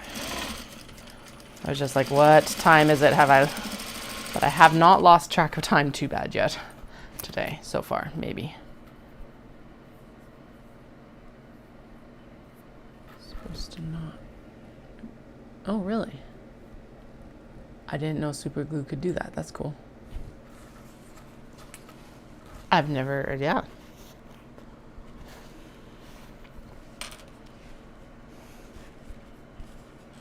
That's a good reminder. I need to actually, speaking of glues, glue a mannequin back together. And now that I know how to use some of the Gorilla Glue we've got, I should do that actually. For some reason, I didn't realize you had to use water to get a really good like adhesion. I'm sure I read the back of the bottle, but apparently it went in one ear and out the other. So who knows? Maybe I didn't. Very possible I didn't either. Okay.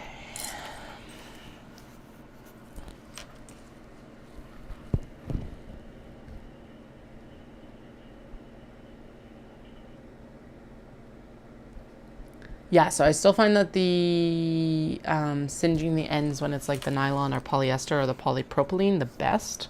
And honestly, with the polypropylene, if I'm using it and I'm doing all my cuts for like tote bags or something like that, I will use my heat knife actually. And I find that that creates less of a like lump finish. It creates a nice clean cut because it's a knife and it's heated. If I'm only doing a couple pieces, that's when I obviously take the lighter to the zipper or whatever I'm working on. And honestly, I don't know if it's worse to like I don't know if the fumes from fray check or from heating the polypropylene are worse. So I don't know. I'm sure there's proponents for both. Pros and cons to both too.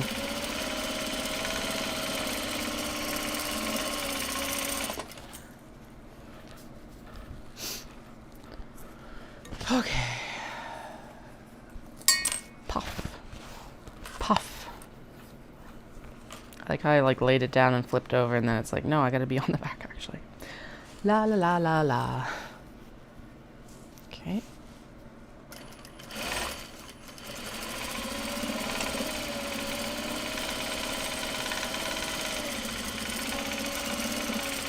Alright, so when I say that these fronts are faster, this is what I mean. The fronts are so much faster.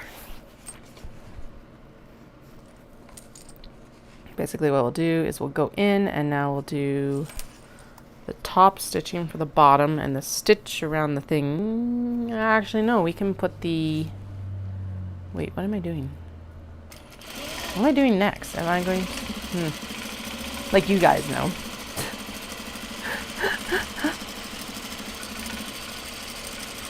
Okay, done. I don't know why I didn't use an ender there, but all right, here we are. Right, we're gonna top stitch the bottom, and then we'll go in and we'll do the baste is what we're going to do. That's what we're going to do. All of these are just getting black top stitching because I don't feel like swapping threads, and we still have quite a bit of dark top stitching to do. So all right, now I know why she wants you to do the top stitching before you do that, is so that you don't forget to push this out of the way. But I think I think I'm bushy-tailed enough to not worry about this.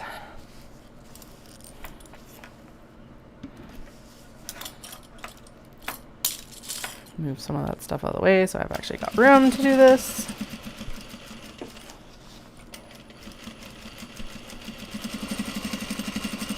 And I've got Yeah, and I've got another bobbin going, so we're good there.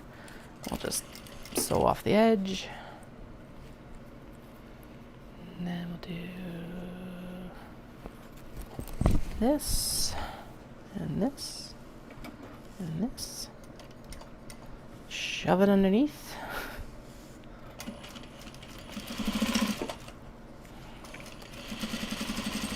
Do do do do do.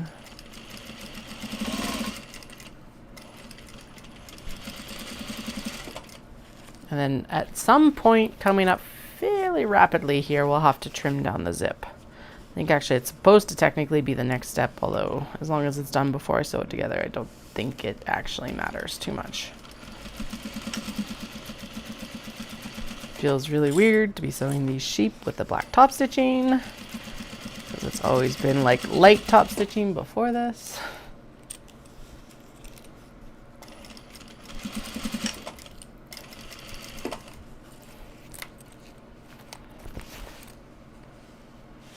Although it looks fine, so.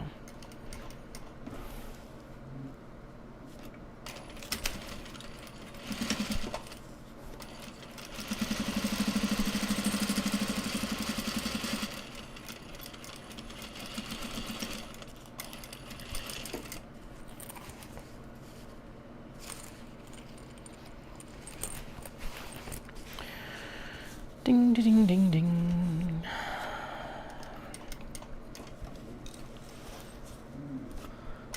Be in Japan. Actually, I say that I want to be in Japan, but I don't want to be in Japan.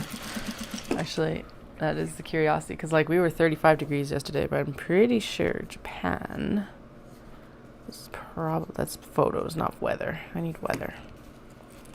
We're still under heat advisory.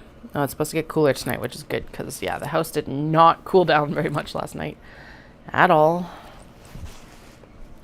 Currently at our height of 28. Tokyo at 6:24 a.m. is already at 24 degrees. With the high today being 26 with like rain all day. Ugh, gross. I'm sure most of you have probably heard this story, but yeah, the first weekend I was in Osaka for my exchange, it was the first weekend in September. I was like, hey, we're going to be probably about the same climate and weather, right, as Canada, blah, blah. I don't know why I didn't look this up. It's not like I didn't have internet at this time. Yeah, because it was 36 degrees plus humidity. Got the absolute worst sunburn of my life, and I still burn there significantly worse and faster than anywhere else on my body. Like blistered and peeling sort of burn. Very rapidly learned the word for sunscreen in Japan.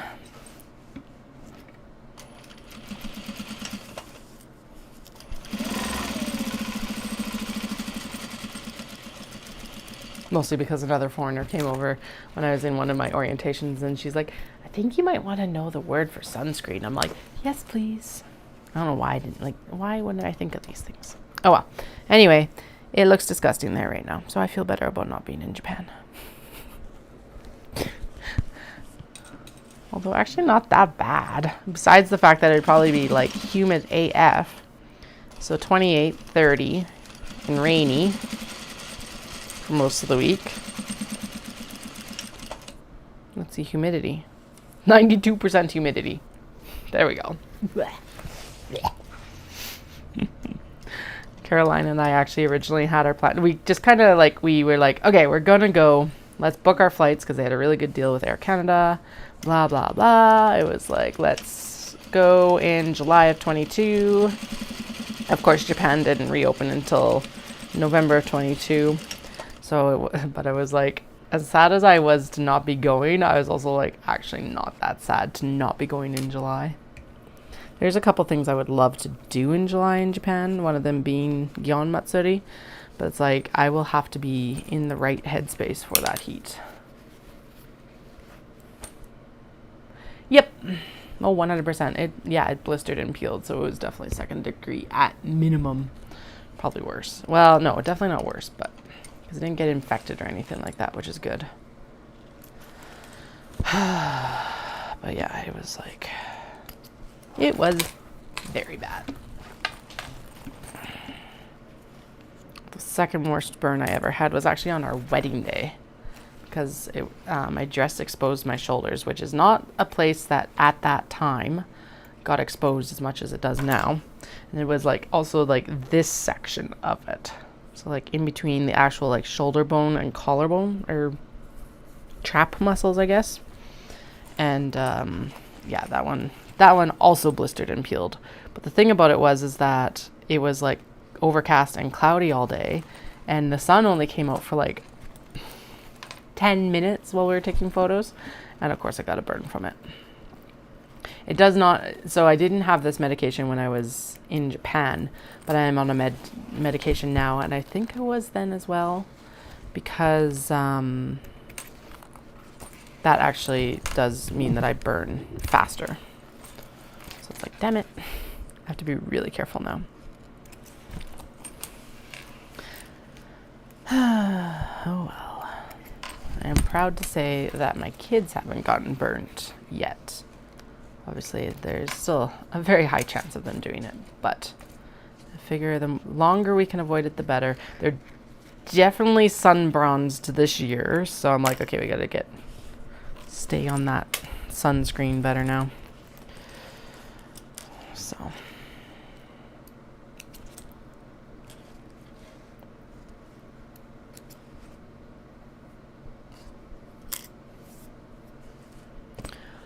Okay, now we do a basting stitch around this at a, close the pocket lining, stitch around the remaining 3 sides.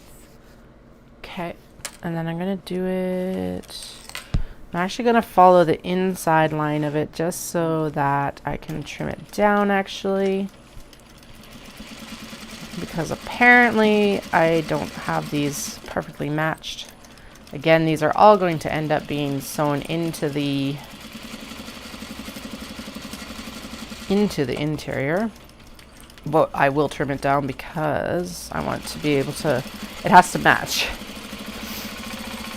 So I'm going to do a very close 1/8 of an inch kind of basting here, even though she asks for more, and then I'm going to trim it down right here. So it's a little bit of denim and it's a little bit of the bottom pocket, and I totally trimmed through the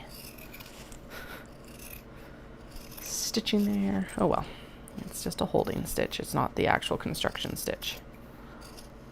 There, and then I think, okay, so what I'm supposed to do next, so that was that step, and then I think the next step is, yeah, and then we're supposed to take the top piece and trim down the zipper.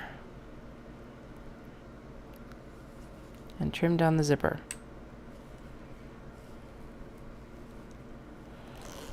It's like line the pieces up, but I'm gonna trim them down after I sew it on.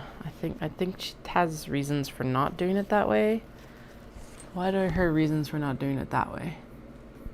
Where are you supposed to line them up? Attach upper section. Bum bum. Mm-hmm. Mm-hmm.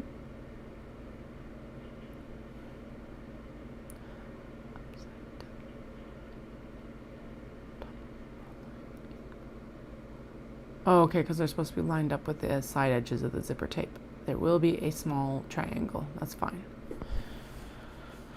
Okay, so I need to line these up like this. Okay. Okay, we're good, we're good. Sweet.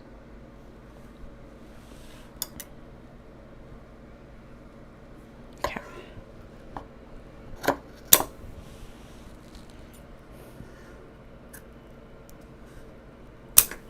Okay. Done. Dun, dun, dun, dun. And then this is supposed to flip over and do this, and then it's supposed to line up with that, I guess. Yeah, that looks right. A little triangle sticking out on both sides, which is exactly right. And then we go in, and then we do a generous seam allowance which basically I'm going to flip this over and we're going to sew just on the inside of our last zipper stitch. I'm going to stop there because that's where the zipper pull is, and we're going to close the zipper without pulling it off, hopefully. Zip, zip, zip. Yeah, that wandered off a little bit too far. So let's crank it over. There we go. Okay. Not very assembly line of me, but I'm still learning exactly how these bags come together and what processes are going to be the more efficient options. Oh, that's so flippin' adorable. Yay, it's cute. Like the patterned cats was really good, but honestly, I like this one better. Especially, look at those mushrooms. They're in the perfect spot. Yeah. Okay. Da da da da da blah blah blah blah. Okay, after stitching, press the seam with the seam allowance up. Okay. Da da da da. Okay, and then I'm supposed to do the top stitching on this side as well, and then we go into the pocket.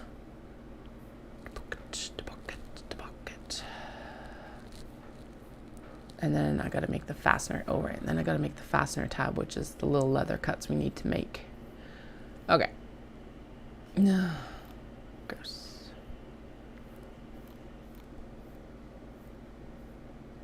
Okay, so let's attach everything else first and get all these like edges sorted and zippers sorted, and then we'll do the next round of top stitching just so I don't have to keep going up and down. I'm totally getting distracted by everything else, but you know what? That's okay, right? I do this. Yeah, I do this, and then I sew the next piece, and then, yeah, okay, that's good enough. And we're just going to follow the same thing here. So far closer to the edge than she recommends in the pattern. And then I'm going to also trim down the excess pocket down at the bottom here.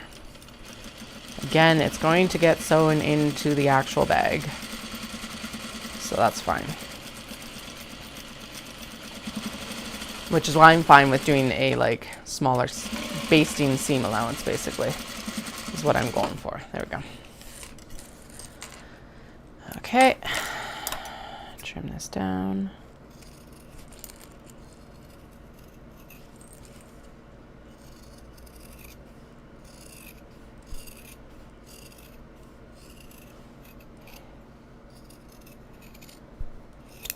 Yay. Look at that. Oh, these are so good. Now that I'm done the welt pockets, I can like relax and enjoy the process a little bit more because it's so good. So good. So good. Okay, this one is already done. So let's get this out of here for now too. Bloop. Okay, so like I did not trim down this zip. So do I actually need to trim them down before I put on the next piece, or can I just...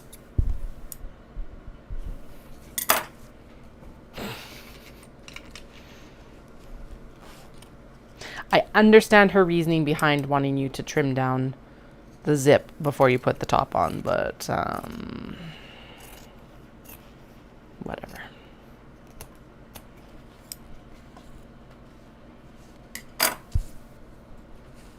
We're rebels. I'm rebel.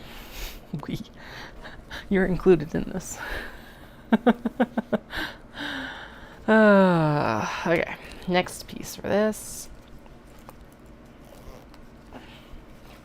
So basically what I'll do is I'll line it up this way, and then we'll just flip it this way, and it works out. Basically we'll line it up with the lining, because then we're guaranteed to have a line up, right? Right? Yeah, we're good. Okay, cool.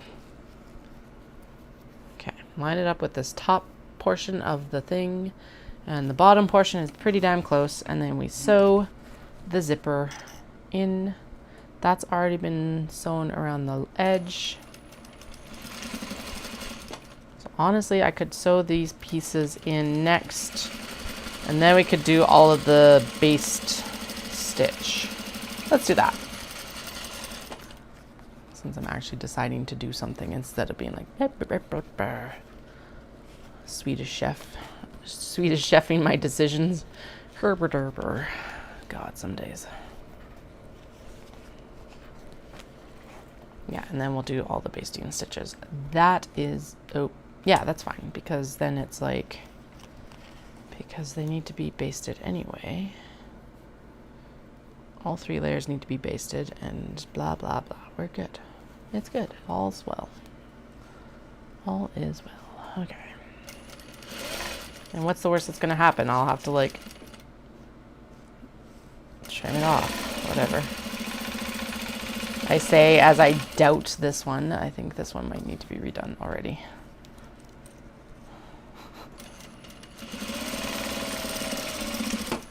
Okay. Let's double check that that is actually how this is going to work. I don't know why I so fearlessly went in with the patterned cats, but apparently... No, we're fine. Okay, cool. Let's trim this zipper down. And then these just need to be top stitched afterwards. I get top stitching this before you baste it. But realistically, I could top stitch both sides of it and it'd be fine too. That'll need a top stitch. Okay, so this will go here for now. It's fine. No, it's not. Okay, so in this case, that was wrong. But, so within the tolerance. Yes. Yes, we're good.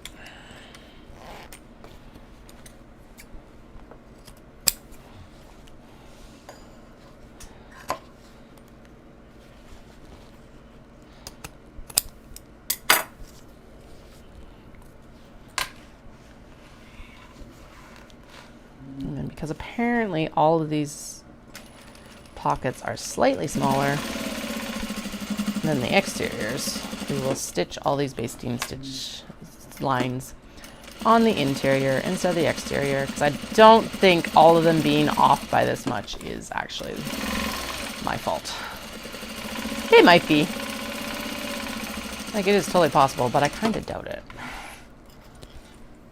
Okay. So now we're down to top stitching these guys. Those ones are... No, the hedges over there are not top stitched. Okay, just clipped into the basting stitch, whatever. This will get sewn, so I'm not too worried about it. Get sewn into the bag. Okay, the hedges still need to be top stitched. The patterned cats are fine. So patterned cats are going to go over there because I think... Oh no, the next step is the slip pockets. That's right. Okay. I see hedges. So we're going to sew the hedges together here. Okay. I can see, yeah, let's do this portion first. This top stitch, right? It's top stitched on the bottom. Good. I think I did all the top stitching on the bottoms, right? Probably. La la la. So I did get onto the wait list for Butterdome, which is exciting because it means that if a space becomes available, I am accepted. Which it's like, this is a huge show, so that's super, I'm actually really stoked about that. I'm super excited about the fact that, like, they would accept me if they had space. Sounds so ridiculous, but it's like legitimizing me a little bit, which is really cool. So, fingers crossed that, well, I don't want anything horrible to happen to any vendors, but here's hoping that I get, like, someone cancels and I get a spot, because it, like, just lines up so well. All right, there's that. And then we're going to throw this underneath with the angle this way.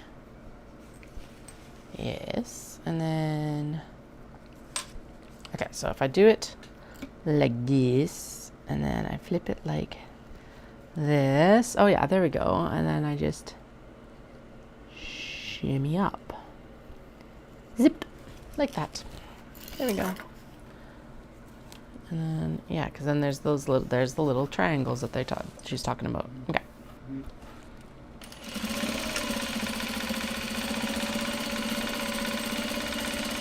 Zoom.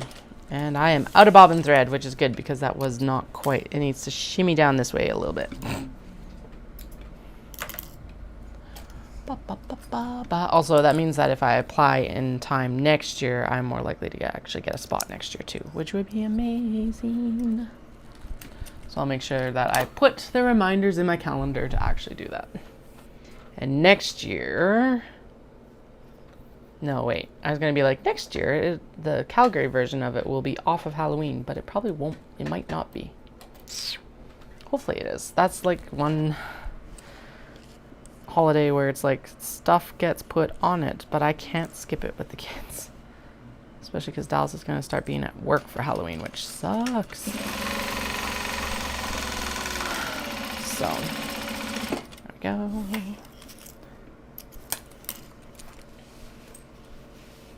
There, that one lined up. Excellent. Lined up very well. Why is this? No!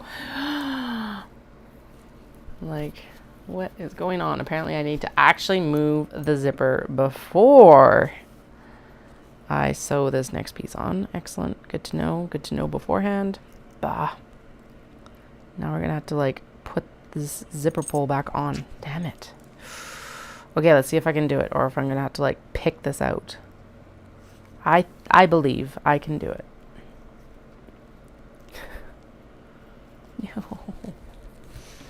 Okay.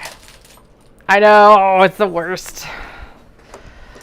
Disaster at the panic at the sewing table. Disaster at the sewing table. Cat disasters at the sewing table.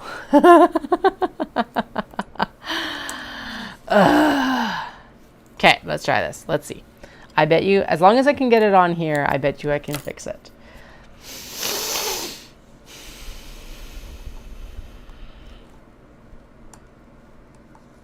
Quiet on this end. Oh no. Come on. Are you going to be one of the ones that like fought me yesterday so hard and now you're like, heh, heh, heh, heh. Let's separate it completely. And then maybe it'll work better. I don't know. There we go. Okay. In. Okay, the zipper is in there, I think. Yeah, it's like caught properly, maybe. I swear to God, it's the teeth that are like the issue most of the time. And it has to go this way because this zipper is directional and it's like it has to go this way. Okay, let's see. Maybe if I shove it on manually and then put it in the jig like we did yesterday, I will have better luck. Okay, there it is on that side. Now, behave yourself and just go, please.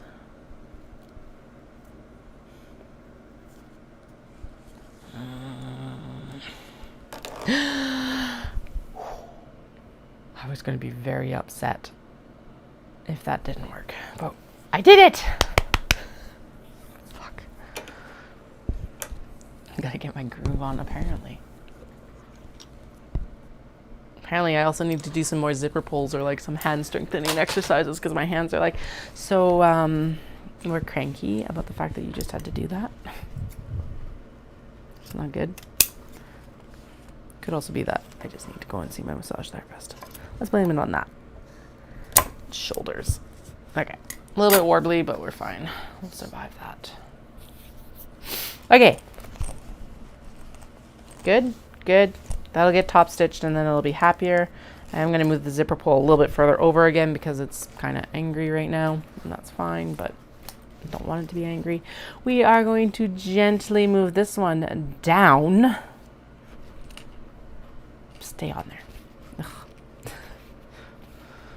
And then we're going to do this and we're going to do bloop. I don't know why I'm not using a ruler, but you know, living on the edge. Haha.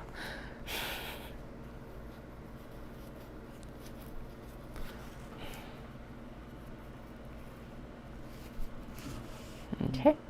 In. All right, and it's supposed to be generous, so there's the generous 1/4 inch, I guess. I don't know. Actually, I should sew it from the other side because then at least, ding, ding, ding. There's the edge it needs to go to. If I did it on the other side, I would know where the 1/4 inch mark is. And then I could sew on the inside, towards the inside of that 1/4 inch mark. Could also see where the placement of the fabric is, so a lot easier. There. Because apparently I already sewed this with a generous 1/4 inch seam allowance. So as long as I'm following that seam, I'm happy. Okay. Good. Good.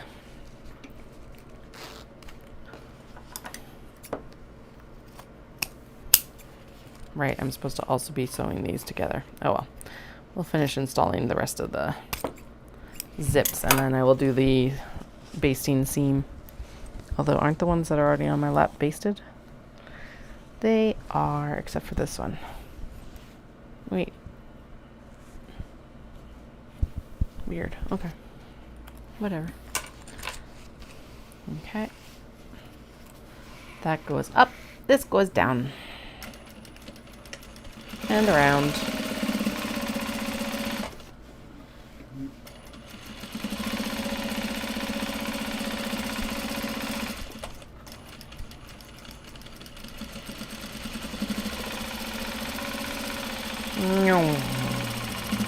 Seriously, I don't know why that's the sound, but apparently it's the sound.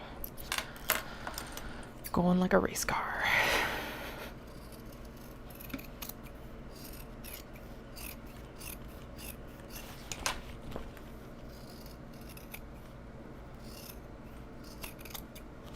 Yay! Good to go. Good to go. Sneaky floral cats. Sneaky floral cats. I'm going to do the basting stitch first because I feel like for some reason that's just going to be better. We've already top stitched across the bottom there, so we're good with that. Sneak this below the zipper because it doesn't want me sewing over the zipper teeth. So honestly, that would make some sense to do it that way.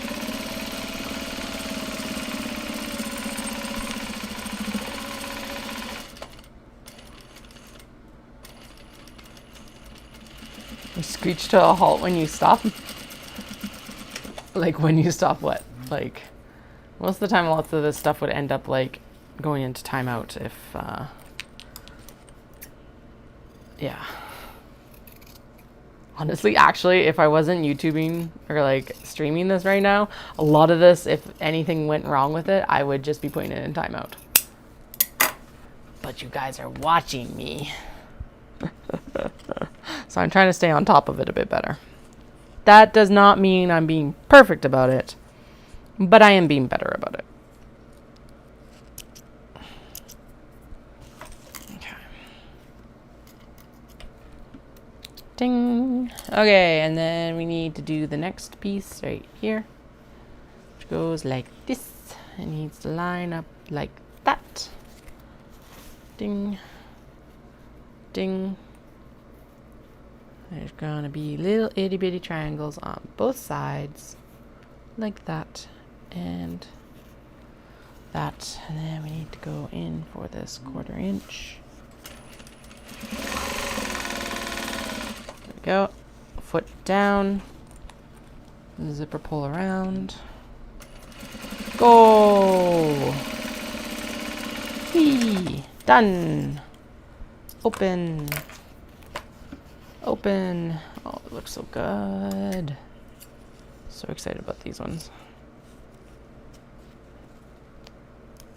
Yeah, look at that. Woot, woot, woot. I just got an extremely strong craving for a margarita. It's not a good day for a margarita, but it is an excellent day for a margarita, apparently. I guess I will be having a beer tonight, maybe. Post-run. Post-run. Oh, post-run beer. That is the best kind of beer. All right. I even know which one because I've got a like craft Mexican lager in the fridge, and it'll be delicious.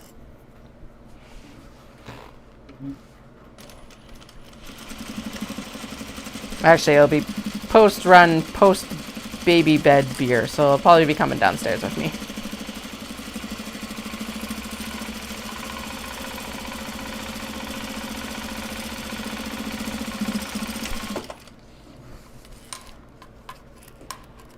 Do, do, do, do, do.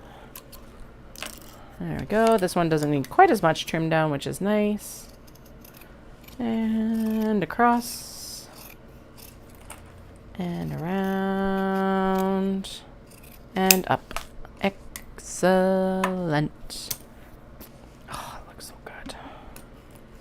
Man, oh man. Some of these new bags are just like going to be such a good addition. Super excited about it. Like, so good. You know what? I bet you I can trim down the zipper right now. And it'll be a little bit easier. No, I did not actually get the Cricut going. Because part of what I was thinking with the Cricut is that all of my fabrics that I put on it have to be interfaced. And some of the scraps I have are not interfaced. So I'm like, well, not today. We'll just hand cut some more later, and that's fine too. I'm debating if I should I'm gonna do a bunch probably when I get back on tonight, but I'm wondering if I should do all of them or if I should do like a small selection that people can like personalize and or customize, choose your fabric sort of thing. So they're not going to be fully custom because it's going to be like, well, this is the fabric I have with me right now, sort of thing. Although that would be a good way to do the Cricut, is to actually have it. Yeah, and then I could just have like a binder or like trading card slots of fabrics ready. The urge I am resisting right now is being like, I need to find a maker, like a Cricut maker, so that I've got a rotary cutter. That is the one I'm resisting right now, because I do not need to spend more money when I can just make one work with a little bit more work. But that is on the list for like the next thing to kind of invest in, because it would also be useful for other things, I think. It would be useful maybe for cutting out the denim and stuff like that, actually. So, yeah, no. Okay. 1, 2, whoa. Okay, we are coming to the end here quite rapidly, actually. Which is nice. I will have to head out. Do I need to do errands today? No, tomorrow is an errand day. Morning errands tomorrow after my run. I was supposed to have a physio appointment tomorrow, but it got canceled, so that actually has eased my day up tomorrow significantly. I definitely need the physio appointment, but it's like, okay. This physio is like spectacular. She's really, really good, but she gets sick so much. and then on top of it, she's really busy. And so her next appointment, we shuffled from Monday. Okay, not a big deal. Monday to Friday. And then I called today and I was like, is there any way I can get in on Monday? Because honestly, that fits my schedule better. And they were like, no, she actually needed to call and cancel her Friday appointment because she's got strep throat now. Last year, she was off for the majority of the year because she had a kidney infection that basically went bad. So I think what I'm going to end up doing, I am on the cancellation list to see her, but there is another physio that specializes in what she specializes in, so I might just make an appointment with her because she just got back from mat leave. So, and the issue is that it's pelvic floor, and there's very few pelvic floor specialists, especially in Cochrane. So just like, man, I should do my strengthening exercises. That's the first thing I need to do. But it's like, I need one more appointment for now to kind of resettle everything and then start doing the exercises again.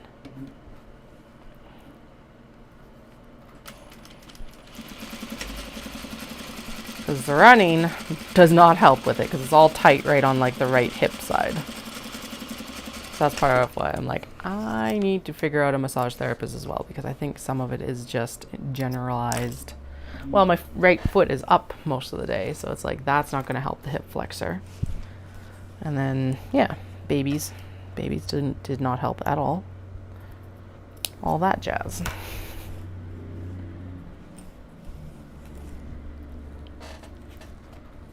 All right, 2 more. So you don't really need to know about my physiotherapy woes.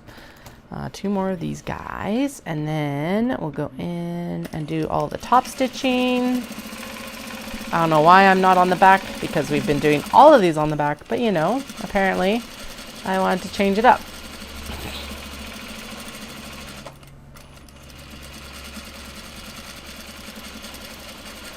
Ooh, yeah, no, it sews better from the back too, actually. Okay, I think we did okay, as long as we did not.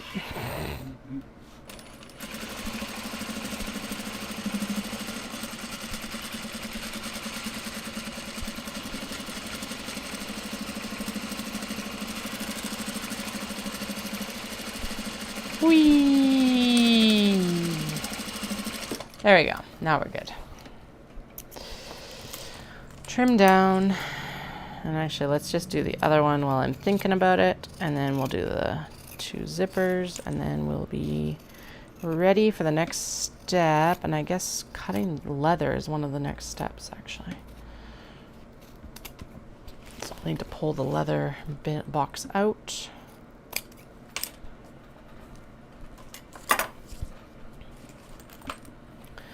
We eat cows? Yes. Yes, we do. I'm going to be laughing about that one for a few years, probably. Super adorable.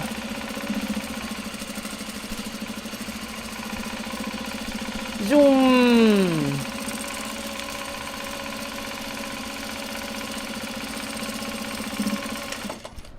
These are nice, like, curves to sew, actually. They're big and generous, and it's like easy to navigate with this fabric for some reason. They're just like coming together really, really, really, really, really, really nice. Okay, I can trim this side, and then I have to move the zipper pull before I trim the other side. Move the zipper pull.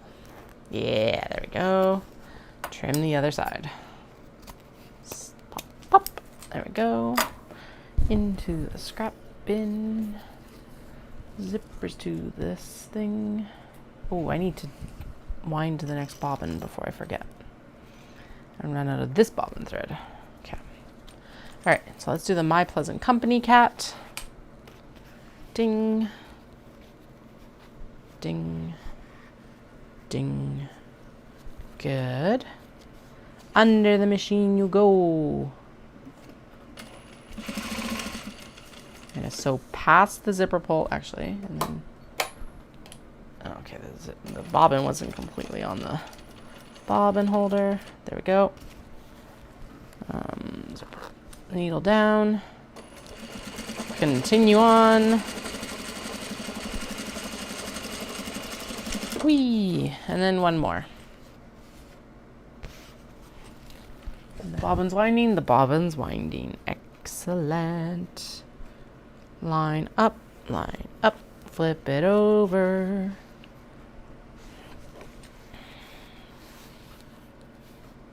Do, do, do, do, do, do. Okay, now what are we having for dinner?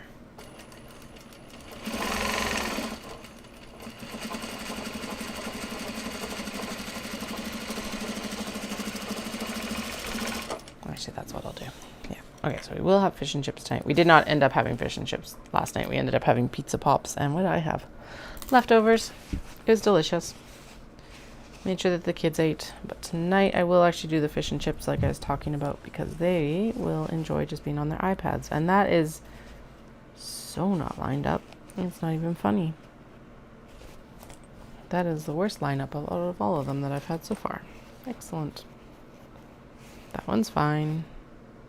It's fine. Is it fine?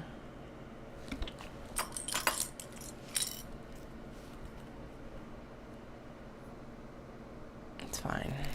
It's annoying, but it's fine.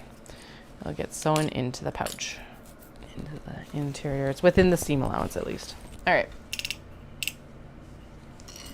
Top stitching, top stitching, top stitching. Zoom. And then leather. So I've got the snap tabs ready.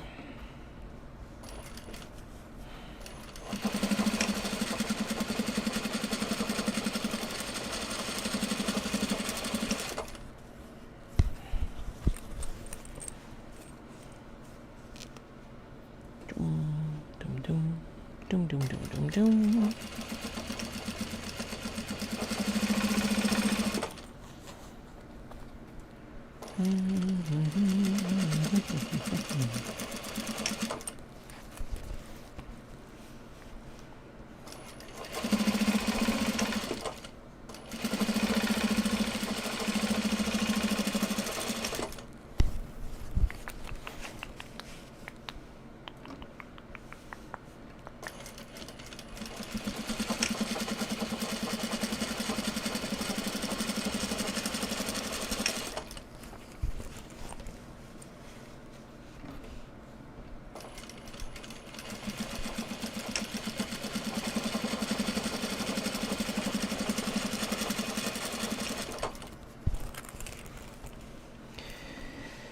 Top stitching, 4 more to go, then we'll be done. Bum, bum, bum, bum, bum, bum, bum, bum. Okay.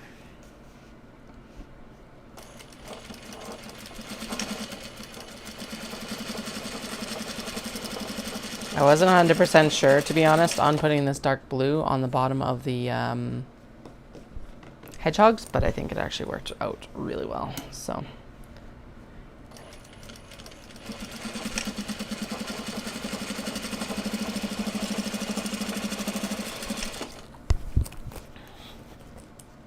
also, we're not having any sort of debate. These are just all getting black leather tabs. I don't care. It's just what it's going to be. And what I do need to check though is if the snaps that I ended up with, if they actually fit on the amount, on the amount that they want me to do, she wants me to do, or, and she being the pattern designer, or if I need to actually get larger pieces. So let's grab the snaps that I have and we'll take a look compared to the ones I've made already, and then we'll figure it out from there. Doom, doom, doom, doom, doom, doom, doom. Doom, doom, doom. 4 o'clock. Okay, so I've got just under an hour until I need to head out for sure. Give me... Yeah, I gotta just grab up. There's it. Just grab stuff. 1 second. Blah, blah, blah. Blah, blah, blah, blah.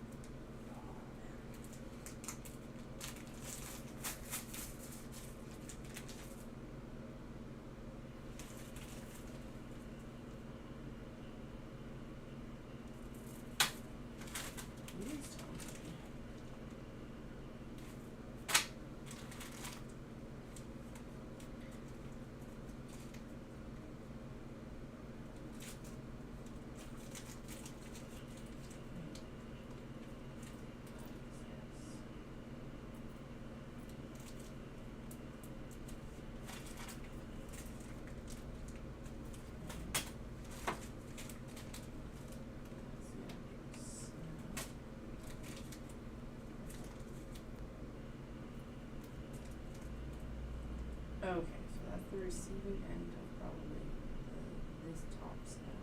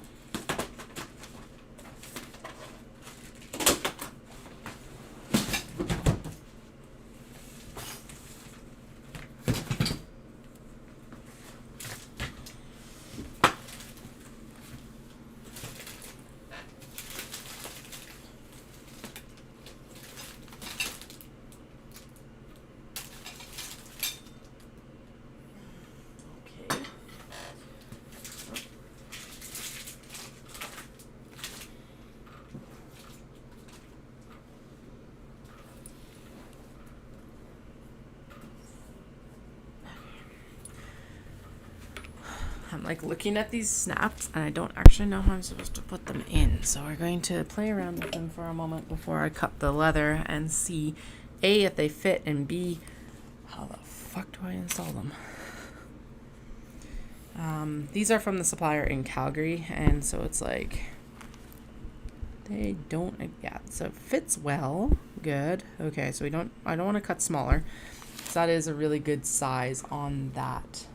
So that's the leather tab, and then that's how large that's going to be. Now, the other question becomes is if that is thick enough. Or if the leather is thin enough for me to actually puncture through. Because then there's, so that's the cap, and then there's the, whatever this is. I don't actually know what, I think that's the post. But I don't know which ones they actually go into. Okay, so they've got black caps as well. So it's this is a cap. And then it's like, because these are spring snaps.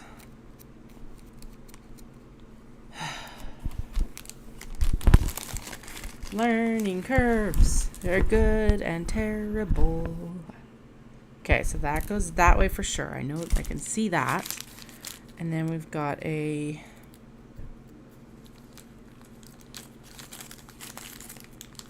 and then we've got the actual like snappy snap. So now I guess then this goes like this. That's what it looks like. And then the post goes into the spring snap? Oh no, it does not. Okay, so this goes into the spring snap.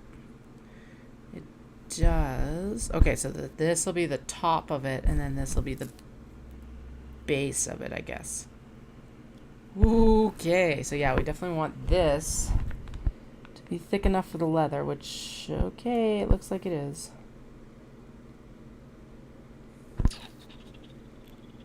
Barely. Let's actually try this. I think that's good. I think it's thick enough to get through. Let's see.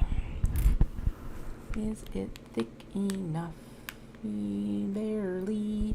Well, there's like the recommended amount, I guess, over top, and then if you pop this here, I guess the only way, let's try one, because that's really the only way I'm going to be able to tell, unfortunately. Okay, so I did say that all of these are going to be made with black.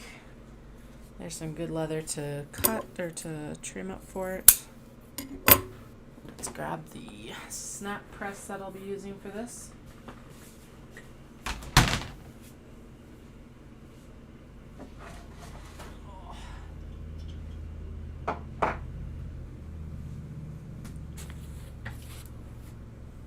And if you're like, Katie, how many presses do you have? Too many. Problem is that the access to some of this equipment in Calgary is way better for this press than it is for the cam snap press. So here we are, hoping that this works. Okay, now the next question is the die. Okay, so that looks like it's probably for the snap. The outie piece of the snap. And this is probably for the post. That's for the rivet. Okay, that's easy. That's for this part of it. Okay. Is that for that, or is that for that? Oh my god, again, I don't know. And the guy was like super bitchy when I was picking this up too. No, that doesn't fit on there. Does it fit that way? Okay, so that is going to go in and insert into... Actually, does it insert into maybe the snap portion then? This way? Oh, it might. And then this inserts in here, right? No? Yeah, because it can't go this way because the snap... It's a spring snap and the spring is on this side. Okay. So is this the spring? Oh, there's the spring snap portion. Okay, there we go. I think that feels, well, it fits. Okay. And then this goes into here. Okay, this goes in here then. This goes in here like that. Okay. Then this goes in here. Yes. Yeah, that looks right. Though it looks like it's gonna break it. So is it actually, oh right. Okay, so that post is for the spring snap, I think. Except it's too big.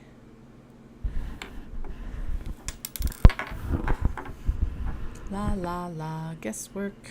Okay, it's too big for that, so then it must be the one that goes into the, no, because it has to face the, does it go into, no?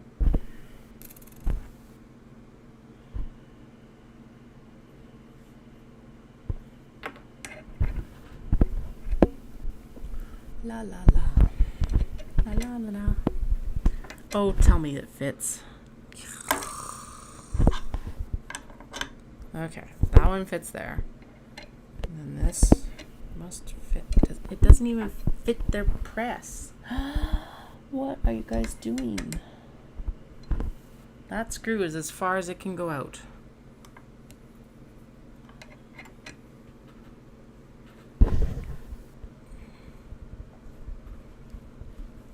Like, what the fuck is going on?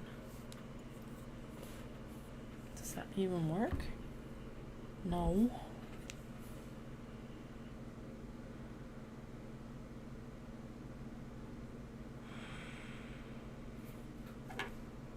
And I still don't know what parts go with what pieces. This definitely goes there. And I think, so that snap, which needs to go on the outside, has like, or the, yeah, so that has to be set to the inside, and then this needs to be set to the outside. Okay, well, I guess we just, we're gonna find out maybe. Okay. But like, yeah, that, nope, that's not gonna work because it doesn't have anything to like hang on to. So we're gonna do it this way and hope for dear life that this actually does go in here.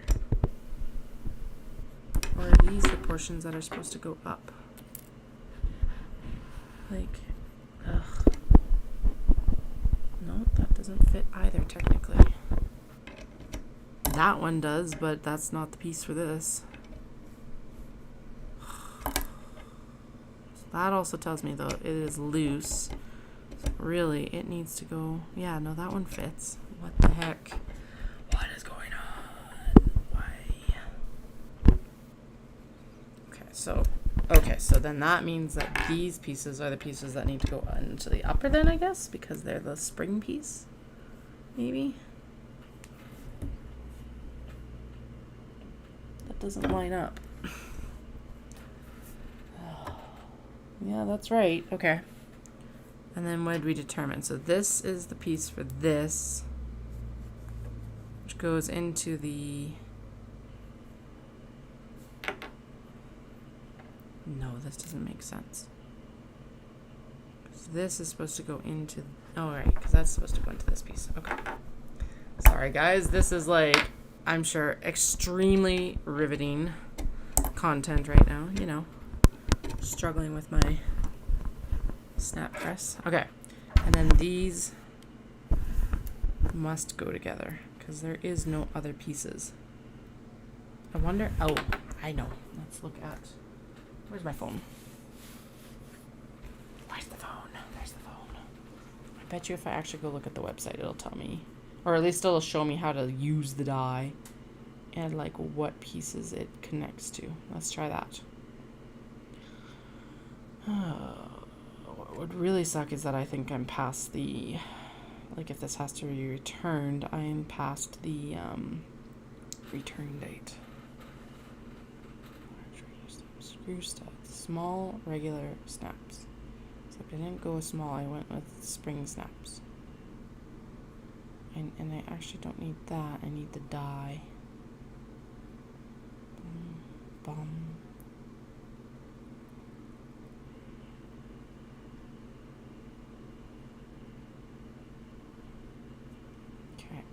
Search. Dies. Those. No. Die.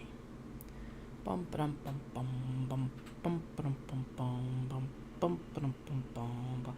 Sleeper snaps, that's not what we have. There's the large regular snap.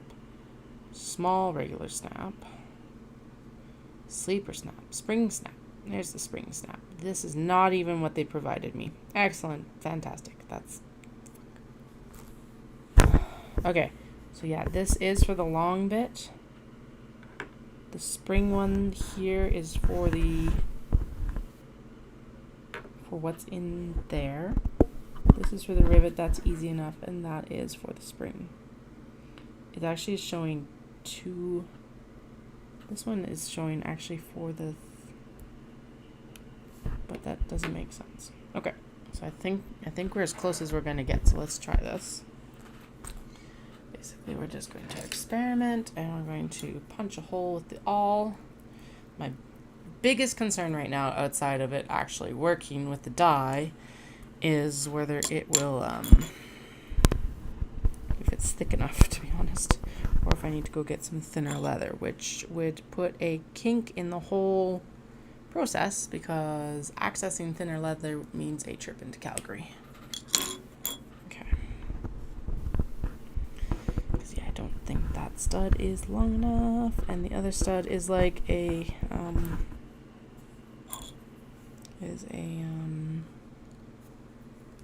the other stud is like, it can't go on the front. It's not a pretty one. It's like a functional one.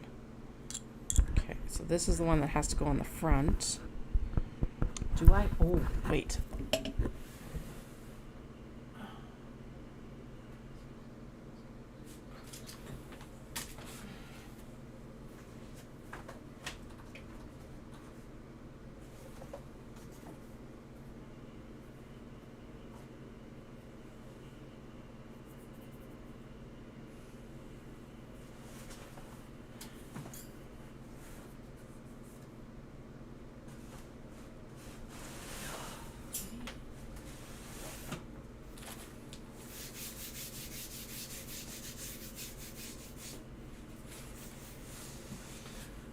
Okay, so the question now becomes, do I have thinner leather? Because I don't think that's going to work. I think it's too thick. But I do think that I might luck into some thinner stuff. No, that's the same thickness, but I do have thinner stuff in brown.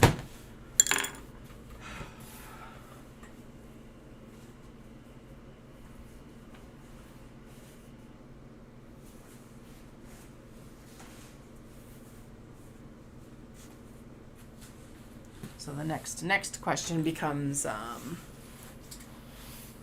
button of a post with a washer. There's no washer, unfortunately. It's like, so the pieces I have are the snap, and this makes sense. That's in here right now. Yeah, that's what it feels like. And then, yeah, so that's the receiving end. This is the sending end, which is like the pop end, push in end. Then I've got like a long post, which the problem with the long post here is not the fact that it's a long post, but like I can't put that on the outside of the leather.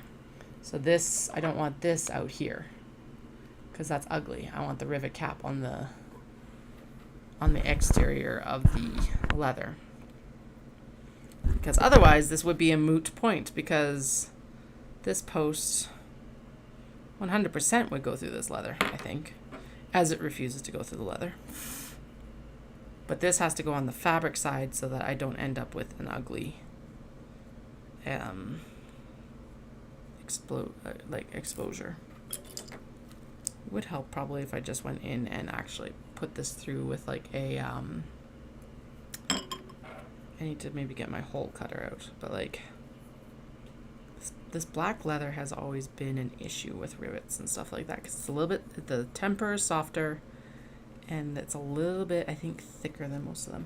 So I think the brown leather might be the better option. Let's see if the rivet kind of has good thing. Nope. That is too thick too. Damn it. That sucks. So the other valid option is actually just to skip putting the leather there, but I like having that tab there because, again, the whole thought process of like you're using this on travel, so you want to have something that's like got a little bit extra added security.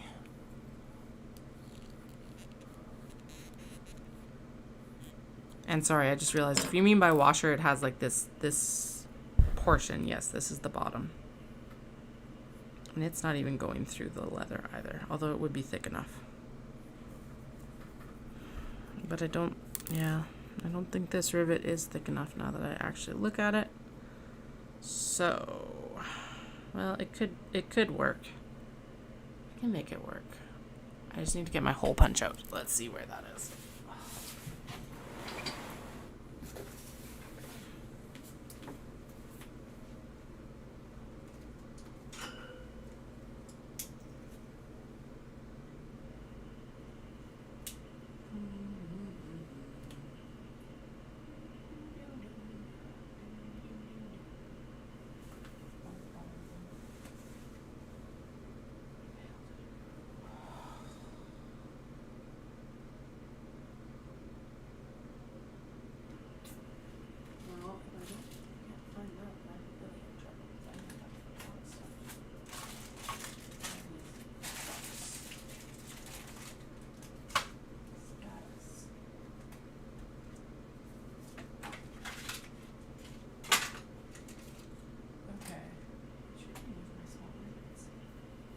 Rivet die.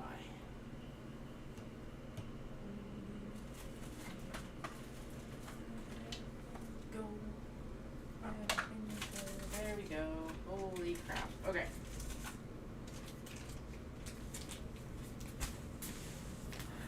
I need the other press.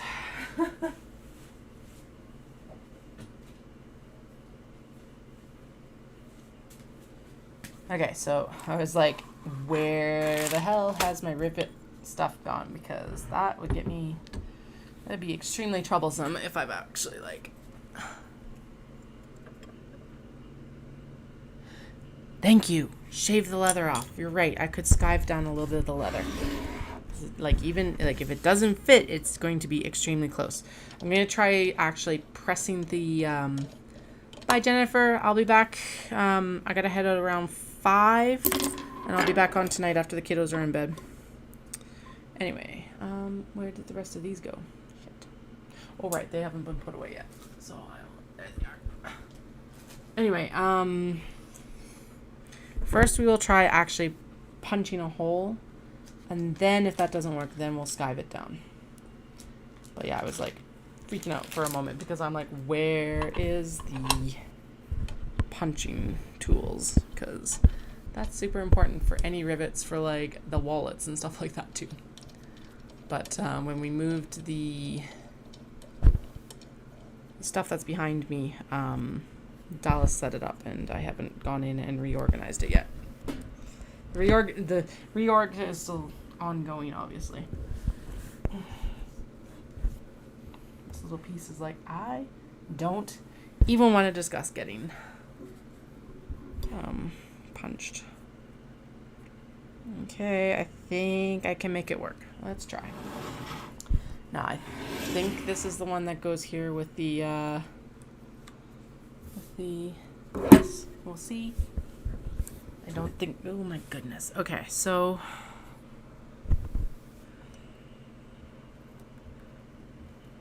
there's a couple options. Oh my god, that got shoved right in.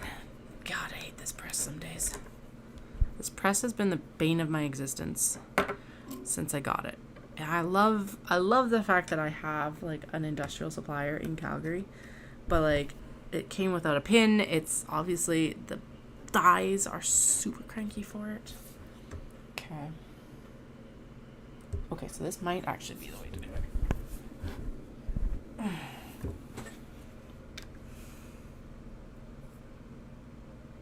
Well, looky that. Okay. Oh, get back out, you bastard. Come on.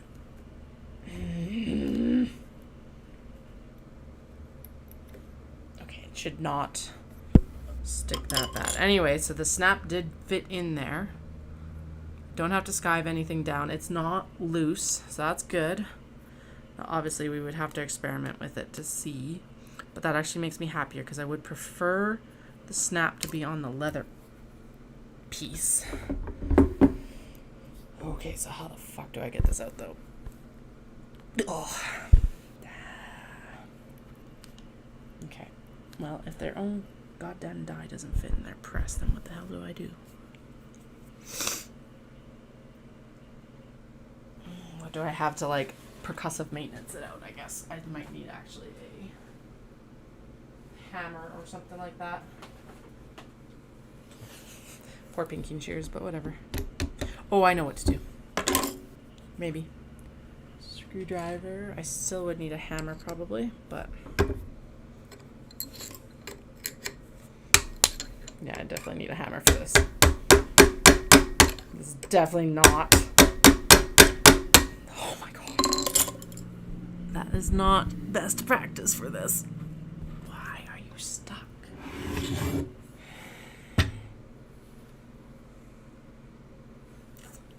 Okay.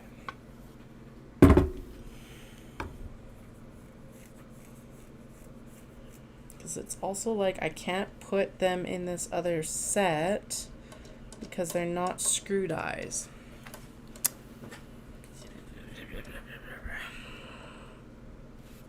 Why are you too large for the press that they sell when this is die directly from them? I wonder, I've had this snap press for a while, so I wonder if they've like changed suppliers in between me purchasing it and these dies coming out. So now the next thing is heat will make it expand, so that's not going to work, right? Cool would make it but then I'm going to have the problem every time I put it in that it's going to be too big for its like thing, and now it is definitely jammed.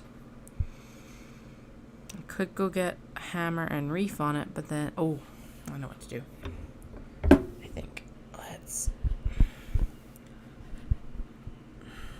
think maybe if I pull the pin. I don't want to do that though because that was a pain in the butt to get back in.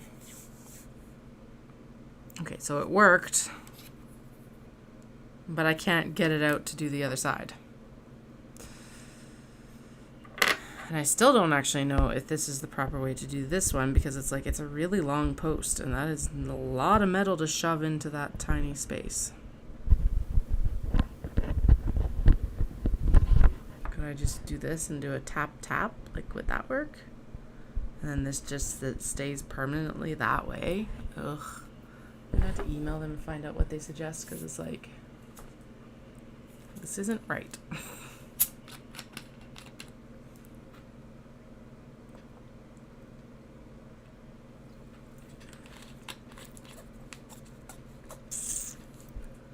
Okay, I do not want to damage that screwdriver because that screwdriver is actually the sewing machine screwdriver. And I need to probably hammer on it a tick to get it out. The thing about it is that every time I press it in, it's going to get more and more sunk in. So even if I get it out this time, there's no guarantee that I'll get it out next time. And this screw is not holding it in place. That is loosened all the way off. Oh, I do have pliers. Give me a second. I'll run into the garage and see if I can find them.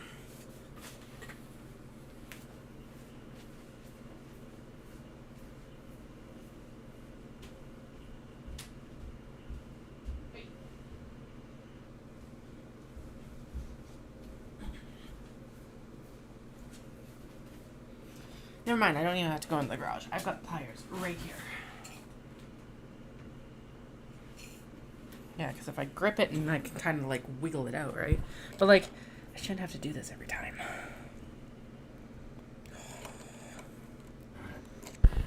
That is going to stuff it. Okay, so that is, this spins, so that doesn't work. And this is like, almost needs like a crescent wrench maybe or something like that instead. Yeah, because that is not budging. It's just taking off finish. Guess what I could do is I could go grab a hammer and bang it out this way. Let's go do that.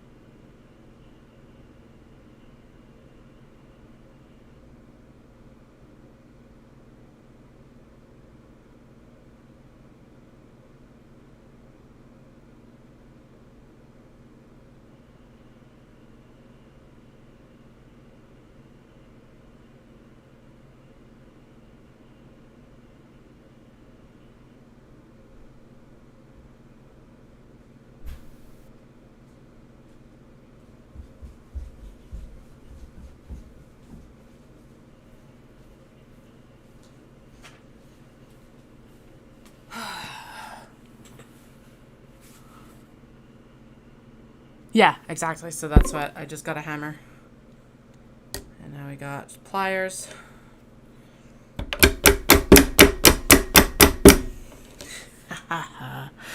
Fuck. Why? Okay, I am still going to email them and be like, hey, why is this die? I need longer pliers too because hide my hands. So the one issue that is happening here is that the spring is moving.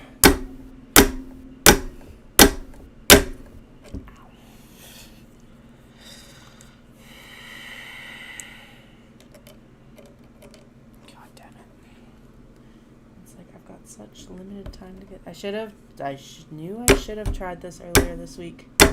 But you never assume that, like, you always assume that the best is going to happen, not the worst. Not that this is even the worst, but, like, this is not cool.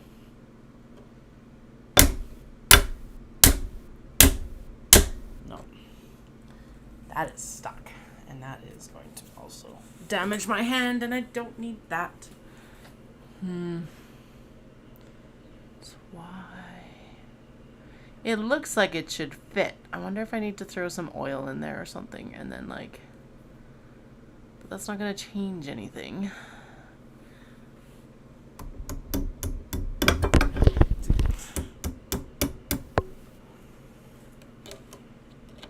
Maybe it's a little crooked. That's what that was. No, it's just bouncing.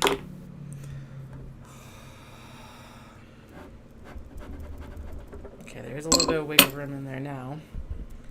But yeah, so the good thing is that this is not a press that I'm actually using actively. Typically I am using the Cam Snaps press. But like I said, I purchased this stuff because there was a Calgary supplier and I didn't have to wait for it to be shipped to me. That was the whole point, and now it's this instead. Okay. Let's throw some oil in there and see if I can do something with that. Because here's the other thing is that if I can't get this in, I do want this leather strap on here. And it's like, that means that I wouldn't be able to finish these necessarily in time unless, like what are they going to do to fix this? Or what can I do to fix this? I don't want to buy another press. It's not like this is my fault, considering that I should be able to use a press that I've... Like, the whole point of buying a press is that the die that you continue to purchase from the supplier that you buy the press from should fit. Okay. Let's see if that helps or not. A little bit of spinning machine oil, or spinning machine oil, spinning wheel oil.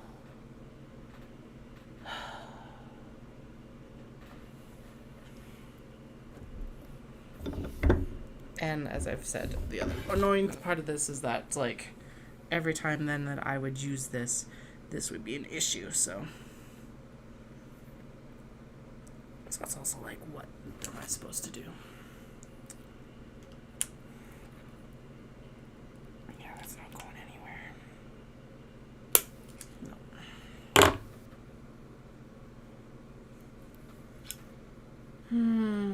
Okay, it's upside down. The oil is, like, it fits technically, but why can't it come back out?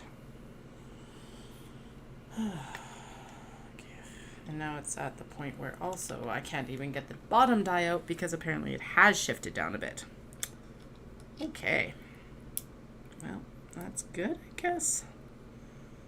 Maybe I just need to keep, like, gentle love, tops on either side. Okay, let's try that first. And then, yeah, if it doesn't, we'll get it into the freezer. But this is also still going to, like, necessitate an email to them and be like, hey, so this is what's happening with this. What the fuck?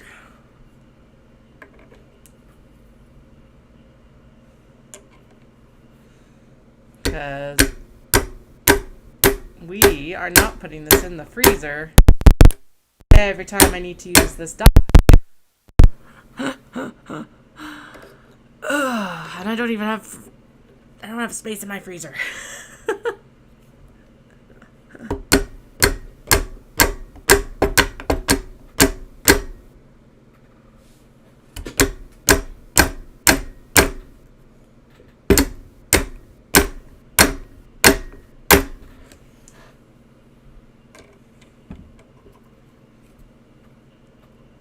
And actually, now that I've put oil on it, that freezer may not be the best idea either, to be honest.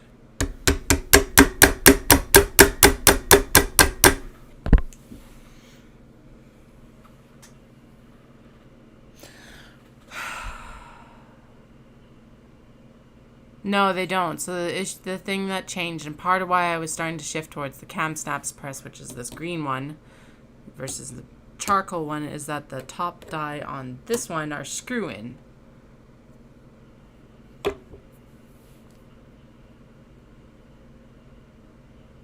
Should have known better. Should have just gone with the snaps from cam snaps, apparently.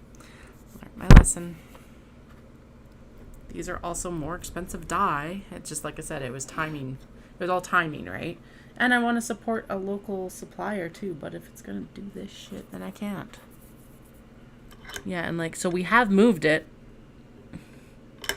because I can't lift the rivet part of it out anymore. So I'll go throw it in the freezer. And then what time is it? And then do you know what we're going to do? We're going to do some buttons, like fabric buttons, so pin buttons. Because, ugh.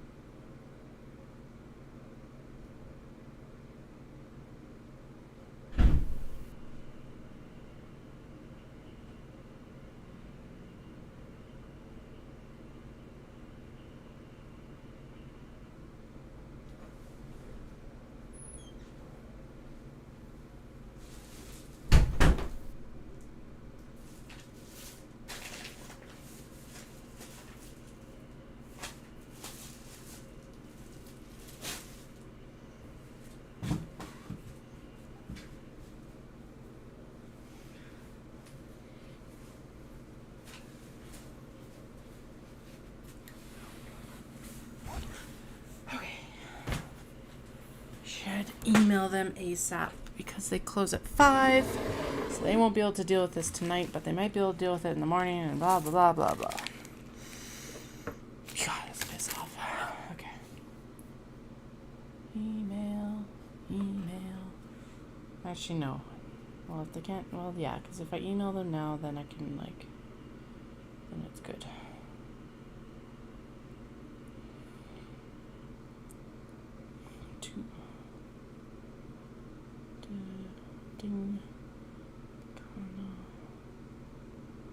Have I never emailed them from this address?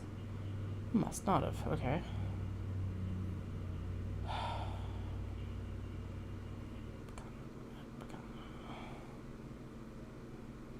Okay.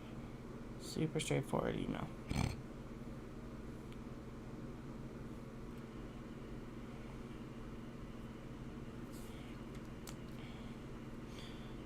Die set for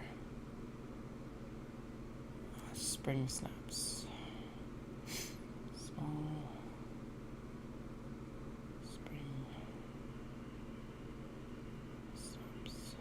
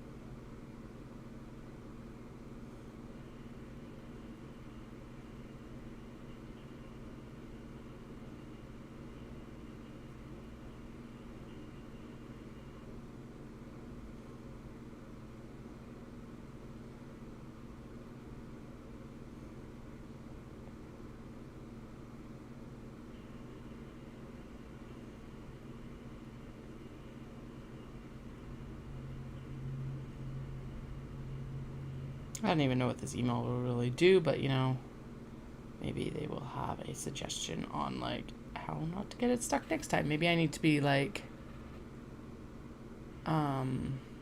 they're actually really good about answering their email within usually a few hours, so. And honestly, I wouldn't want to be dealing, like, having been in customer service, I wouldn't want to be dealing with some, like, potentially angry customer at 4:45 right now. If I don't have an answer first thing in the morning, I will give them a call. For sure. It's just more like, okay, so, like, I guess what are the, like, there's no recourse for me, and there's nothing really they can do. So maybe I just have to take it to, like, a machine shop and get them to, like, I don't know, take some off. I just, like, what the hell, what can I do? What, like, once I get out, I don't want to put it back in the way it is right now. But yeah, the press is also 8 to 10 years old. So it was like, the press is 8 to 10 years old. Do you need to, like, yeah, no, right? I'm not calling them at 4:45. That's just like, they don't need to deal with me right now. I don't know how they're going to deal with me right now. So I don't want to deal with them either. Like, really.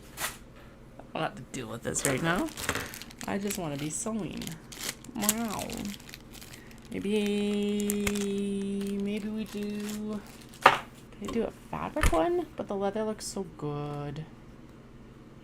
Could do fabric, but I guess we could do like a canvas one.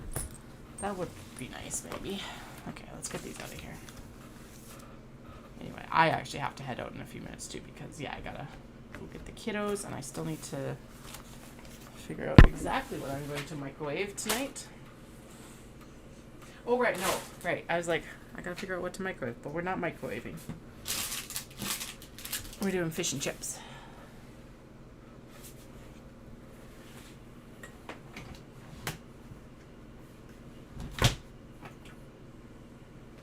In the meantime, let's use this beauty. And get some more buttons finished. Yeah, so I do have other snaps that would work in a fabric snap. Like a fabric tab. Actually, plastic snaps from Cam Snaps, which I would be able to use the green snap press for. So it's like,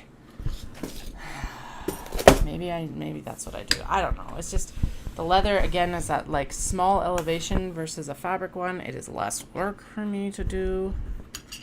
There's a bunch of factors in that one too. So I know, right? It is so pink. I love it, love it, love it, love it, love it. Now we got a couple things. I've got like, oh, these scraps are too big. Those are too useful for other things, I guess. Okay.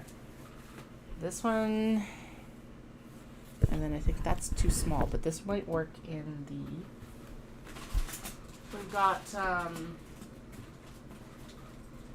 we got the buttons and we got the keychains. So the keychains will work for that. And then I think we'll probably do a couple more keychains out of this one. Yeah, I think being in the freezer will be fine. And I'll just figure it out. Keychains from that too, and I think a button from that. These are some really big scraps, so this might not work from here very well, but that's okay. You know what I am going to work from is actually the offcuts from the glasses cases.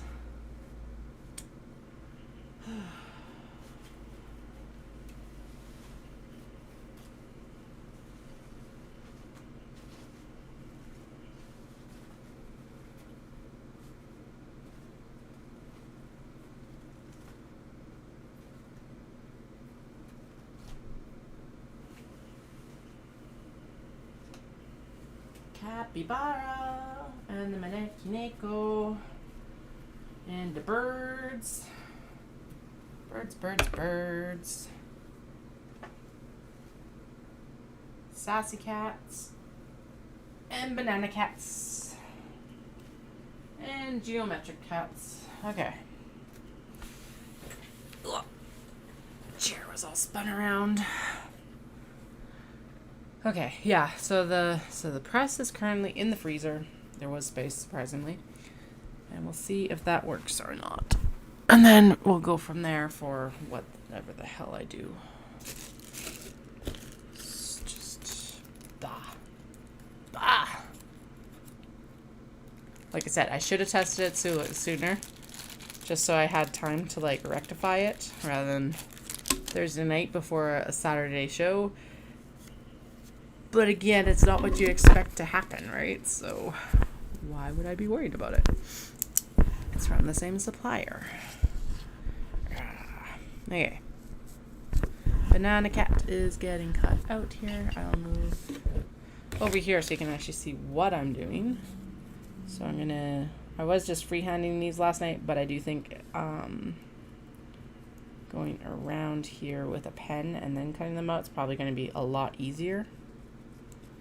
So, go. I'm going to trim that down. It isn't going to be uncentered, but honestly, it has a lot of good negative space. I guess. I don't know. I'm making stuff up.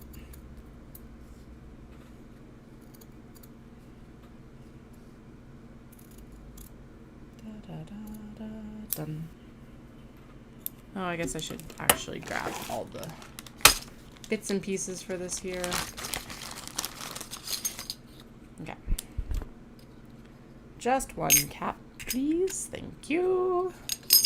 And then banana cat. Banana cat is facing the letter. So the one thing that I have to figure out is exactly, like, trying to get these straight is going to be a bit of a learning curve, to be honest. And then the Mylar, which is what makes it shiny.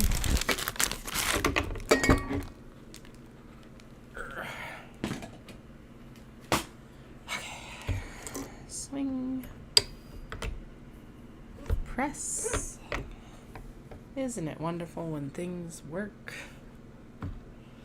Okay, so if that was pushing A, then I think putting the pin towards B is probably the right direction. Probably going to get this upside down, but we'll try. I'll try to not get it upside down. Ooh. Haha. Oh, it's so cute. Except the Mylar didn't do well. Damn it. Oh no. Okay, well, let's just... We'll break the Mylar rule and take it off of this one. It actually is not showing the back as much as that other one that we did yesterday. I'll just trim the rest down. Flippin' adorable.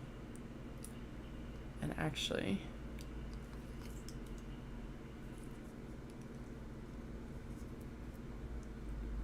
Ooh, the pin is unhappy though. Oh no. That's not going to work. Okay, this one's mine. Mine. Hey, get off of me. Cat faces and drawings. Yeah, so actually the drawing circle that I'm using here is the protector from the Mylar, to be honest. So it's gonna work well. Okay, let's do some. Yeah, I just trimmed it down last night, so let's just do that. Why not? It actually saves a step, and I won't have that much more time before I need to head out.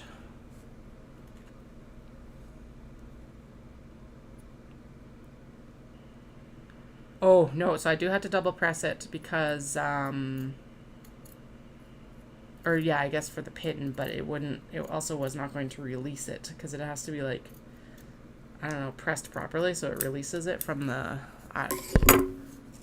this is all a mystic setup. I have no clue how it actually works. I just know last night it was working and it was working very well. And so hopefully it continues to do that. The Mylar not working was because it was, it's a cotton linen blend with interfacing. So what I'll do with the next one is I'll cut it down and we'll take the interfacing off.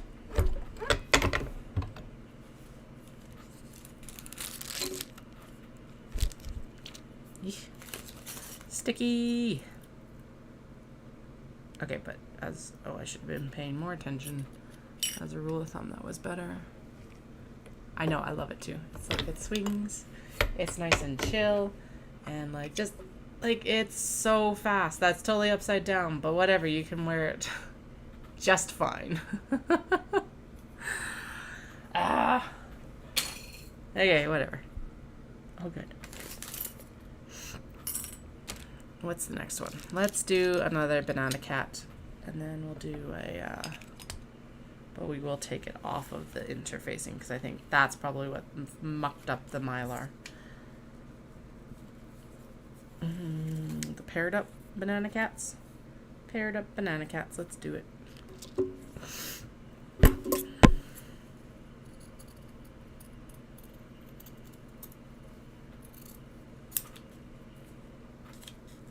The bird. Excellent. I haven't decided if I'm going to do these online or not. I might do it when I have like magnet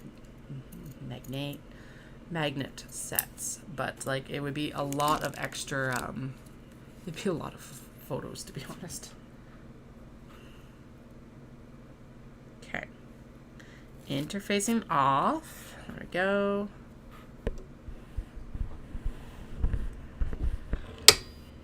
Okay, the cats are facing the wall. The cats are facing the wall. The cats are facing the wall. Which means that this... The cats are facing the wall. The cats are facing the wall. It's going to swing in like that. So we want it to go in like right there.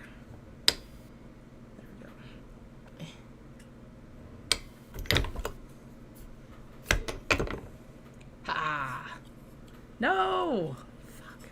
Okay, well, that's at least an easy trim down.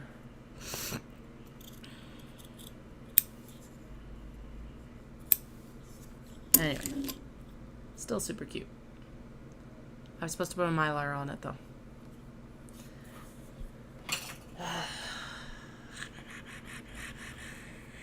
There's no more out of this scrap set. That will be good. Okay. I'll go down into the bin for my friend. Let's do a Maneki Neko.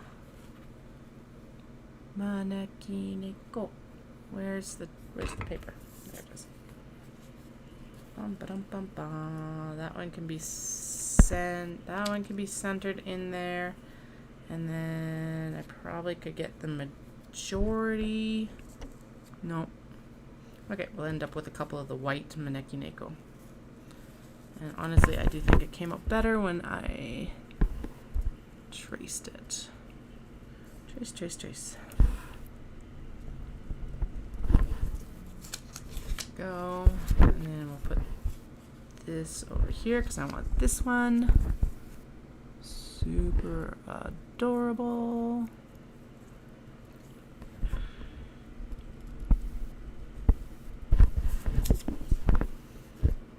Yeah, and then that's... I could do one that's got like some of the selvage on it. That might be kind of fun. Let's do it. Designed and printed in. Let's shift it so that Japan actually gets in there. There we go. This might go underneath, but that's fine.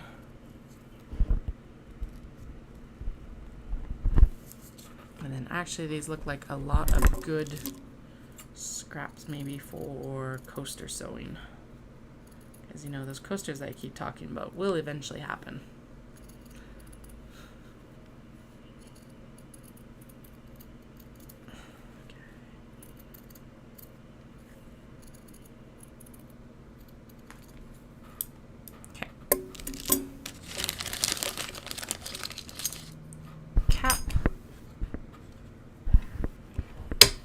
Then let's make the cat face the A and ooh, oh, that's a little bit big.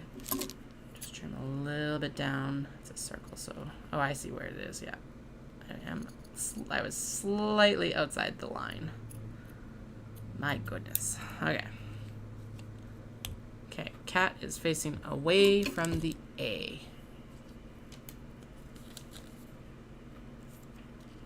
Mylar. Cap. Go. There we go. So the cat is facing away from the A. The cat is facing away from the A, which means I want this facing this direction. That is going to be the easiest way to get these as like directional as possible, probably.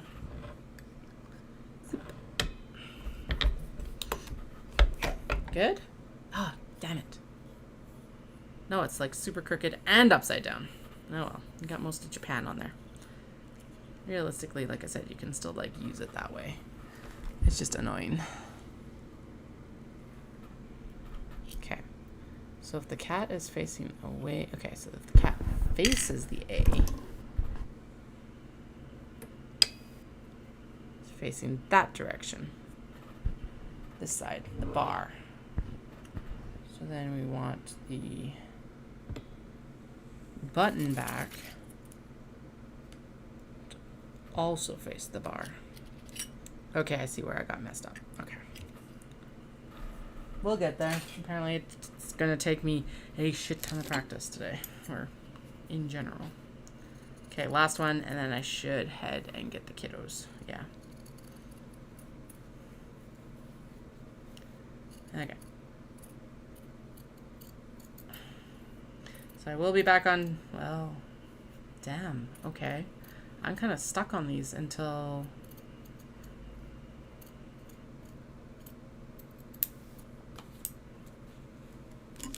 Okay, I will be back on tonight. I don't know what I will be doing tonight now that I'm like stuck with these snaps. I am going to lean towards, I will probably be using, hey Jennifer, I am actually heading out because I gotta go get kiddos here in a second, or in a few minutes. But we discovered that the snaps do work in the leather, but the dye gets caught in the freaking snap press. So we're doing a couple buttons here, trying to figure out how to like get the directional prints actually be directional. And then, yeah, but I will be back on tonight. And I think what we're going to do for this round of Mini Traveller Slings is I will sew a canvas. I think I'll sew a canvas snap thing, and then we can use plastic snaps that I already have. And there, I got it figured out. It is so adorable. Let's do one more. Ah, that one turned out so well. Okay, one more. One more and then I'll go. These feel like they're going to get like addictive. Like I said, the question now becomes, it's like, okay, do I take a bunch of pre-cuts and then make them there, or do I just make the decision and make all of them? I just want to sit down and make all of them, but I feel like having some options for people to make their own in some ways might be a better decision. I don't know. Okay, so Maneki Neko facing the A.